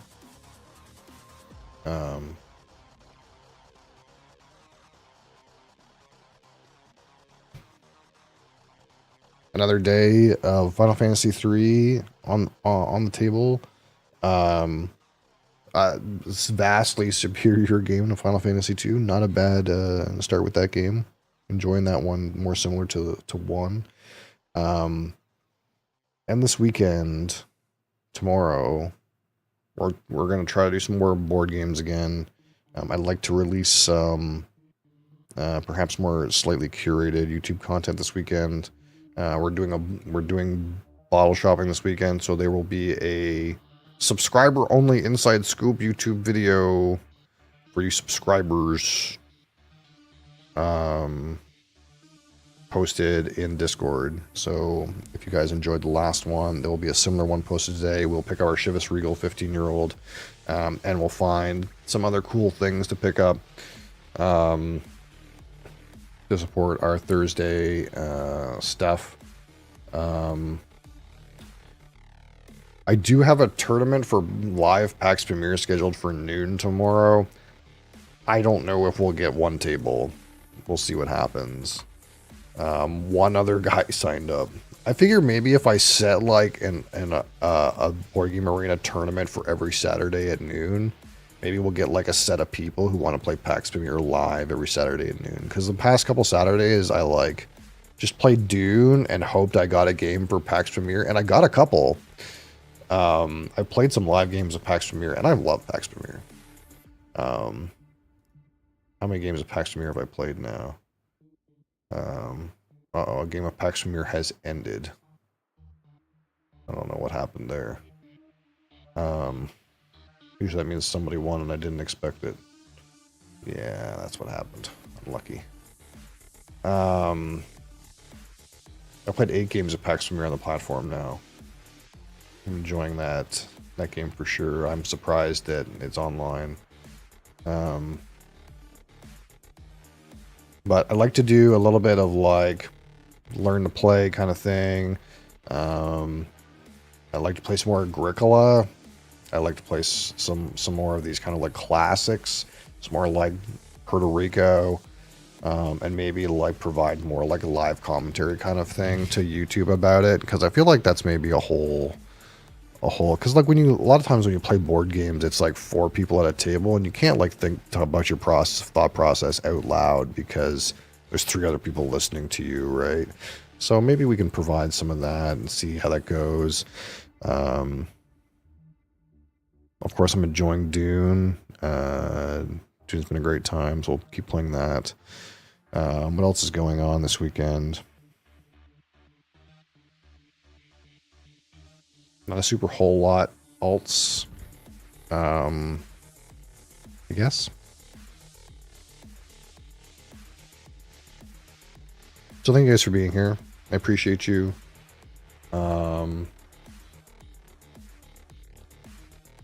I'm going to play these BGA turns. What I'm going to do is, while I play you guys out, I suppose, I'm just going to go through this massive amount of async turns I have to do. If you guys are interested in that, that's cool. If you're not interested in that, I'll see you guys tomorrow. Hopefully. What's going on in this game?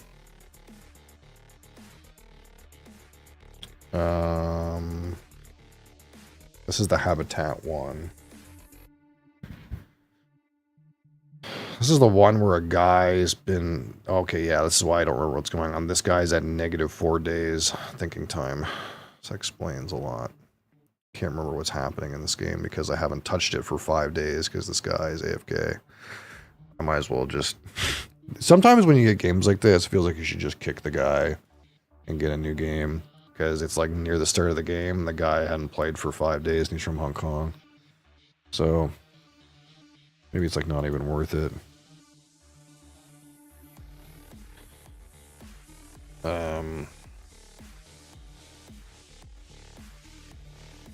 But steady on a little bit, I suppose. We'll just play this turn at least. Breaks at 0 to 15. I have some Euro animals. What did I do last? I took a partner zoo. I took partner zoo Australia. Oh, I see, because I just need to play this ringtail lemur. And then we have 5. 1, 2, 3, 4, 5. That's the meme. How much money do I have? 19. Dig for 3. So I can dig for 3 and play this lemur.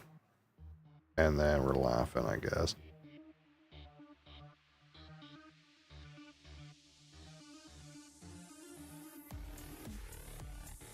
This lemur wants a mountain.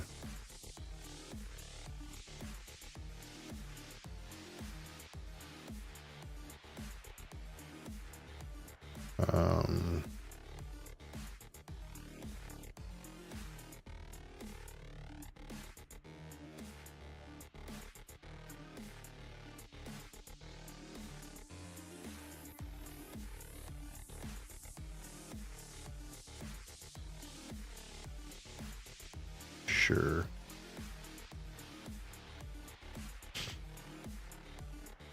Boom. Do I skip this player? Well, think about the ethics of that later. Terraforming. Okay. So we're a couple points behind. This is the one where Scientist is funded. We're drafting. Alright, we drafted Olympus Conference. Virus is here. We could virus the top guy. This is our game with Thorgate where we were just pumping.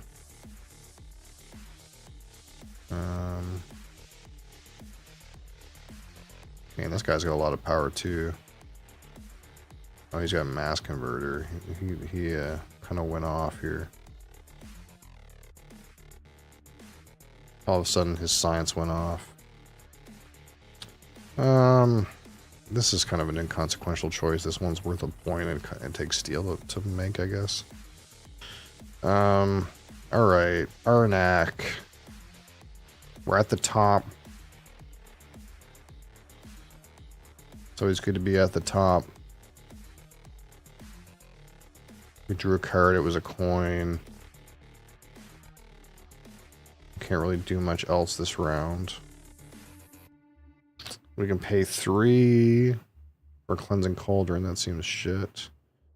We can play 3 to untap something. Untap our assistant. We're missing monkeys. I kind of want to maybe get in with some monkeys next round. Let's wait. Let's pass.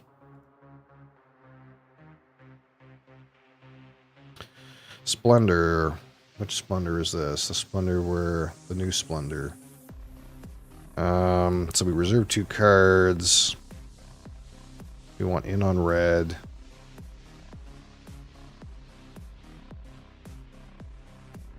I think we just take chips at this point.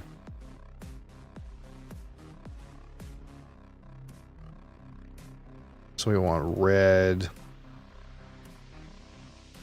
blue, black. Confirm. Next up, Great Western. This is the Great Western where I have nothing. Oh, this is the one where I got pigeonholed into engineers, I think. The game's telling me I need engineers.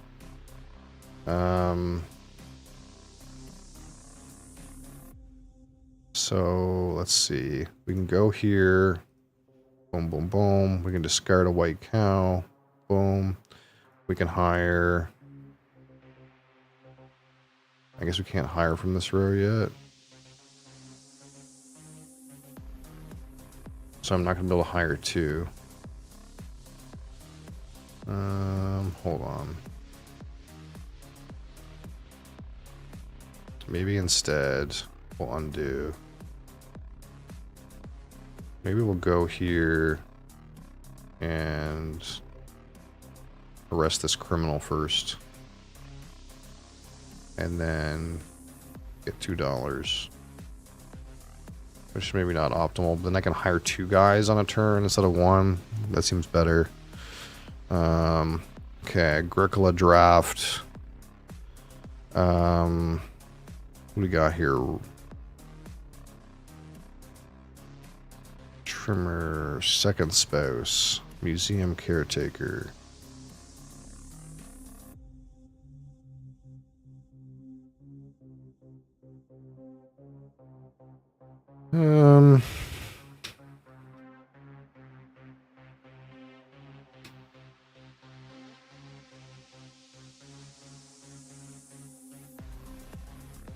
Let's see. If you had at least 7 goods in your fields before the final harvest, get 2 points.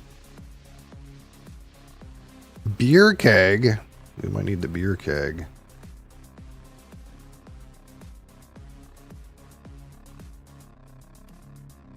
So we're doing a pasture thing. So I think do something with that.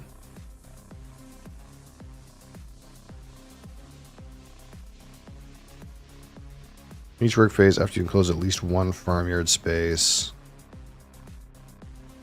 Get 2 stone. I mean, that's an option.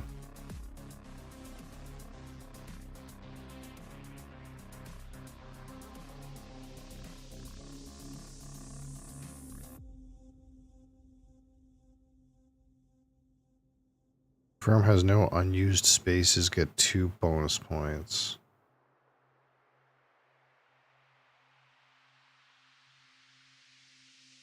I'll try this.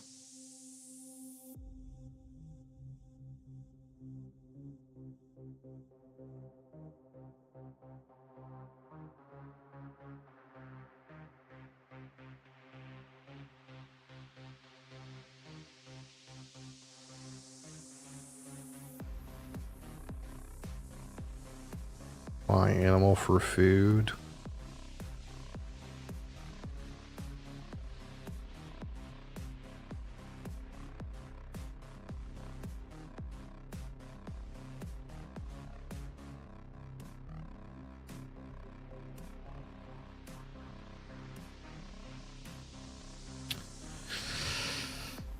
This card is a field, bean field, reed field. Let's try this. I feel like I'm going to have room for animals.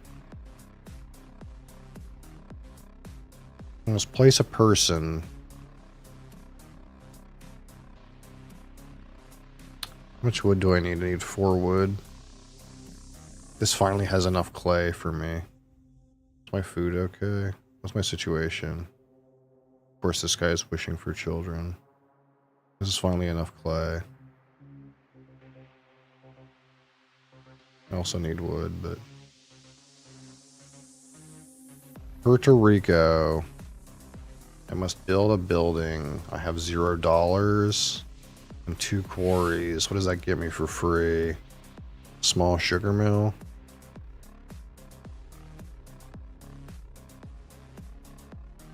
Does that not work? Don't have enough money. Don't I have 2 quarries?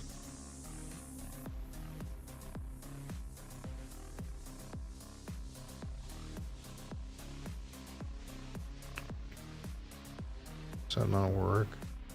Oh, max quarry discount 1. Oh. Did that change?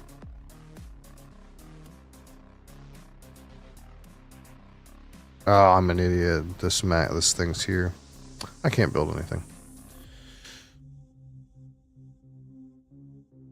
I forgot about that. It's been so long since I played Puerto Rico. I need to like get my head in the game with this. Let's select a role. So we got coffee going. I have $1. I got my own personal coffee ship. No one else is making coffee. I think it's time to make some more coffee while our friend N8 back cannot make any coffee. Get that going.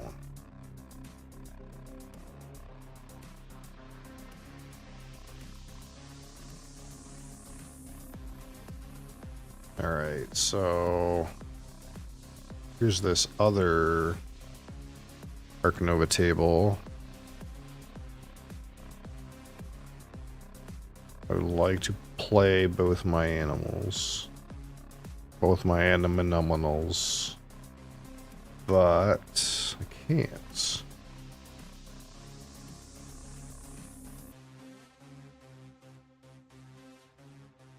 Let me see. I have 1, 2, 3 types of animals. That monkey will make 4.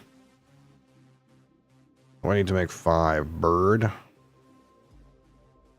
Can't do that. Do I snap the baboon rock, dude? Before I play my monkey? There's no way I get it in play. Do I snap the cotton top tamarin, dude?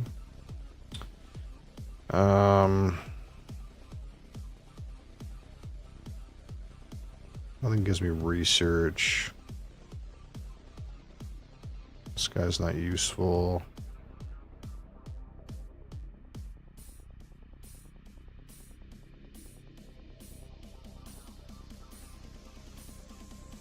I'm gonna just draw a bunch of cards. See what happens.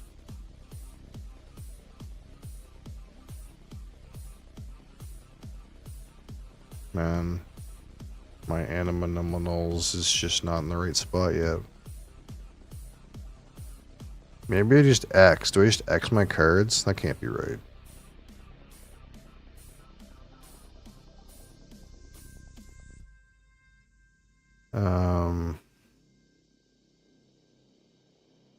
Is this when any player plays a baboon?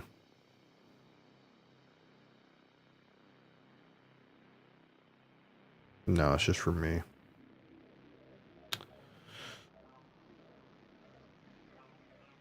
Let's just rip them off the top, man.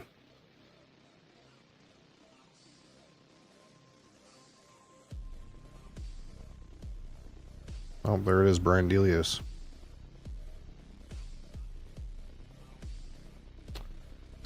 Gotta discard a card. Turtle Tank? Hyena Compound. I don't think I want this thing. Turtle Tank gets me to 5.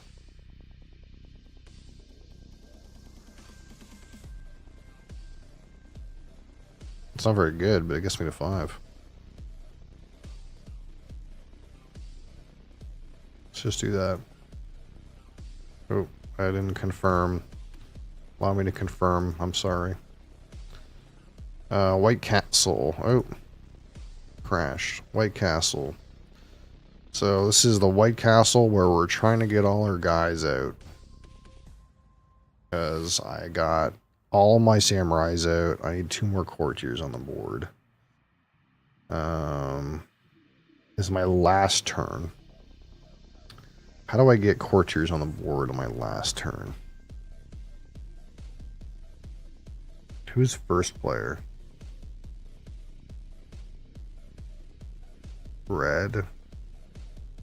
This must be the last turn. Is the game over now? I could get a courtier in the yard,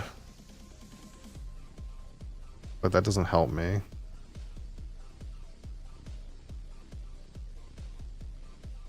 I don't have the pearls to get him up the track.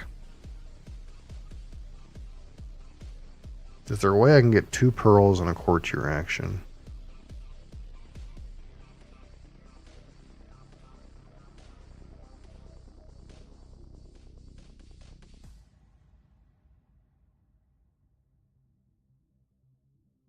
Or is there a way that I can get 2 favors and a courtier action? There's no way.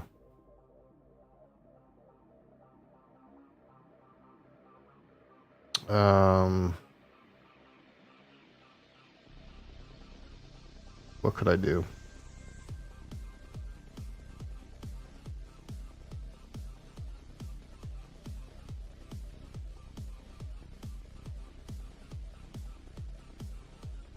I'm pretty sure guys who are not in the castle don't count. Not at the gate, yeah. I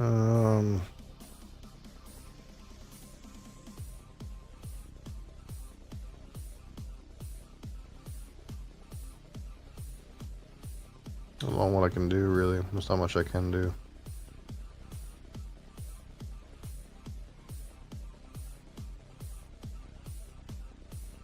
I can probably score 2 points if I take a red die and $1.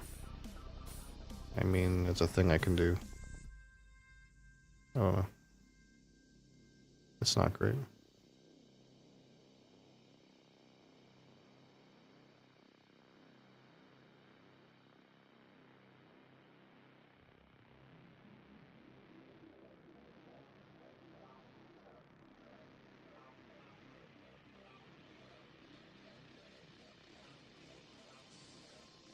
Is that it? Is that the game?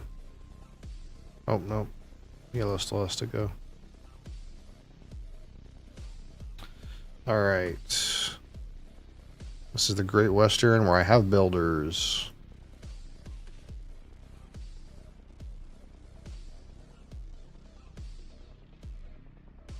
What do we do here?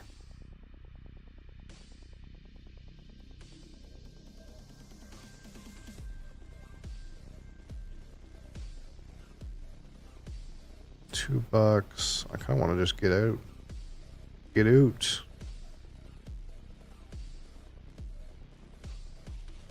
Kind of want to just go slide it on down, slide it on up. Sounds good. Heat draft. 1, 2, 3, 4 breaks. RPM suspension. I'll take this though.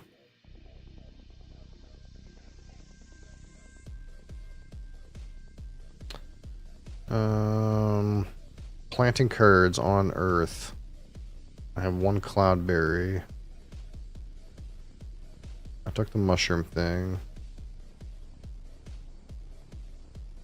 And this is the one with different types. Different types is important. So I have that. I don't want that. I want a mushroom. It has a drop. That's good. This meets all my criteria. Like this card. Oh wait, hold on.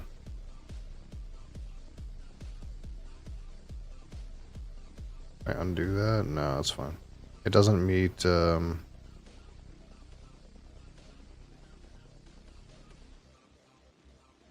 Doesn't meet the sloth. But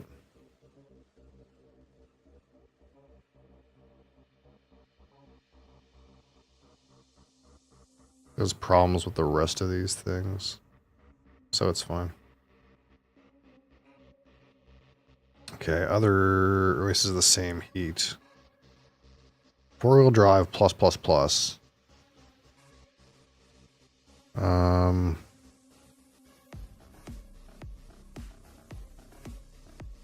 This is it.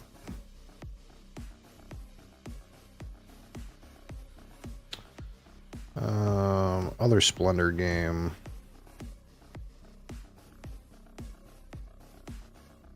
So I need white.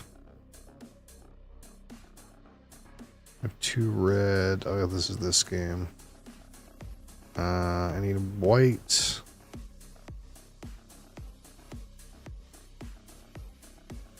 Green, red, black. Green, red, black. Something like that. Alright, we got through them all. All 15 games. Rock on.